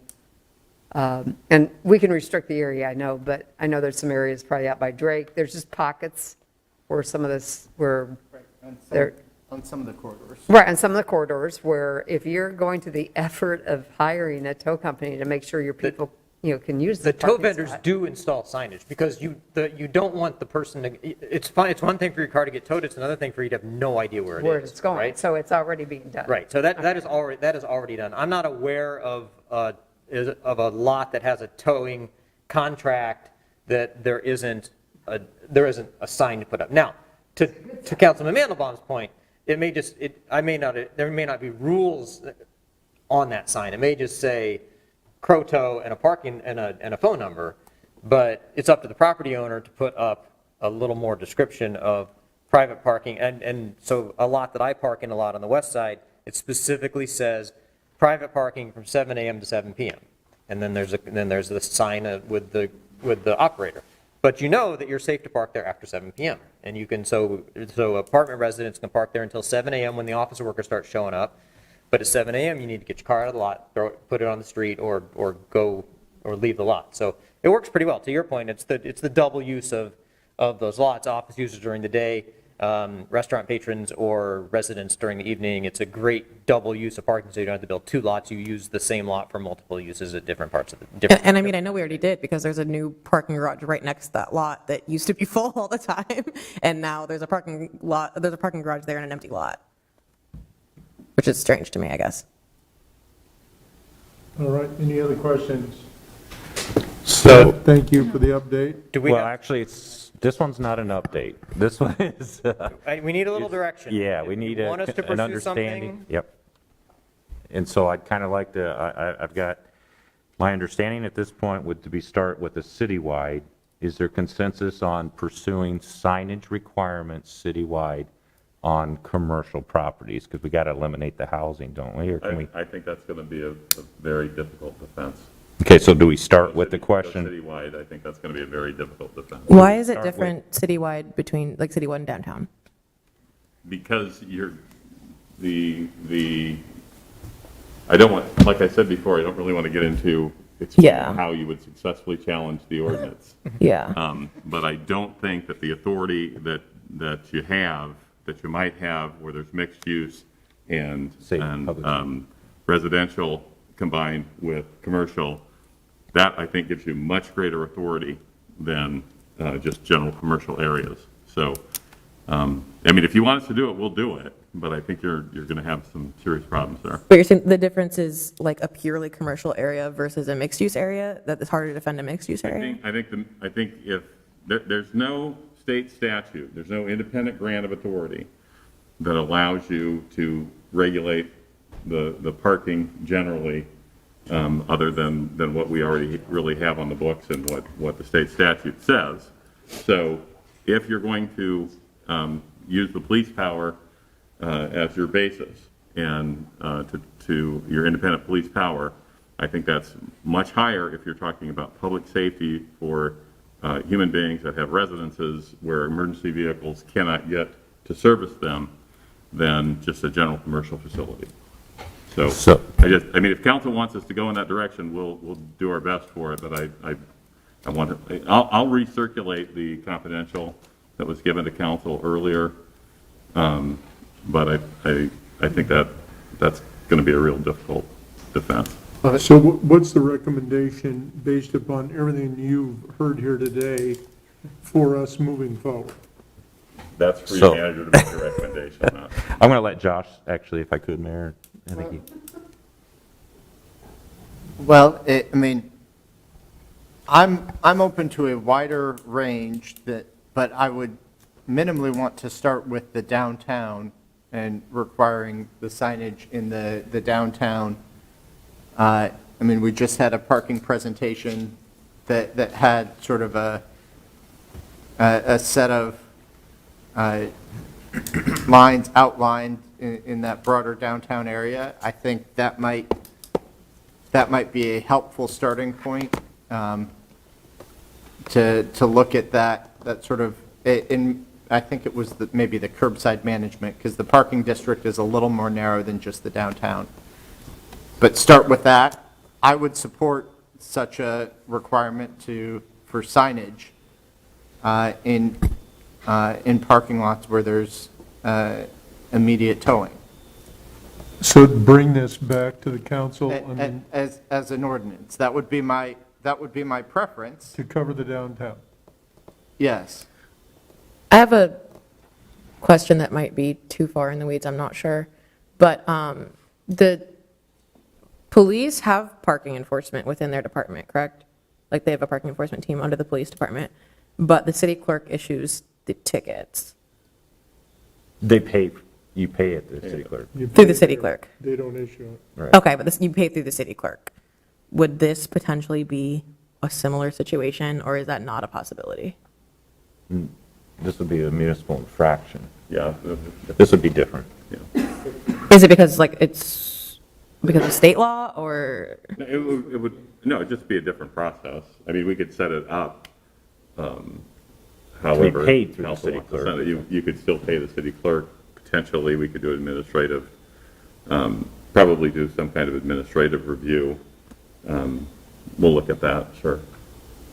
Okay. I would be interested in what the possibilities for that were. But at this point, I would like to see at least an ordinance of, yeah, like what we could do with this. I think I think encouraging a little bit of leniency, I think, is going to be beneficial. Okay. I'm absolutely opposed to it. I think that we have no business telling private property owners what they can and cannot do. It is their property. They pay taxes on it. If you park there, you're going to get towed. And I'm quite sure that once the legislature gets a hold of this conversation, that we'll probably see something in the legislature this season. Always a good possibility. But you can't infringe on private property rights. That's why people choose to do business in the city, is because their private property rights are protected. Don't park there. I remember being on Board of Adjustment, we had people coming in all the time, with parking issues, and people would leave, wherever they had been, and they left beer bottles and garbage and, lunch sacks and all kinds of stuff. It's more maintenance for a private property owner to have to deal with. Tell them. So the other council members' thoughts, or you want to catch me after this? Because I'll need guidance on to spend that kind of time on an ordinance. I would rather have them continue to encourage. I mean, it sounds like most of the lots I have been on, it's not that they don't have it signposted, but let's get a clearer definition or maybe some guidelines of what we would suggest to have on it, and to, quite honestly, try to suggest that they make them very visible, because they're the ones that are going to get the complaints too, not just us. Okay. But I think if you are getting towed and you are there, you should be able to get your car out. Absolutely. Shouldn't have to get impounded. So I could go there, but in most cases, if you're going to the effort and the expense of hiring a tow company to make sure property is covered, in most cases, you would think the tow company would want to you would just encourage it to do it on their own. But I definitely think if there's some issues on where they are hooking up, or if they're predatory or whatever, I think we need to see if there's something in that guideline. I would land on the side of encouraging rather than some type of municipal code. I'm not sure that all tow truck operators, that's kind of a difficult job. I don't know if they're all able to take a credit card, or if the car is not on the is on the hook and hasn't been removed yet. I think that's an entirely different conversation. So, okay. I would Thank you. suggest that something that we could do in that situation as well is essentially, if a tow company is towing your car, but you are on your way back and you're seeing it being towed, or you are close enough to notice it being towed or something like that, I don't think that then it should be on the person whose car is being towed to pay that. I think that we could encourage, not as aggressive towing practices, if that then becomes the responsibility of the client of the towing company. But be able to get your car back, essentially, is the piece of that I'm in support of. But because I do want to line out, I don't know if anybody else is going to say this, that my car is also my private property, and that from an equity perspective, this is going to impact people differently based on how much disposable income they have to get their car out of a tow lot. And if I park my car in a place accidentally, or I park my car somewhere for an amount of time that is, I believe is reasonable, and then it's being towed, that can be somebody's livelihood. That can be, somebody's grocery budget for having to pay to get their car out of impound. And so I think it's pretty unreasonable that we would, be careless about the charges that people are getting for something like that. So that is my thought on this. Okay. All right, that gives me enough direction. Thank you, council. We'll be working on this. Thanks, Matt. All right, let's go over, we're going to take a break now. Food is ready. Food is ready. We can eat here. What are we doing? There's food back behind. And we can take as much time or come back to work through some lunch 15, 20 minutes from now. It's up to how much time do you want for call? I mean, I just gotta make a couple phone calls. Half an hour? 25. I mean, we can work What do through, school teachers get? we can work through lunch, a lot of it, if it gets us out of here. I'd like to take actual one. Association except for ARPA money now. It's 12:45. Let's come back at 1. Reminds me of, if you don't want to. Smith. I don't, 12:45 or 1? 1. 12:45 will be You don't fine. want to get your 12:45, you guys give it 12:45? I vote 1. 12:40, I'd rather get through. Yeah. I mean, I'd work through lunch. They're good with it. I just gotta make a phone call to my catering. What, that's 25 minutes? Recess till 12:45 to let My son at St. Paul, when he moved there right out of college, Everybody they here, didn't there, understand. Even in my day. Did I hear a motion to? Hey, I'll make a motion to recess until 12:45. Second, snow rocks.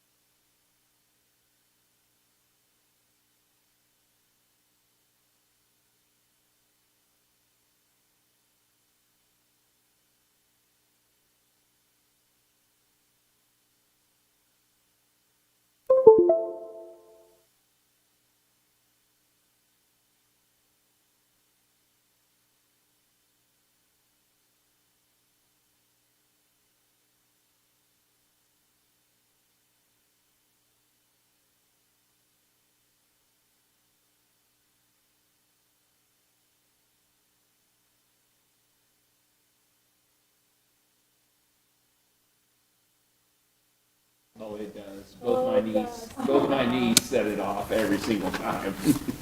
And I have pre-check. It doesn't matter, I have pre-check, but they still, I mean, I just have to tell them. Well, to this point, I put together some slides for us to. I'm going to start this out. Sure. Hang on a second. Sorry, man.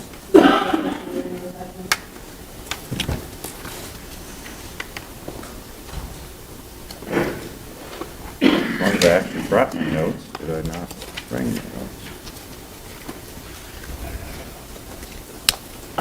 Right here.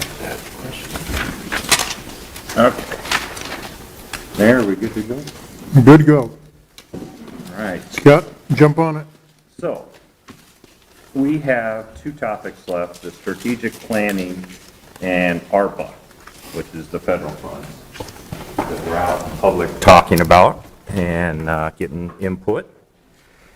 The strategic planning was twofold discussion, and so part of this, I'd still like to at least start the conversation and thoughts with council at a high level of strategic planning.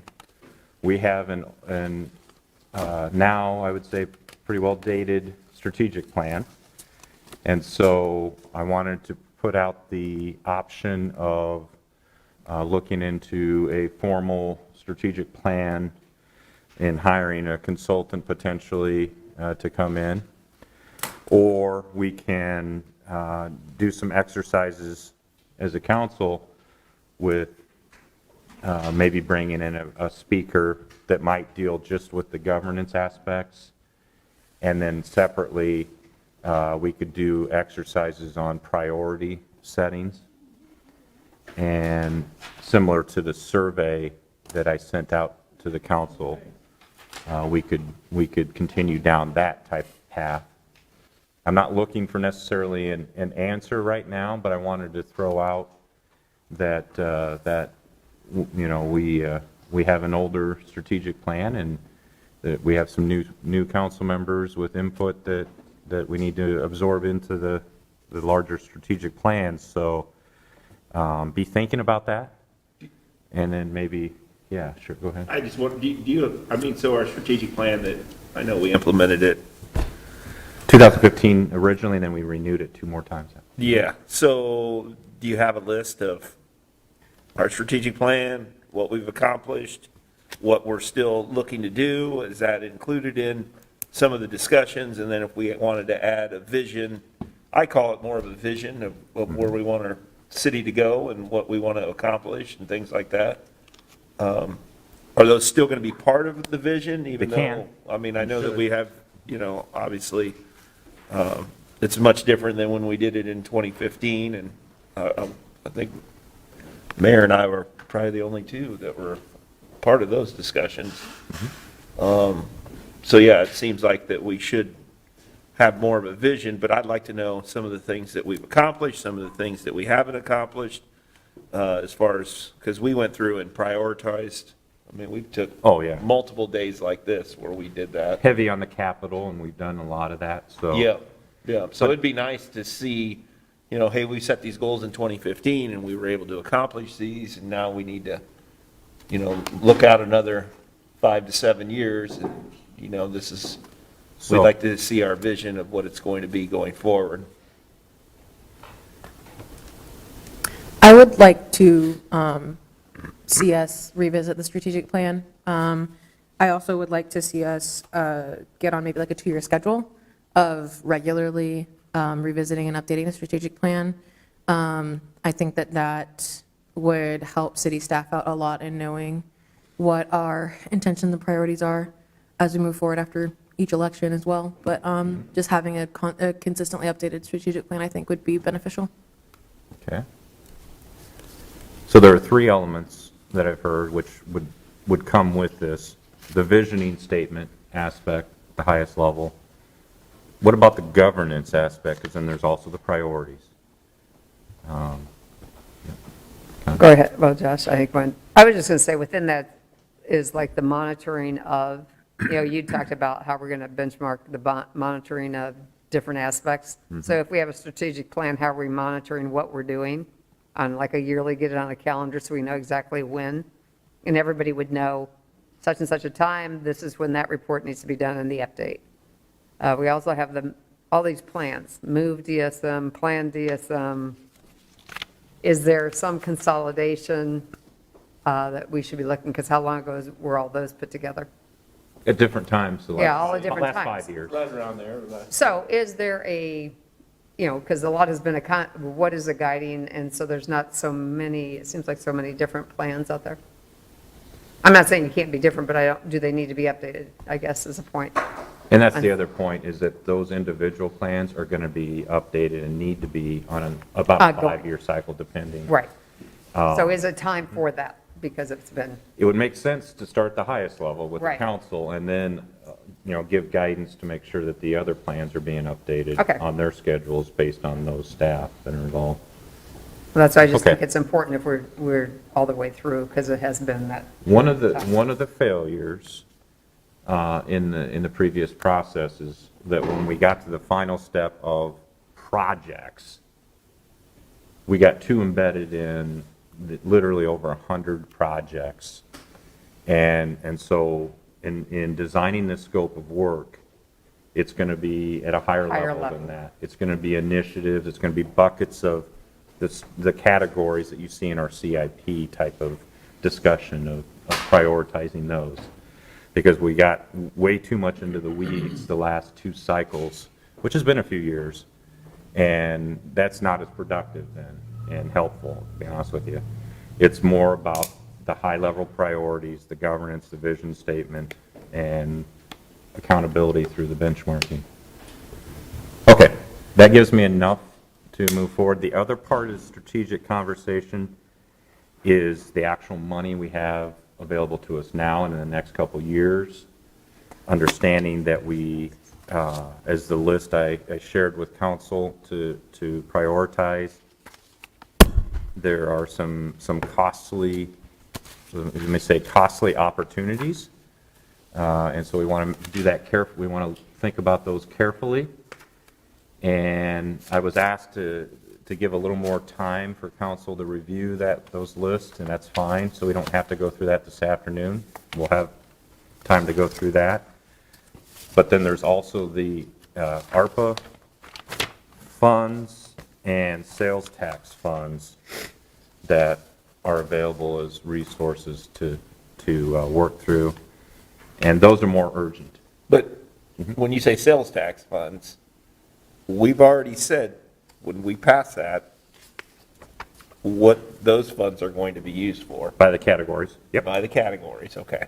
Yep, I'm just, adhering to that. you're not. I'm talking about adhering to that, yep. Okay. But as you might imagine, there's neighborhood park opportunities and things of that nature that actually have flexibility as far as, should we be utilizing some of the one-time money or our sales tax or our debt service, which you're going to hear a little bit about, or, not or, but oftentimes and private money, partnering, grants. And so if the council can stay focused on helping us over the next few weeks on the priorities, which areas you want to see more money spent in, let Nick and I then come back to you with what that plan would look like. If it makes sense to use the ARPA funds or the sales tax or our debt service fund to do that. So if, I would ask if you can still work on that survey to get back to me. That can be submitted anonymously. I would actually encourage that. It can be dropped off to Kay in the clerk's office or any of the clerks and say, get that to the CMO. I've already gotten 3 of them that way. That's perfectly fine. So that way, maybe in the next week or 2 at the most, we can schedule another time to talk more specifically about how we would approach those priorities. So please do come back then. Can I just ask, where are we at? You were assigned a task about broadband expansion throughout the city. Oh, And yeah. I thought that you Yeah. kind of had a road of where we were going. Yeah. Where are we at in that process? Because I haven't heard much about it lately. That's a good update to bring back to the full council. The short answer is, in dealing with 3 different private potential providers, one of them has decided to move forward without any city funding. Okay. And build citywide fiber optics. That's the MetroNet option. We've continued to keep the door open in conversations with Google, and they've now resolved their litigation issue over in West Des Moines, so I have a better feel for what that approach that they would want. They are still asking for quite a bit of funding from the city to go their route. And, and so we've been in conversations with the incumbent, with Mediacom as well. When you say MetroNet is developing citywide, do you mean that 80%, like 80% of the city? Or are they wanting to hit 100%? Yeah, so they haven't put a percentage on it. It is most of the city. Okay. And the final decision will be as they get it, as they finish out their build out. Just if they're going to continue with other areas The they main have? reason is the geographics, that they don't just come right out and say it'll be 100%. Okay. And so we'll have continued conversations with them as they build out to push further to make sure that we get everything covered. Okay. So there is the potential to have to come back and say there's assistance that might be needed in the back end, but at this point, I'm actually not anticipating that. Okay. Joe, were you and I the only ones on when we had that larger discussion with CenturyLink? Yeah. And they wanted to I think put so. boxes all over the city, and that was going to Small bring us cell. super speed. Yeah, I got to tell you, that didn't work. yeah, that's not working. Are they doing anything? I mean, I got to tell you, I'm hearing from people that the speed they're getting is worse than dial-up. Yeah, CenturyLink's, their speed is not real good. I mean, you can't really operate a business, even a credit card machine on CenturyLink. DSL line. It's very, very difficult in certain parts of the city. Now, I don't know that citywide, because I think it's maybe stronger citywide, but, you know, really the only option in some of the neighborhoods is Mediacom that'll actually give you somewhat of decent speed. Okay. Yeah, so those boxes didn't work, Mayor. We sure got a lot of them hanging out. I know. I know a lot of the issue, at least as a customer of CenturyLink for a while, a lot of the issue is, you know, or what they tell you is that you need to pay more to get better service. And I know that Mediacom does that as well. And I guess I wonder if like the fiber optic is going to have a similar situation where it's like, oh, you know, if you pay us for a better connection, then, you know, your internet will run in your home because, yeah, we literally couldn't watch a movie on CenturyLink. Yeah, the fiber is so much better, it's going to be hard for them to even offer a low level of service on the fiber optics. Like physically harder for them to do that? Yes. Okay. To cap somebody at a low utilization by standards that the fiber optics just brings naturally to the infrastructure. Okay, so with that, really, we'll continue to talk about the strategic planning and future agenda items. But I wanted Nick to kind of give the council a update on where ARPA is. As we have new information, he'll share with you. Yep. Scott, I just wondered, do you have a Nestle's Crunch Bar for all of us? I was trying to hide that under my mask. Okay. Dr. Pepper. Honorable Mayor and council members, as Scott said, I'm here to kind of give you an update on the American Rescue Plan Act, or ARPA, funds that we received. The point of this is to kind of talk through the funds that and possible direction that the city may go in utilizing those funds. And with that, we've had the budget sections that we did on December 15th, as well as we did the webinar, I believe, on the 21st. It was that next Monday after that that we did on a webinar basis. And we've done one listening post. We had that on Saturday with Connie. And And you can see from the handouts I gave you, I gave the PowerPoint that we were going through today, as well as one of the handouts that we had available at that listening post as well, that talks about ARPA specifically. Sorry, can I jump in here for a second? Are we going to be able, is the council going to be able to get, notes of public feedback from these listening posts from the previous budget meetings, just like what you all have collected? Yes, they are currently available on our website. Okay. Of what we've actually received electronically and some of the stuff that we receive physically from individuals as well have been updated onto that website currently. And we're continuing to update that as we get those survey results in. I think the last time we updated it was sometime this month. Is that correct, Al, I believe? For the second meeting, I know I'd asked about the Q&A. I don't know if I got an update on that. It's on, the Q&A from the first meeting are out there? Is that what? From the second meeting. Just this? Oh, that was not, the Q&A that was submitted on through the webinar was not available after the recording. Like Zoom didn't save it? You didn't have a transcript of it? I don't believe so. Not that I can recall. Yeah, if we can get a copy of that, I would love a transcript of whatever was submitted by the public in that meeting. Sure. Thank you. All the stuff that is submitted on the survey is out there, and I think the last time it was updated was sometime this month. And as they come in, we're on a regular basis updating that information.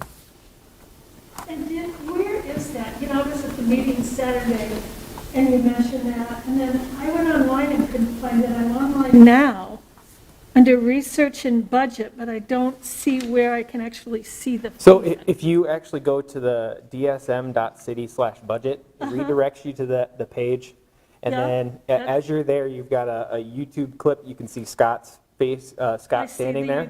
Right to the right of that is actually a lot of that information. That last link, I think that's there, is the responses that we've received thus far. I think it's like a 55-page document at this point. Feedback report. Yep. Got it. Is that included from the listening post? We just received those, obviously, on Saturday, so we haven't summarized that information. But it will. The intention would be there, yeah. Yeah, I was going to say, let's go ahead and make sure we're adding. Yeah, we have the to add additional. those to that sheet as we go, so. Awesome. Just to give you a little bit of background on the American Rescue Act of 2021, the specific part that we're talking about here is the coronavirus state and local fiscal recovery funds. That's the parts that we actually got funding for through. The law was enacted in March of 2021. Shortly after that, in May, they released what they described as interim final rules and allowed for communities to comment for 60 days. So they took that through July of 17th of 2021. The city of Des Moines we did comment on that as an aspect of the way that lost revenue was calculated. From that standpoint, we submitted that because of the stance that we had our local option sales tax start the very next day after they calculated the base revenue. And so we had a concern with that change of taxes.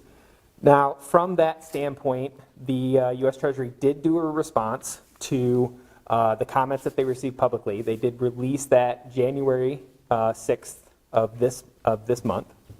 So they did take some stances on the revenue calculation, but the stance that they took still limits our ability to do that because they took a stance from the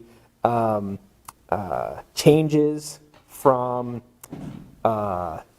the time of the pandemic to the final rules being issued.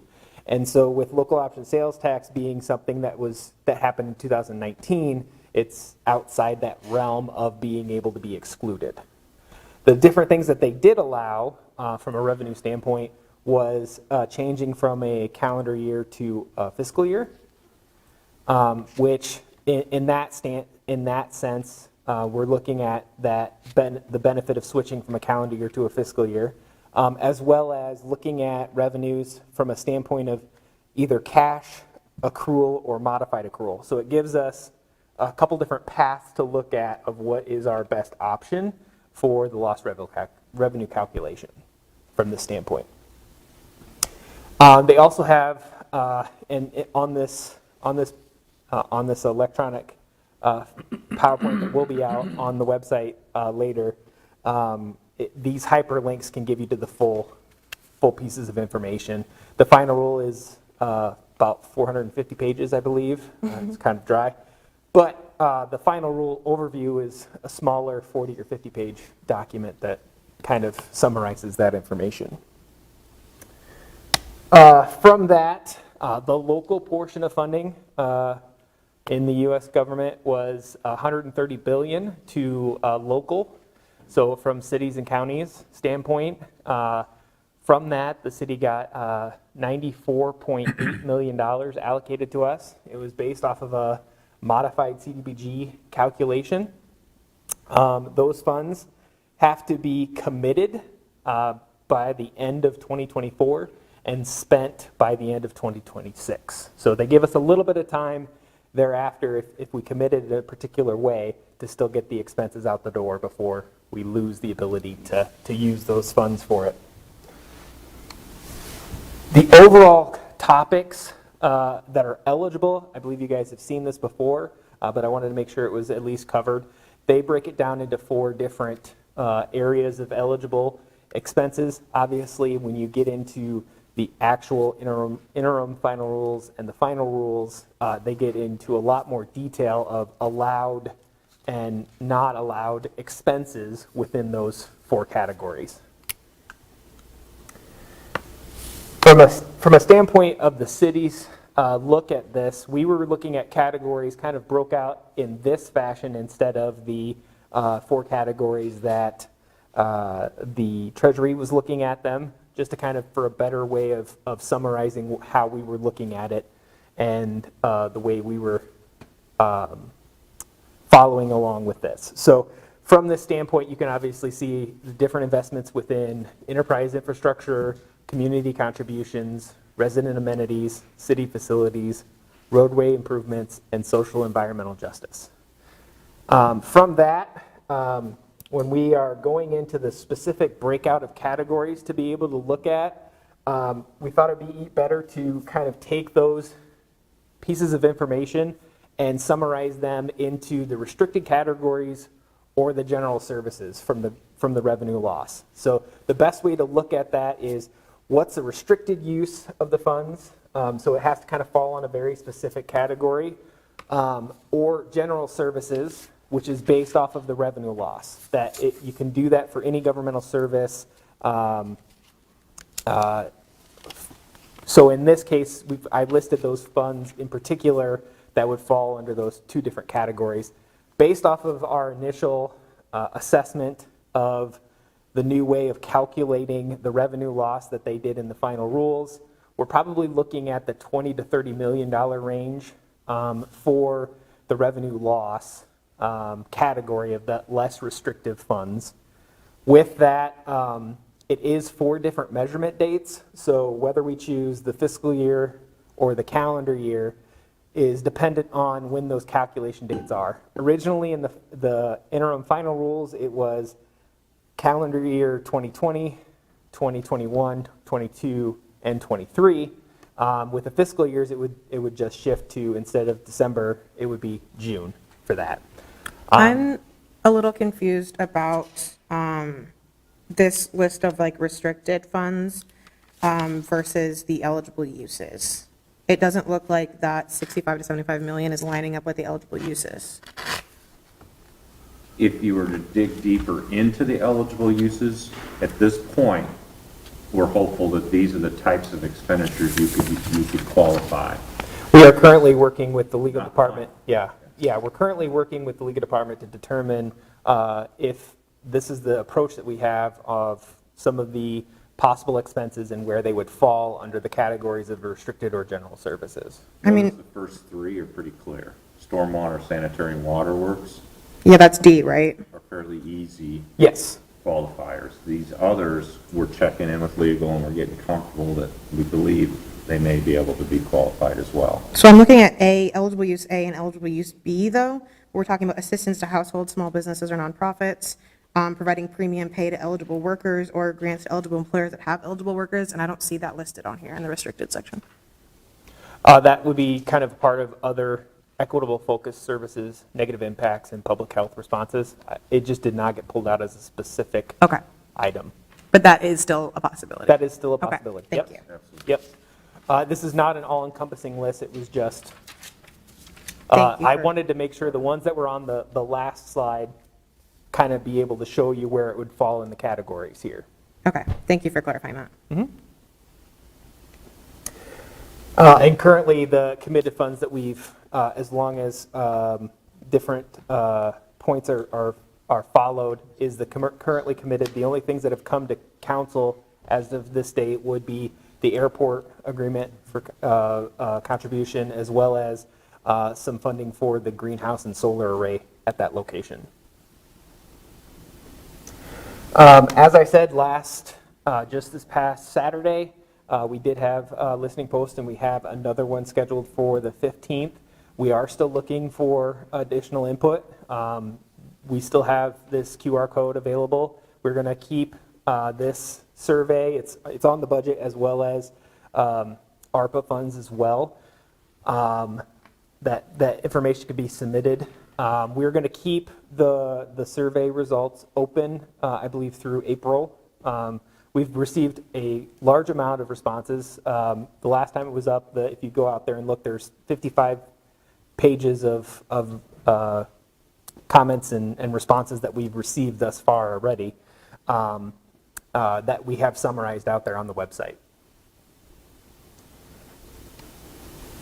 So from a timeline standpoint and how we're going to try to kind of follow the same process as the local option, if you recall back in December of 2018, council passed a expenditure policy as it related to the different categories that the council wanted us to spend the money on. What we are looking to do is something very similar to that, to where the council will give a expenditure policy in May as to how they would like to see the expenses be divvied up. Not most likely in a not to exceed to give direction, but as individual projects or programs or agreements or different things come up, would then still get to the council there at that point to approve those individual items as well. But it at least gives the direction to staff with that expenditure policy on where to move and where those categories need to fall.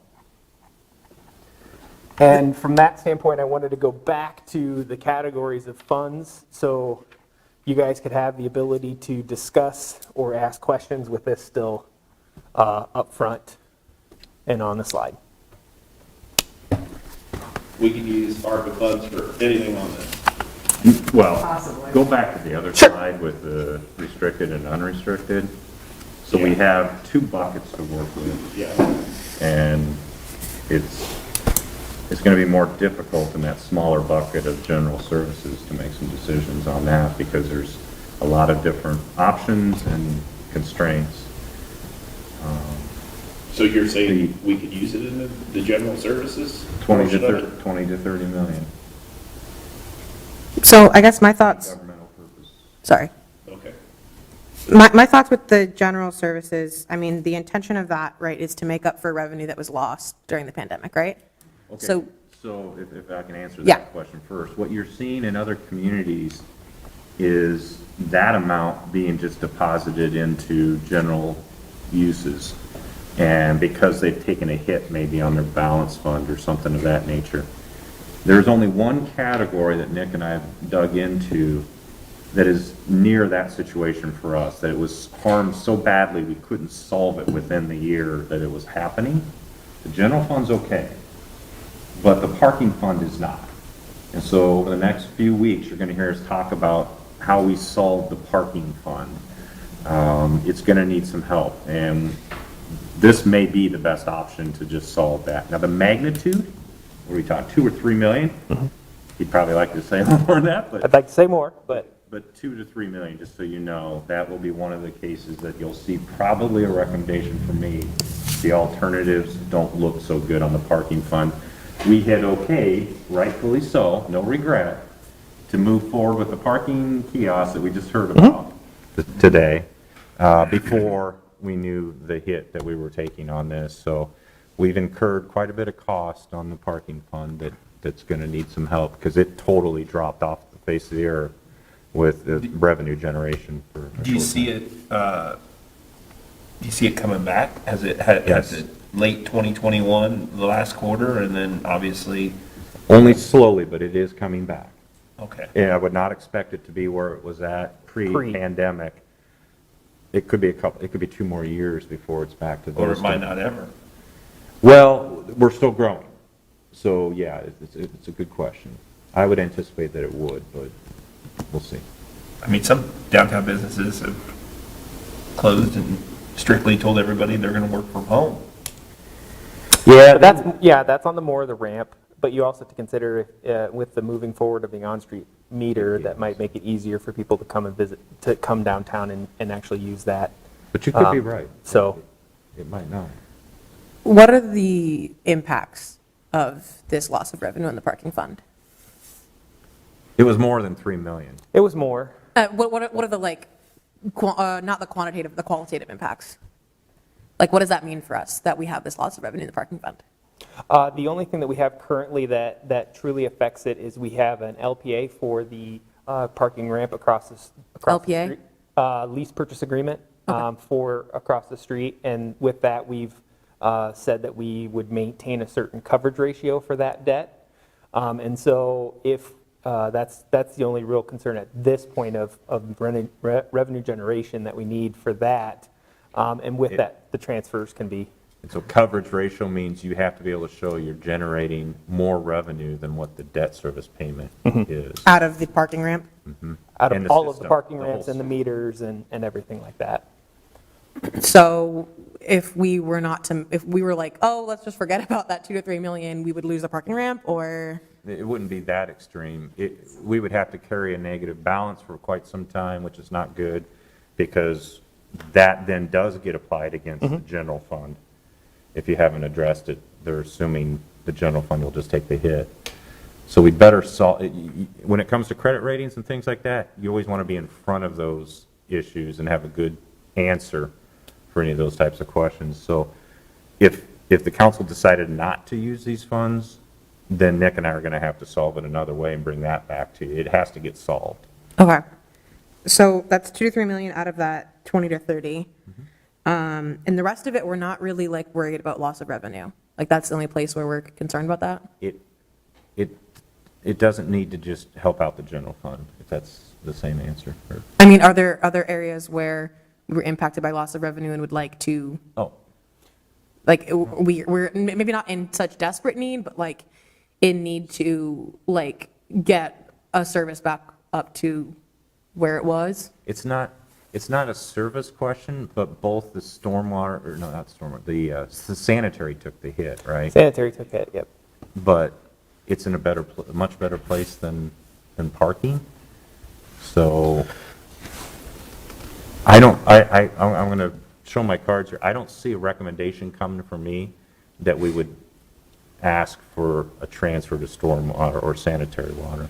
Okay. I think from a standpoint that Scott has given direction to finance also too is when you are looking at the loss of revenue, we weren't aware of, when we were looking at operations and how we were going to move forward with it, we did not know we were going to get this money. Right. And so from that, we took different paths to put us in a reasonable position to not rely on these. And so from this standpoint, we're trying to look at more one-time uses of funds to not become dependent on getting another round of infusion of this caliber, because it's once in a lifetime of $95 million being allocated in a way like this. So the other big revenue item that got hit hard was hotel motel tax.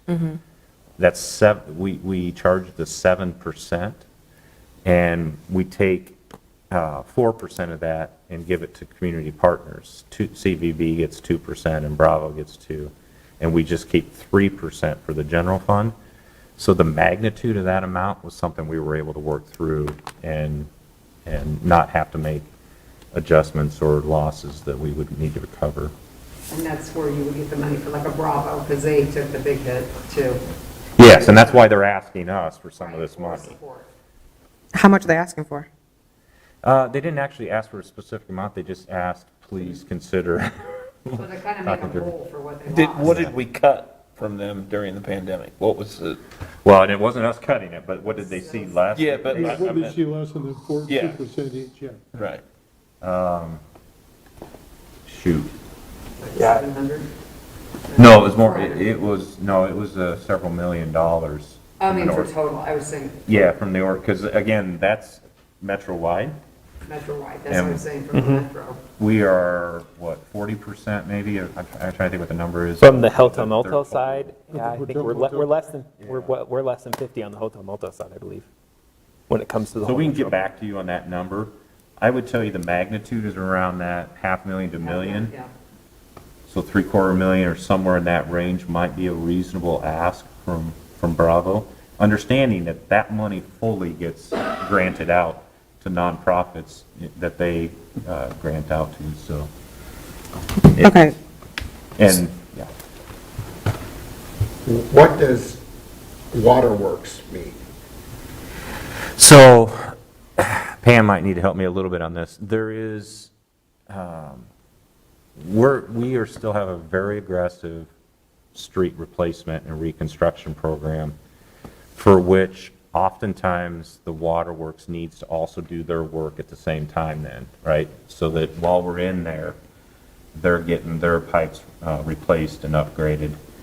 And they have let us know that they just can't keep up with the schedule of reconstructions that we're doing. So there is a potential that we might consider helping them either in assisting with funds or maybe 0% loan or something of that nature to make sure that they aren't just coming back 2 or 3 or 4 years later, even 5 years later, and tearing up our new roads to put a water main in there, because they simply couldn't afford to keep up with this and that replenishment that's going on. Is that kind of?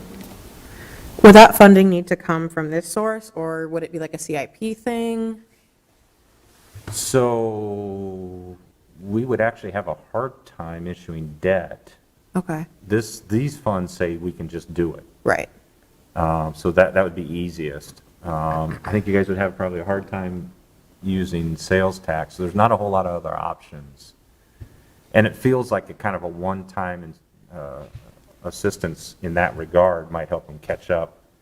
And at least for a few years, maybe they can handle the rest with their budgets. Because they're under their own capacity limitations in replacing pipes. It's the one thing that's over the head of waterworks right now is how to replace their old distribution lines. Okay. So just in general, the general services, like besides, the 2 to 3 million in the parking fund, like in general, we're not like in need of revenue replacement at this point, 2 years down the line. I guess going back to the restricted costs, and just in the general situation that we're under, right? Like we are in the third year of the pandemic. We're not really seeing a light at the end of the tunnel. We know that, with global warming and with a lot of other factors that there's a lot of anticipation of other pandemics, of this one, whenever this one decides to end, that there will be others, and that we're going to be in this situation for a while. And I think that my priorities with this money really are focused on public health initiatives, pandemic mitigation, keeping like whatever we can do to supplement the public health funding that's coming from federal and that could potentially come from state again at some point. And then on, like basically in the A and B categories, on assistance to households, on direct payments to eligible workers, things like that. And I know that we had a request at our first budget meeting to use ARPA funds for an excluded worker fund. I know that we're seeing a big movement of that around the state, excluded workers asking for direct payments because they didn't get any direct payments at the beginning of the pandemic like everybody else did. And so that is something that I am wanting to commit some of this money to, as well as public health initiatives, as well as just like any sort of like impacts of the pandemic is something that I would like to focus on. Whether that's, you know, directly public health, whether that's economic, or whether that's like social impacts of the pandemic.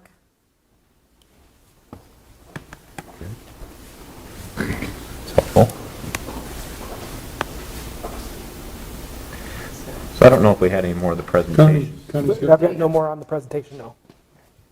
So on here you have like the North Side Community Center. So I know that we've got that spaced out over like Yeah. 4 to 3 years. Can we move it, could we take this funds and say, we want it done? Instead of trying to wait for 4 years, can we move up the process so that we get it done in a more complete fashion and a quicker time frame? Possibly. And so we are in the second year of that allocation, is that right? Yeah, 2022 was the first year, yep. Yep. And so we just start, well, I guess we're halfway through the second year. We don't want to shortchange the fundraising opportunity, but if we looked at an aggressive fundraising, then we can look at what, if we had all of our 12 million available immediately, if that wouldn't speed it up. It'd be a matter of months more than anything. Ben, I don't know if you've got an intuition on that, or. If you say like in the fundraiser, sometimes you do a matching, if the community matches, you know, Sure. you can get it done faster than, you know, if we Well- know we need to raise $8 million or whatever it is, just say that, you know, we've got this, we can go faster. Yeah. Step forward and get it in. The nice thing about that is that would actually free up the sales tax then for other neighborhood purchases. So that, so yes, and maybe it's a combination because we're already into it for 3 million with sales tax. Maybe we take the next 9 million or something out of the ARPA. I would say as well, like I would prefer city funding for the community center than leaning on private funding for some of the other options that we're looking at. I know that we're pretty limited on like what size and what functionality of the building that we can have inside that 12 million. I've been in a lot of those meetings, the planning meetings, and I think that if we had more money, like regardless of timeline, if we had more money to spend, we could get something of like higher quality and higher functionality for the community. Ben? Mayor, County, members of the Des Moines City Council, Ben Page, Parks and Recreation Director. Great comments. That's what I just want to echo is we still don't have a program. We're getting toward the end of that. And so once we understand what this building can be, we still need to hire an architect through city facilities engineering. So yes, we could speed up as long as the process doesn't get extended. We could speed up. We just need to know what size building. And I know it comes to no surprise to this group, but what we're hearing right now, I know things changed, but we have 12 million. What we heard last month, and there was one more meeting to go, was 12 million is likely well underneath the expectations in the community. You know, while we have Ben here, do you want to go through this handout, Ben, if you could, for the... Thank you, and I'll be brief because I know you've had a long day. The park board has sent me here to tell you how I could spend $90 million if you gave it to us all today. Just teasing. You have lots of groups coming to want some of your ARPA funds as well as CIP priorities. So we just want you to consider this as one tool in your tool bag as you make decisions on priorities. At the time this got assigned, which was last Tuesday when we saw most of you at our volunteer recognition support, the park board got the assignment. So you'll see there's only 7 right now. They were intended to get it done this weekend, and just didn't get it done. Hopefully later this week I can email you the full report with all 15, or we have 14 currently on the board. So we asked them 3 separate questions, but they're all very basic and there's no wrong answer to the questions. The first one, the mayor's pledge to help us fill gaps in our park system, the 10-minute walk you hear us refer to a lot. This tells you if you had $100 hypothetically, where would you spend it and how would you break that up? existing means everything that we do. If you see that first question, it says facilities, but it means everything we can do, from parks to cemeteries to aquatics to playgrounds, shelters, so forth and so on. So you see the breakdown there, and then new. This would be something we don't have today. How would you fill those gaps? The next question is the age-old challenge I know that you've had as a council for a long time, just like the staff when we go to the community. Of all the major things that we buy for projects, from trails to restrooms to shelters to sports courts, again, I won't read the list to you, how would they spend that $100? Again, I want to remind you, they do not have to give equal amounts or give something to every category. They could have theoretically say, I love trails, I want to give it all $100. So that's how they've answered that question. The last one might be the most important for you today in your discussion is, with large, big initiatives out there, we've got quite a few just in Parks and Recreation. How would they rank these large initiatives in priority order? And as you can see on there, those are the ones just that we're working on in Parks and Recreation. And again, I hope to give you a full report as soon as we can get the rest of the park board members to put this in. Lastly, I'll make one comment. Scott and I talked about this, and he did ask me to talk about expectations. Private fundraising has been getting more and more difficult. Even grants have started to really dry up, if you will, in the world of Parks and Recreation. There seems to be still a lot of grants out there for trails, and I think we do a really good job at that with the trail side of things. And those grants are state and federal funds coming back to us. But what we've seen is the general shift of what people would fund move more toward food insecurity and rent insecurity. So a lot of the grants we could go for parks development have no longer exist. And last but not least, the water trail project, as successful as it's been on the private side, has taken up a lot of the money in this community, and a lot of those large normal givers have given 3 to 5 year pledges. So they're out for the next 3 to 5 years.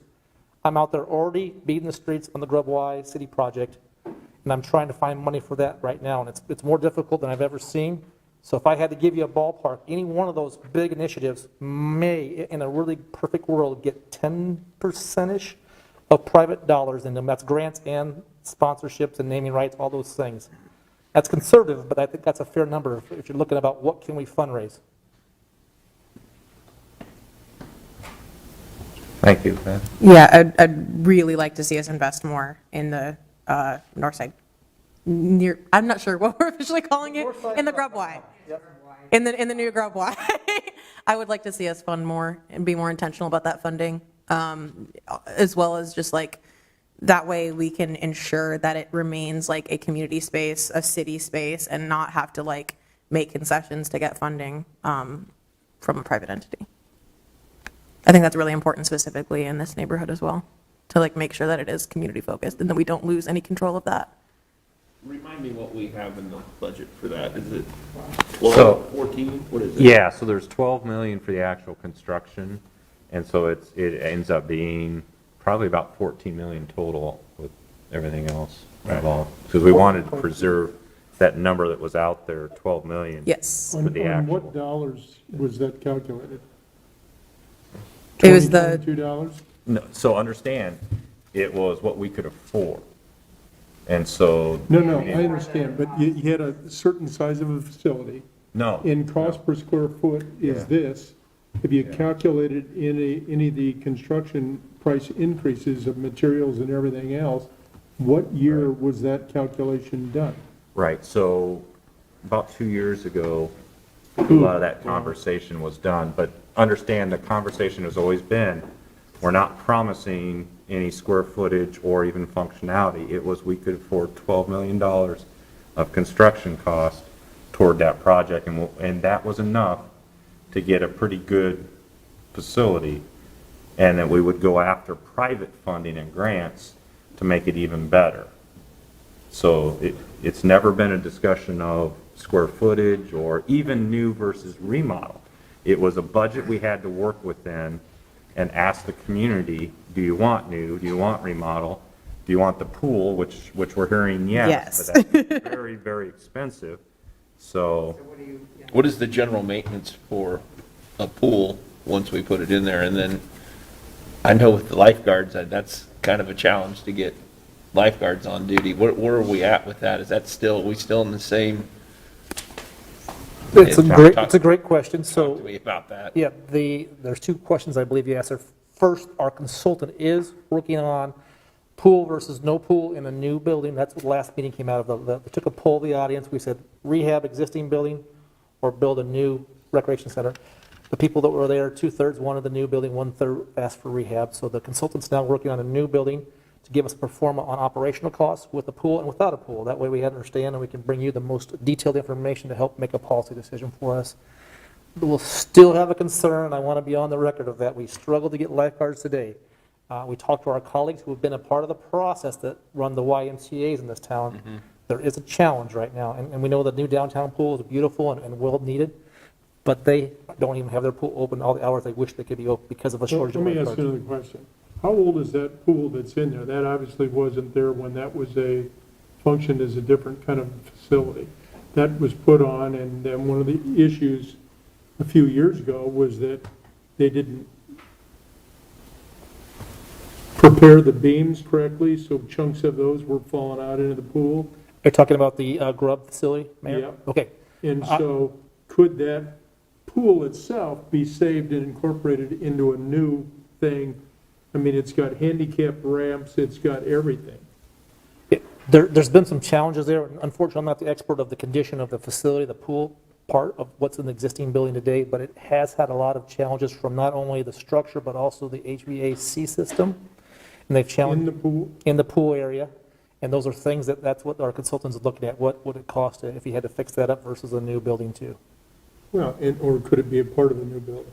It could, and right now. I don't even know. Yeah, right now the consultant's charged. If you want something different, you should let Scott know soon, because our consultant's now pushing toward the new building as far as dialing in that type of detail for you. So we're looking at building a new building and tearing that one down. That's what the process, and one of the processes left within that consultant's scope of work is to give us, what are the recommendations of the old building if you build a new building? Can it be used for something else? Should it go away? Okay. We're hearing just time and point right now, and where we're at this point, the process is it would go away to have more green space, because the programming side is very important to the neighborhood too. They want more outdoor programming space for recreation.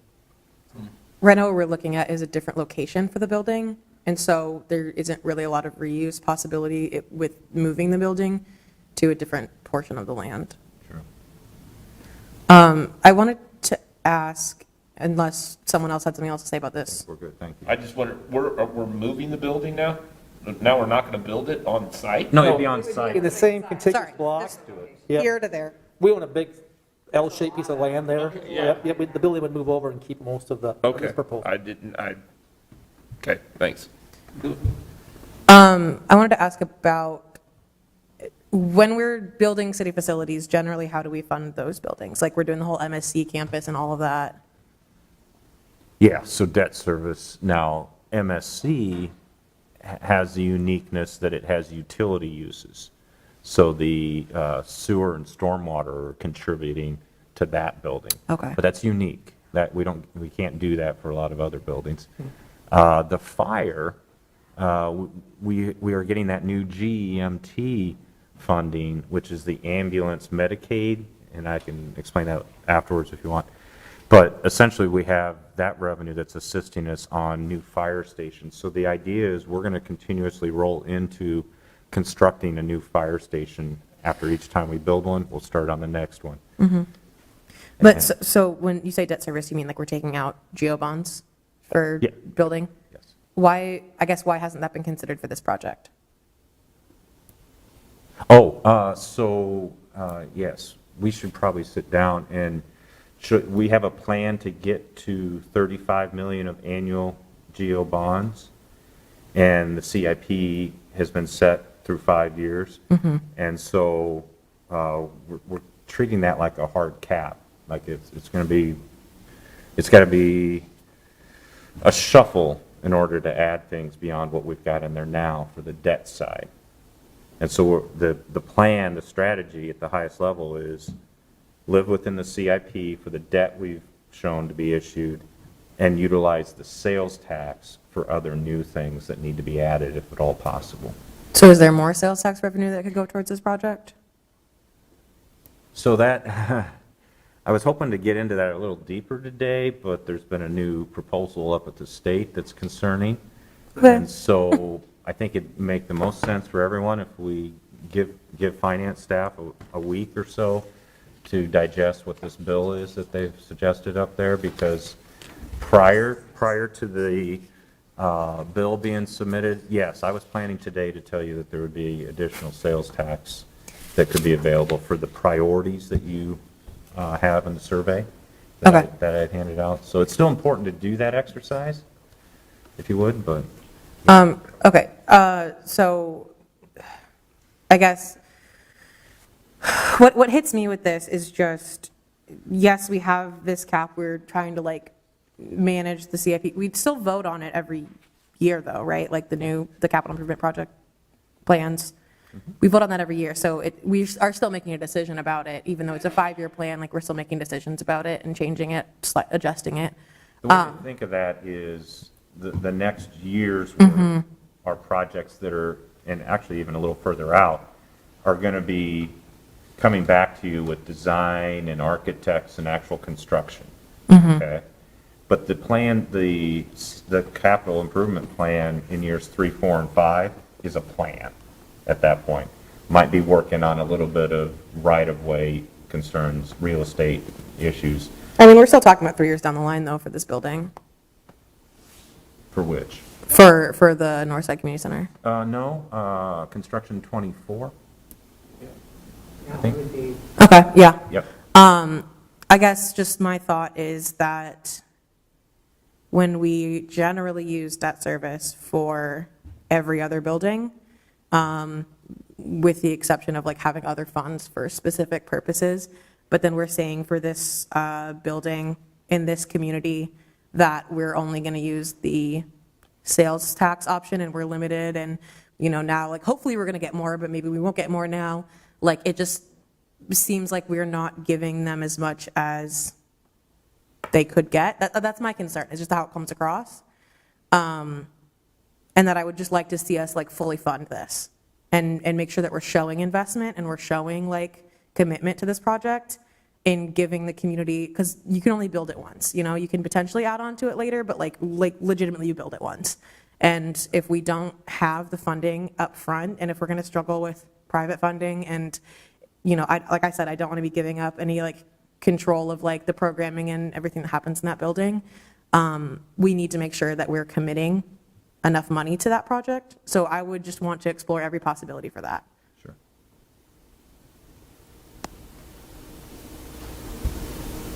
I think we got a little bit off with ARPA stuff, but. And the one thing too, this is all one-time funding, right? And we're still getting clarity on if the categories we're pretty comfortable with these being able to be used. Yes, we probably need 2 weeks. Okay. I don't know, what do we? We're still working with legal on Okay. different aspects of it. Okay. Yep.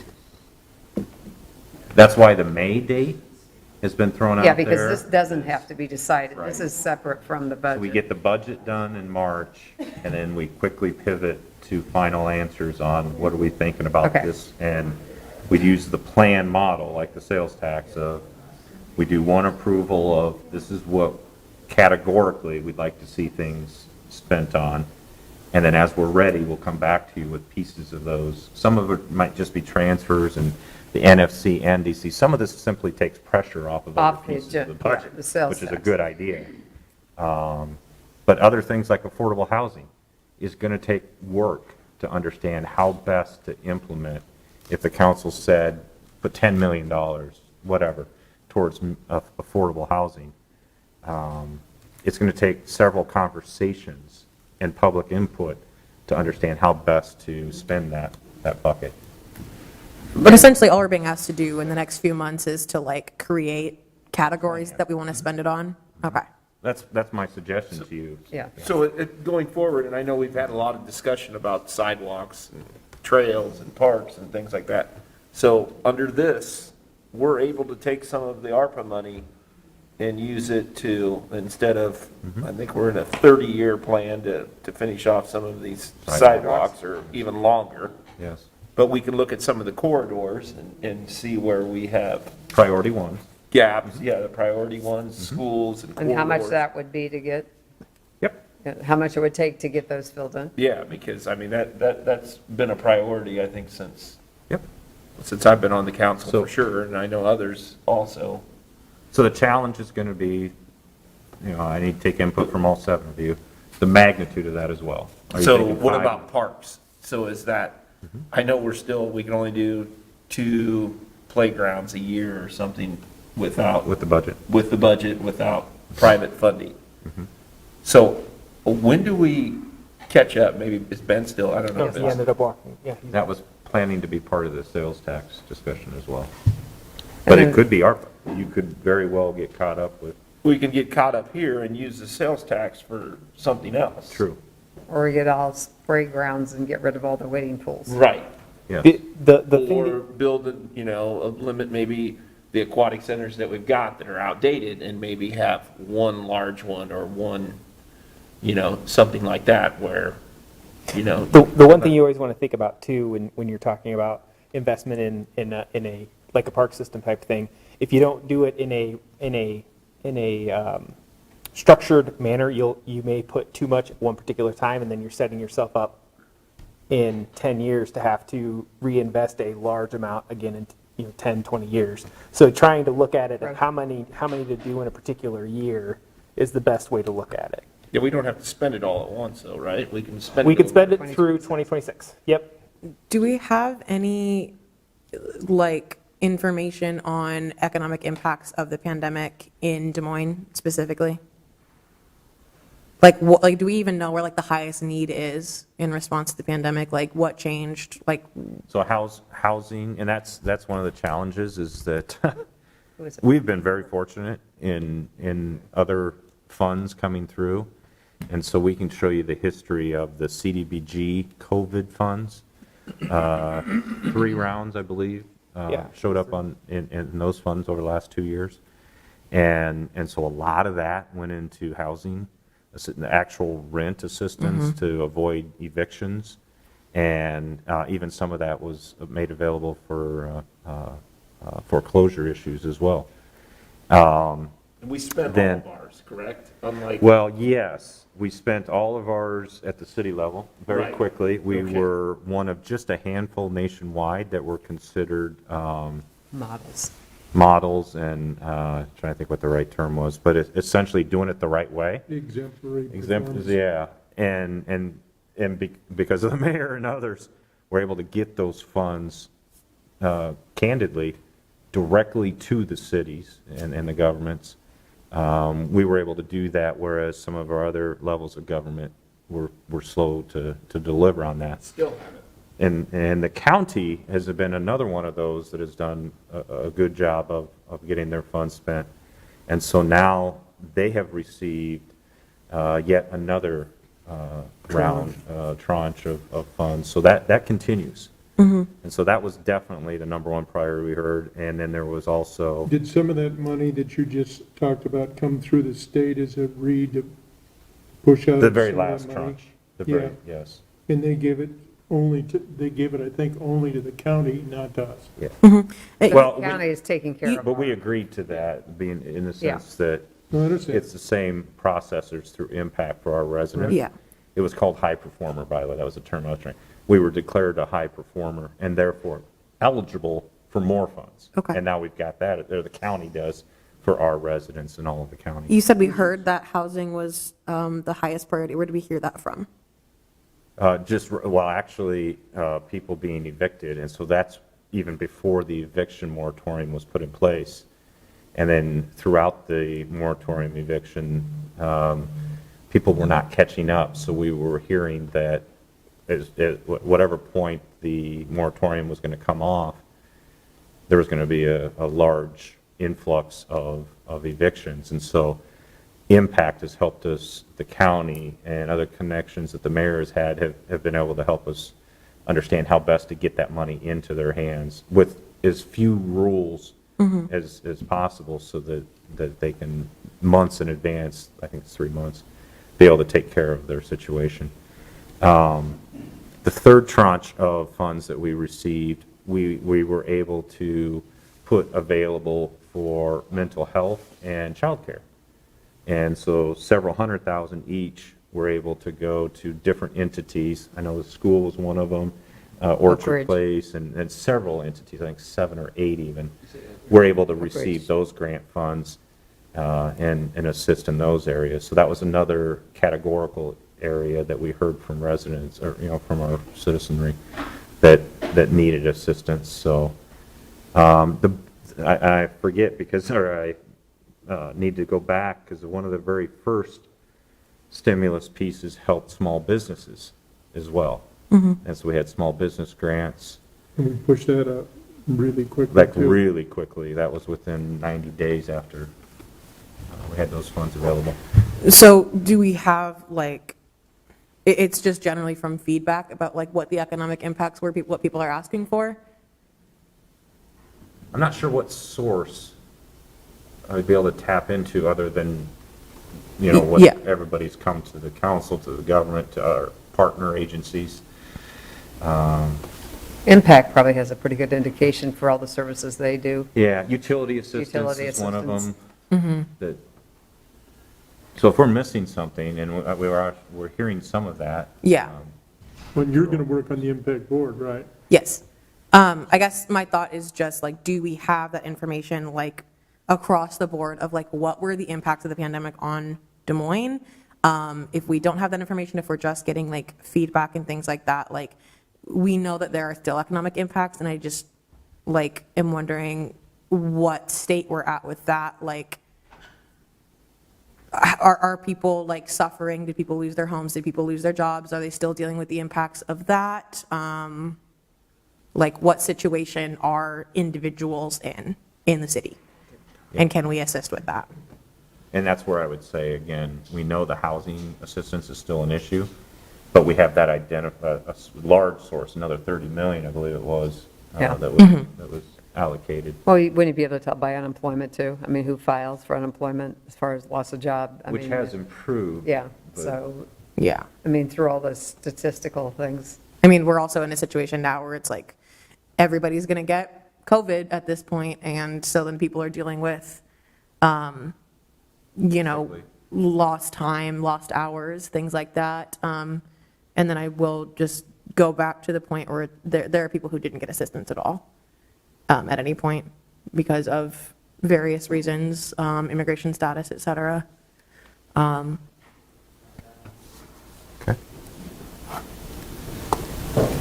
I guess that's just,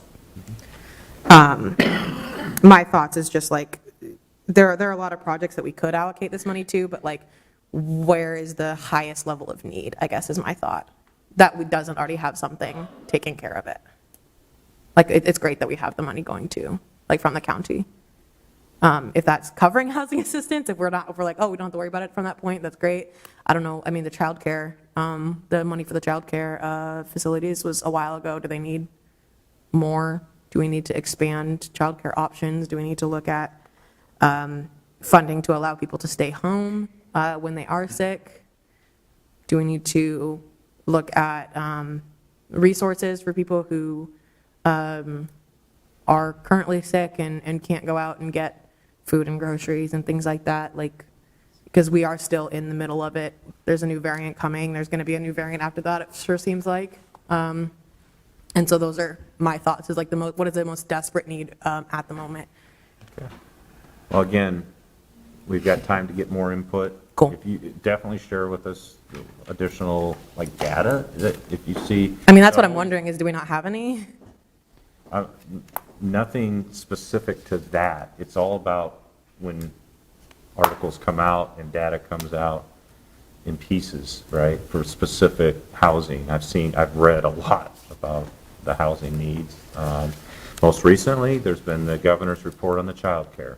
So I've been working my way through that, which should be about it. We hear a lot about housing being at 30% burden.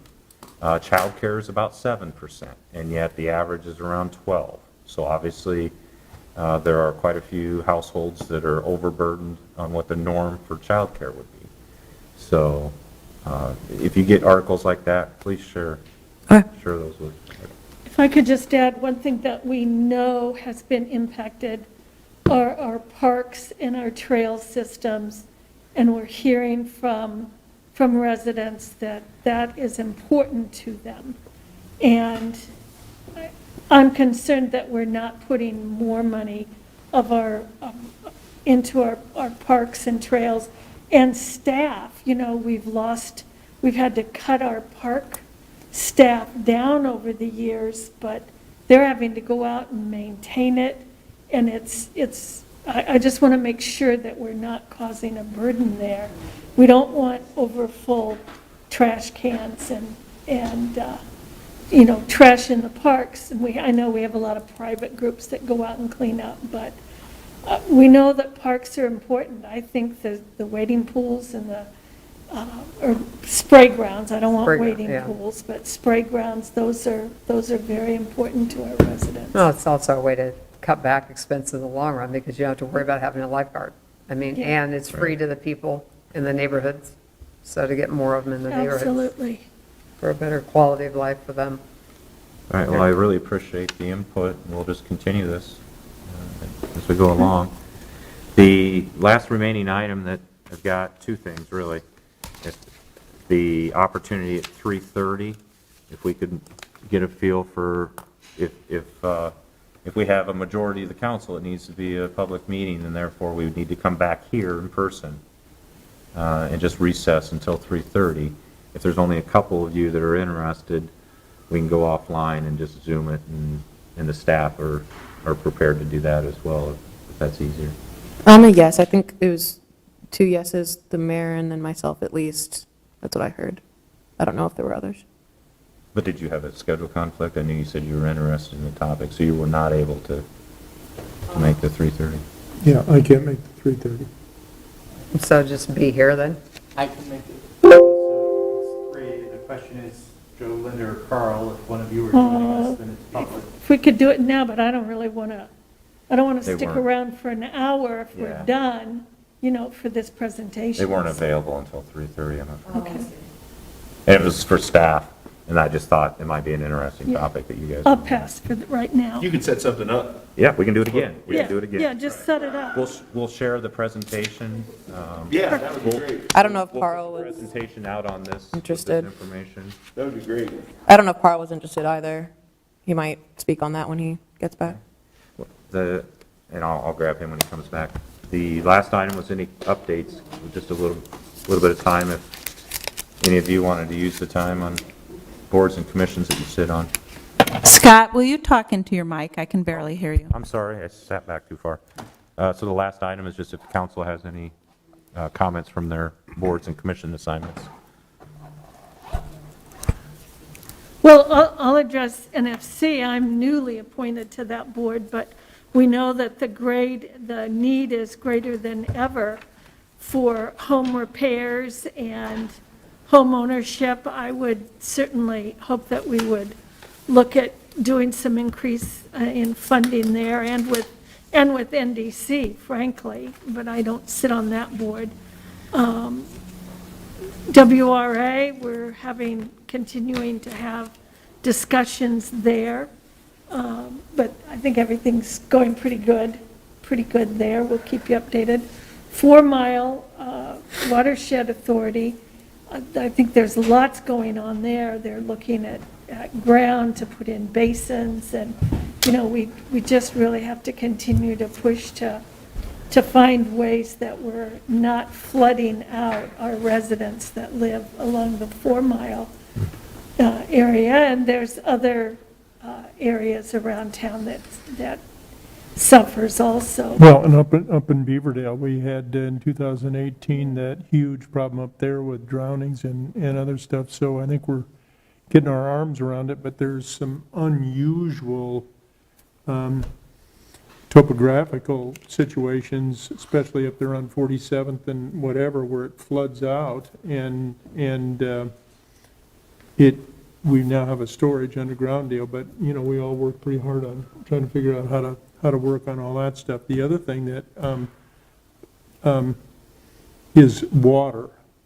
I've been watching, and I think we all have a little bit, that it sounds like Urbandale and West Des Moines are sounding very positive about the regional concept and working together as opposed to having multiple different production plants that we all work together to protect and our water resources, and hopefully we can get some folks up to the Capitol to listen to the importance of that resource and want to protect it for not only today, but future generations. I mean, it's a struggle, but we'll have an update on that hopefully in the next month to two as they have this further discussion around water. So I'll just give you an update on a couple of the boards that I serve on. This will be the last month that I will be the chair of the MPO. The mayor and I serve on the executive committee. I'll still have 2 more years to serve as the ex officio. Finishing up a couple of really good projects and trying to get started. Well, one project we're finishing up is the transload facility. Hoping to have that open and ready to go, I would think by March. I think they'll do ribbon cutting. I think the city's working on a few issues with them. Scott's, I think, staff has been helping them with some of those. The second major project that is the water trails that the MPO holds the grant for. As the state vetted out all of the projects to bid on, they included the River Trails project, which is Harriet Street, Scott Street, Prospect, Birdland. No one bid on that at that time because there were so many bridge projects that the state had put out, and you need a bridge contractor to be able to do a lot of those. So they're going to go back.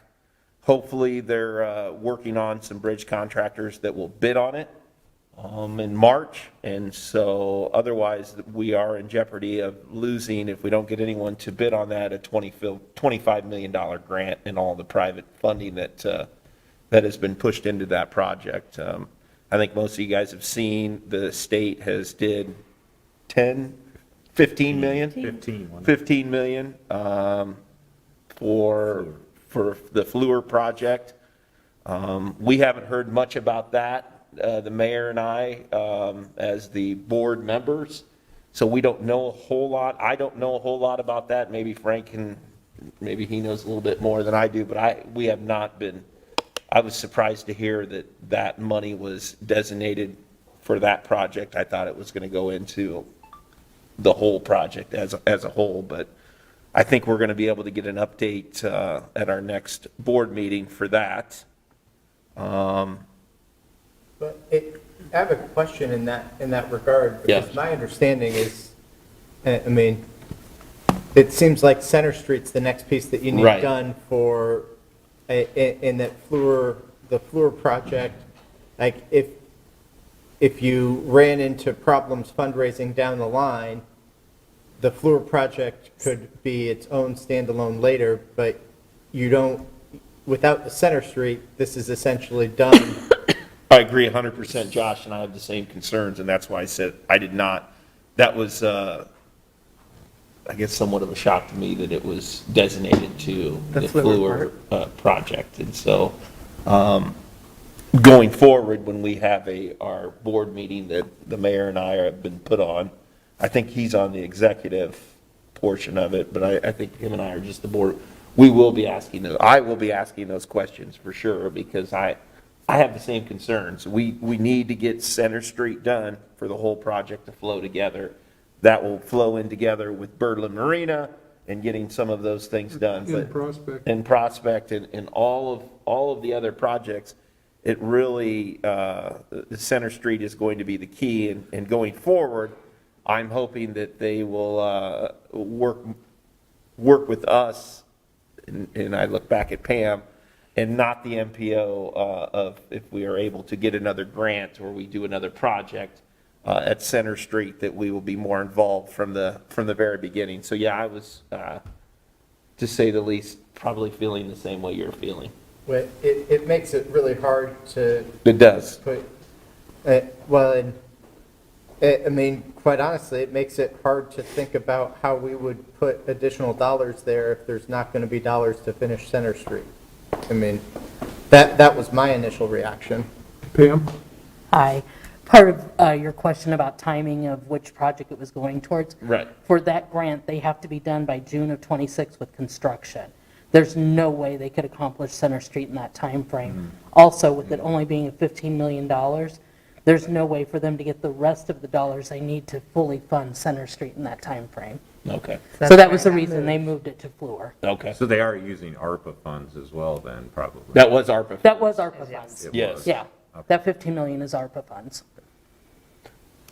But going forward, Pam, with the Scott Street project, my understanding, the state, have they given us any? I thought the ARPA funds they were going to give us were for that particular project, but that is. I don't believe so, no. That's completely funded, so we just have to work on Correct. Center Street now. Correct. Okay. Well, Fluor, I'm not sure is completely It's funded. not. So this was, I mean, essentially, this was the only way that the state could use dollars. The only way they could get the 15 million was to put it towards Fluor. Unless they gave us 100 for the Center Street. Right, and they'd max the grant at 15 million, so, yeah. So that does make a little bit more sense Of now. why they I do pivoted that way, understand it, but Maggie also said that West Des Moines is moving forward with something at 63rd Street so that they would start more developing revenue and activity on the Raccoon. Okay. I haven't heard about those You specifically. can't block the flow of the Des Moines River because it'll affect the intake for the waterworks Right. in our regional water system. I would think they would. That's part of the design I would think decisions they that would have to know, happen. hopefully, about the design and that. Yeah, the pre-design effort should. But we got a front row seat, Frank, so we'll be able to have that discussion. I had a question about the Water Trails project. Sure. Speaking of waterworks, have we been leveraging the Water Trails project at all in like water quality issues? Like, is that a possibility? No, that is, That's supposedly. that is the what possibility. this is about. Where are we getting with that?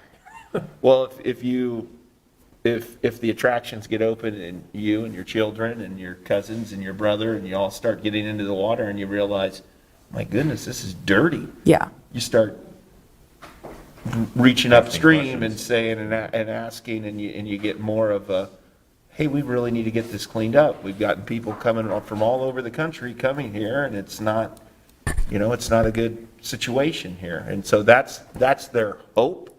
Like it's an awareness campaign? yes. So, at one point in time, there was a committee that was talking about sort of water quality and risk and a public education piece. That group was, well, I don't know that the group was, but I think the organizers wanted to be more focused on sort of a risk assessment so that people were informed when they were getting in the water, but not necessarily a broader water quality conversation. That group has been disbanded now for, I don't know, And eight to months or a Tack year. on to that. And I think that, again, all of us probably remember in our lifetimes, we had a little bit of a discussion about the Clean Water Act. And that we had a little lawsuit about that 10,000 square miles of watershed that comes right down here to the confluence and where we get our deal. But for whatever reason, they decided that the people that are in control of it, their only responsibility was to improve the productivity of farm ground. It wasn't to protect the Clean Water Act and the use of the water, the quality of the water that was in there. And so they threw the lawsuit out. Sure. I mean, that fight isn't over though. Like that's like still a huge concern, obviously, for a lot of people. And I guess my concern then is just like we're, investing a lot of funds into a project where then people are going to get in dirty water. Like that concerns me. And I'm just wondering if we have any leverage points to, fix that issue. Because I mean, obviously, like the awareness, at least in the state of Iowa, is absolutely there, like with the huge I think report Joe that and went I out. have both registered that same concern. Yeah. Consistently. And- Yeah. And there's folks that say, well, when we promote all this, people will realize that they have to clean this up because of all the reasons that I think we're talking about. I'm forever hopeful. But I keep registering that same concern, so let's all pick our voices up and see if we can. We'll still some progress. keep pushing the message and doing what we need to do. But we all need to do it. Yeah, absolutely. Time's going to tell whether the project goes forward, if we Yeah. can find a contractor. The funding's in place to do the first phase of it. And so it's depending on whether someone is going to build it. Because if they don't get a contractor in March, they're going to lose the $25 million, and then we won't be having any discussion about water trails anymore. Are we worried about revenue down the line? Because essentially it's supposed to be like a revenue generating. There won't be any revenue generated No? until Center Street is. Right, but like once it's completed, ideally it would be revenue generating. There'll be some. There'll be some, yes. Okay. It will But a be lot more of of an economic driver to Other amenities. hotel motels, Off-site. off-site. different- Tourism, essentially. Exactly. We Okay. bring a lot of dollars for our local option sales tax, the extra 1 penny that people will be spending in our community, things like that we'll see more of a direct impact than anything else, I would believe. And so that's going to impact the city of Des Moines. Well, it'll impact the, The region. yeah, it'll impact, but like, I mean, generally, I guess it would be like revenue for businesses in the area as well. Like, and if we didn't see the level of revenue that we expected, potentially because, I mean, this is not something I'm trying to put on both of you because I know that we're on the same page with this. But if we weren't seeing the level of revenue we expected because of the water quality issues, like what would be the next step, I guess? Would it just be being loud about it? Would it be trying to get, the private partners who have invested in this to leverage something? I mean, like, are they willing to do that at this point? Sorry, there's kind of a few questions in there. I think those are questions that we all want to know answers to, but Yeah. every meeting that Joe and I've been to, they throw up all these charts that show us all the money that's going to come out of it, and they're going to distribute it all around the region. Isn't that kind of, Joe, what you? Yeah, I mean, that's, when That's- Center that's Street, a when good Center Street is completed, there is some revenue. I don't believe that I still think that, we're going to have to participate with tax dollars, but it is going to be over $100 million, attraction in our backyard that we're going to have maybe $10 million in it altogether. And so that's 10% of 110 million. And being able to attract a younger workforce that would possibly be able to want to do some of the fun things that we'd be able to offer, because we don't have mountains, we don't have the ocean.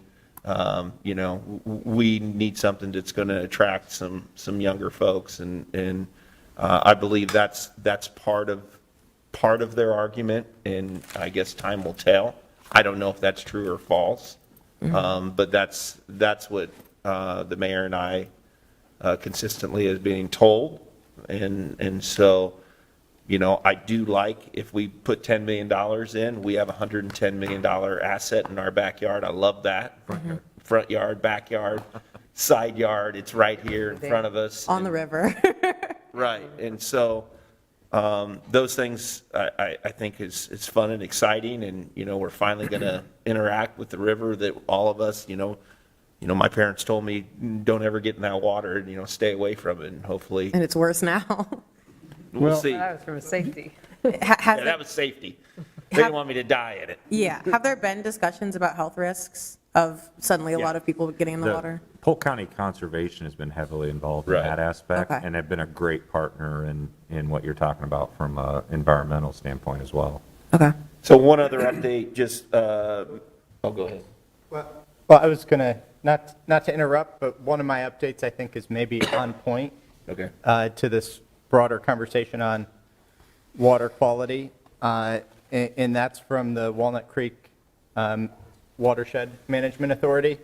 One of the initiatives of the Walnut Creek Management Authority has been to look at a stream buffer ordinance in the member communities, and they have drafted a model ordinance. So far, Polk County, Pleasant Hill, Altoona, and Bondurant have adopted the model ordinance, and there is expected action from Waukee, Clive, and Johnston. That goes to both, I think, water quality and flood mitigation issues. I think the 4 Mile Creek watershed folks also looked and were part of informing this ordinance. I think it would be useful for us to have a work session so that we can get briefed on this ordinance, and I would like us to take action on it, but I wanted to make sure that at least we all knew that this was out there and that a number of the metro communities have already been taking action. And so, to me, this is one of those things, if we're going to talk about water quality, we've obviously got a number of things upstream that we need to be advocating on, but this is a piece that we can address in a very localized manner. So I would hope with the agreement of everyone here that we could get a work session scheduled on that ordinance. In a few words, what is a stream buffer? So stream buffer, essentially it takes a waterway like a stream and it creates a buffer on either side of it by ordinance. So you protect that area, and there are going to be questions about new development versus existing development. Oh, like imaginary lines? Right. So you'll say 50 feet. And you're going to set the buffers differently based on designations of waterways. And it provides some protection, so there's less runoff if you have plantings there. It provides, if you're not building structures in that area, it provides protection from a flood perspective. But from a water quality perspective, if you're putting plantings there of some sort, you're controlling the flow, you're cleaning the water before it ends up in the stream. It's one of the things that can be done that would be beneficial, certainly in the entire watershed beyond and upstream. That would be a huge help from one of the beneficial practices to improve water quality. Okay, yeah, I'm down for that. And Polk County Conservation is doing quite a bit of that right now in 4 Mile. We've had several stream bank stabilization projects, and you can drive through there and you can actually see it. And they do monitor that water. Somebody from Drake University comes over to measure the water quality. And we've been working on this for decades now, and it's really hard to get the urban, suburban, and rural minds together on this. But it is so important to get that buffer in, because if you look out and you drive around this state, while they're tiling all these ag fields and putting it in the nearest stream to get it off, and in many places, there's no buffer at all. And I forget, what is there, 23 million acres of farm ground in the state of Iowa? And they're talking about maybe putting 50,000 acres worth of buffer. I'm going, really? Yeah. Did you have a comment? No, I don't. No, I was just gonna give a brief. It's right there, we can't see it. I also serve on the Metro Waste Authority.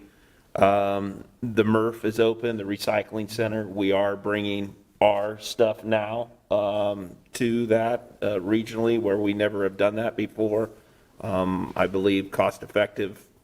It is being cost effective. It's not costing us anymore to do that. And so that's really the only update that I've had for those are the boards. I do serve on the WRA. I think Linda gave a brief update on that, but that's it for me. I guess, well, Carl and I and the mayor all serve on Invest DSM, and things have gone very well.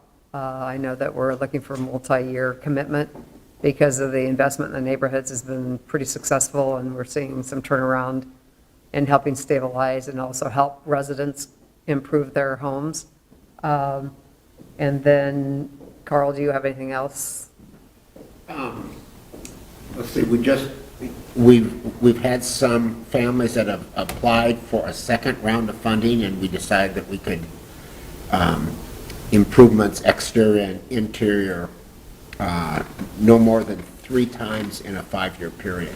So and there also are people that are doing smaller projects that they can afford. And also looking at seniors that are on fixed income, how we can impact those, help people in putting the investment into their home so they can stay in their home and not have to leave, or at least be in a safer setting Some maybe currently are, or they put off, so hopefully, like new windows, energy efficiency, new furnaces, things like that.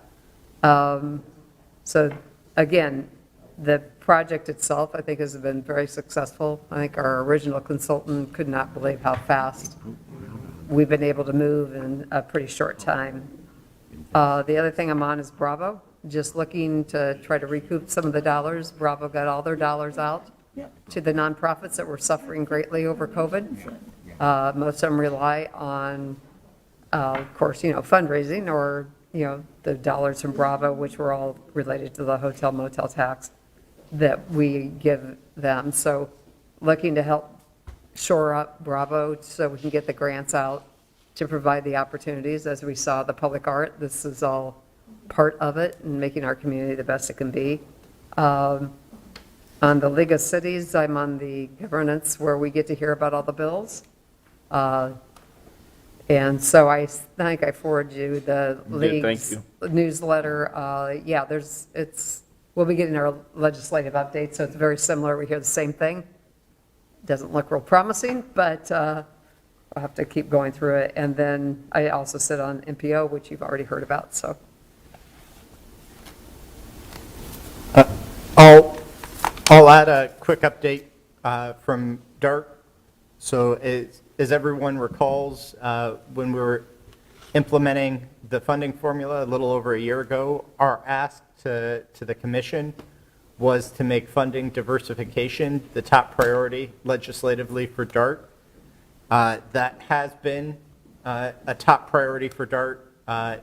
Last legislative session, there was the hotel motel tax, which would have provided a different revenue stream and a way to help pay for those services and take pressure off of the property tax payments for DART. That made it into the governor's budget and the Senate's budget, but did not make it through final negotiations. That is still being worked on this legislative session. And so we will see sort of what happens with the various tax-related bills.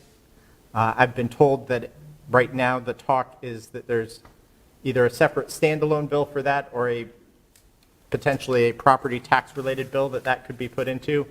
And then obviously it's subject to negotiations, but it's certainly something I will be talking to our Des Moines delegation about because it's critical for DART for the long term to be able to have a robust transit system. We're going to need a more diverse set of funding options than solely relying on the property tax formula, which has been fraying, and it's been a challenge keeping member communities bought into that system. DART is also having conversations, continue to have conversations about the operation and maintenance facility. We ran into a hiccup, so folks know, with the location that had been identified. There were archaeological findings as they were doing preliminary work there, and FTA has requested that DART find a different location. So DART has been working with city staff and is looking for alternative locations for this facility. Similar to what Water Trails is facing, DART has a $17 million grant that would cover a piece of this and was hoping to apply for a second round of funding, facilities grant funding from FTA. But FTA said until you figure out this location piece, don't come and ask for another set of funding. But from a background perspective, just from an importance of this, the existing facility is old and outdated and not the way operation and maintenance facilities are designed today. In fact, it has individualized doors for each bus, and those doors are actually too small. For example, if we wanted to fully transition to an electric fleet, many of those doors would not work for the current electric bus models that exist. FTA has said they will not provide any more funding for even routine maintenance of the existing facility, so that is all on the local dime. if we stay in that existing facility that is down by the Gray Station, Gray's Landing area. And then the final thing to look for from DART has gone through a transit optimization study. That final report should be out in the next couple of months. So that provides a roadmap of things to think about when you talk about how we can have more efficient, effective service, but also where are the places in our community that could use additional service in the future. So there are some things that are cost neutral to implement, some things that would require additional funding, but it provides, I think, a pretty good roadmap for a mix of things to think about when we think about the future of transit, for those of you who are interested in digging in a little deeper. Well, I want to just add to that. I remember, and I'm looking back at Joe again, when we did the Tomorrow Plan, we were trying to establish those corridors and those nodes, which would be very supportive for public transportation. We're just not making the kind of progress on that I was forever hopeful of, in some of these other areas, because they said, well, that's not how we designed our cities over the last 30 years, and so we're not going to go to that. But I think that some are beginning to realize the importance of public transportation and maybe start to rethink it. But again, I'm forever hopeful, but Can I just add one thing, and this is Scott, you and staff need to be complimented. Heather, your new hire for neighborhoods.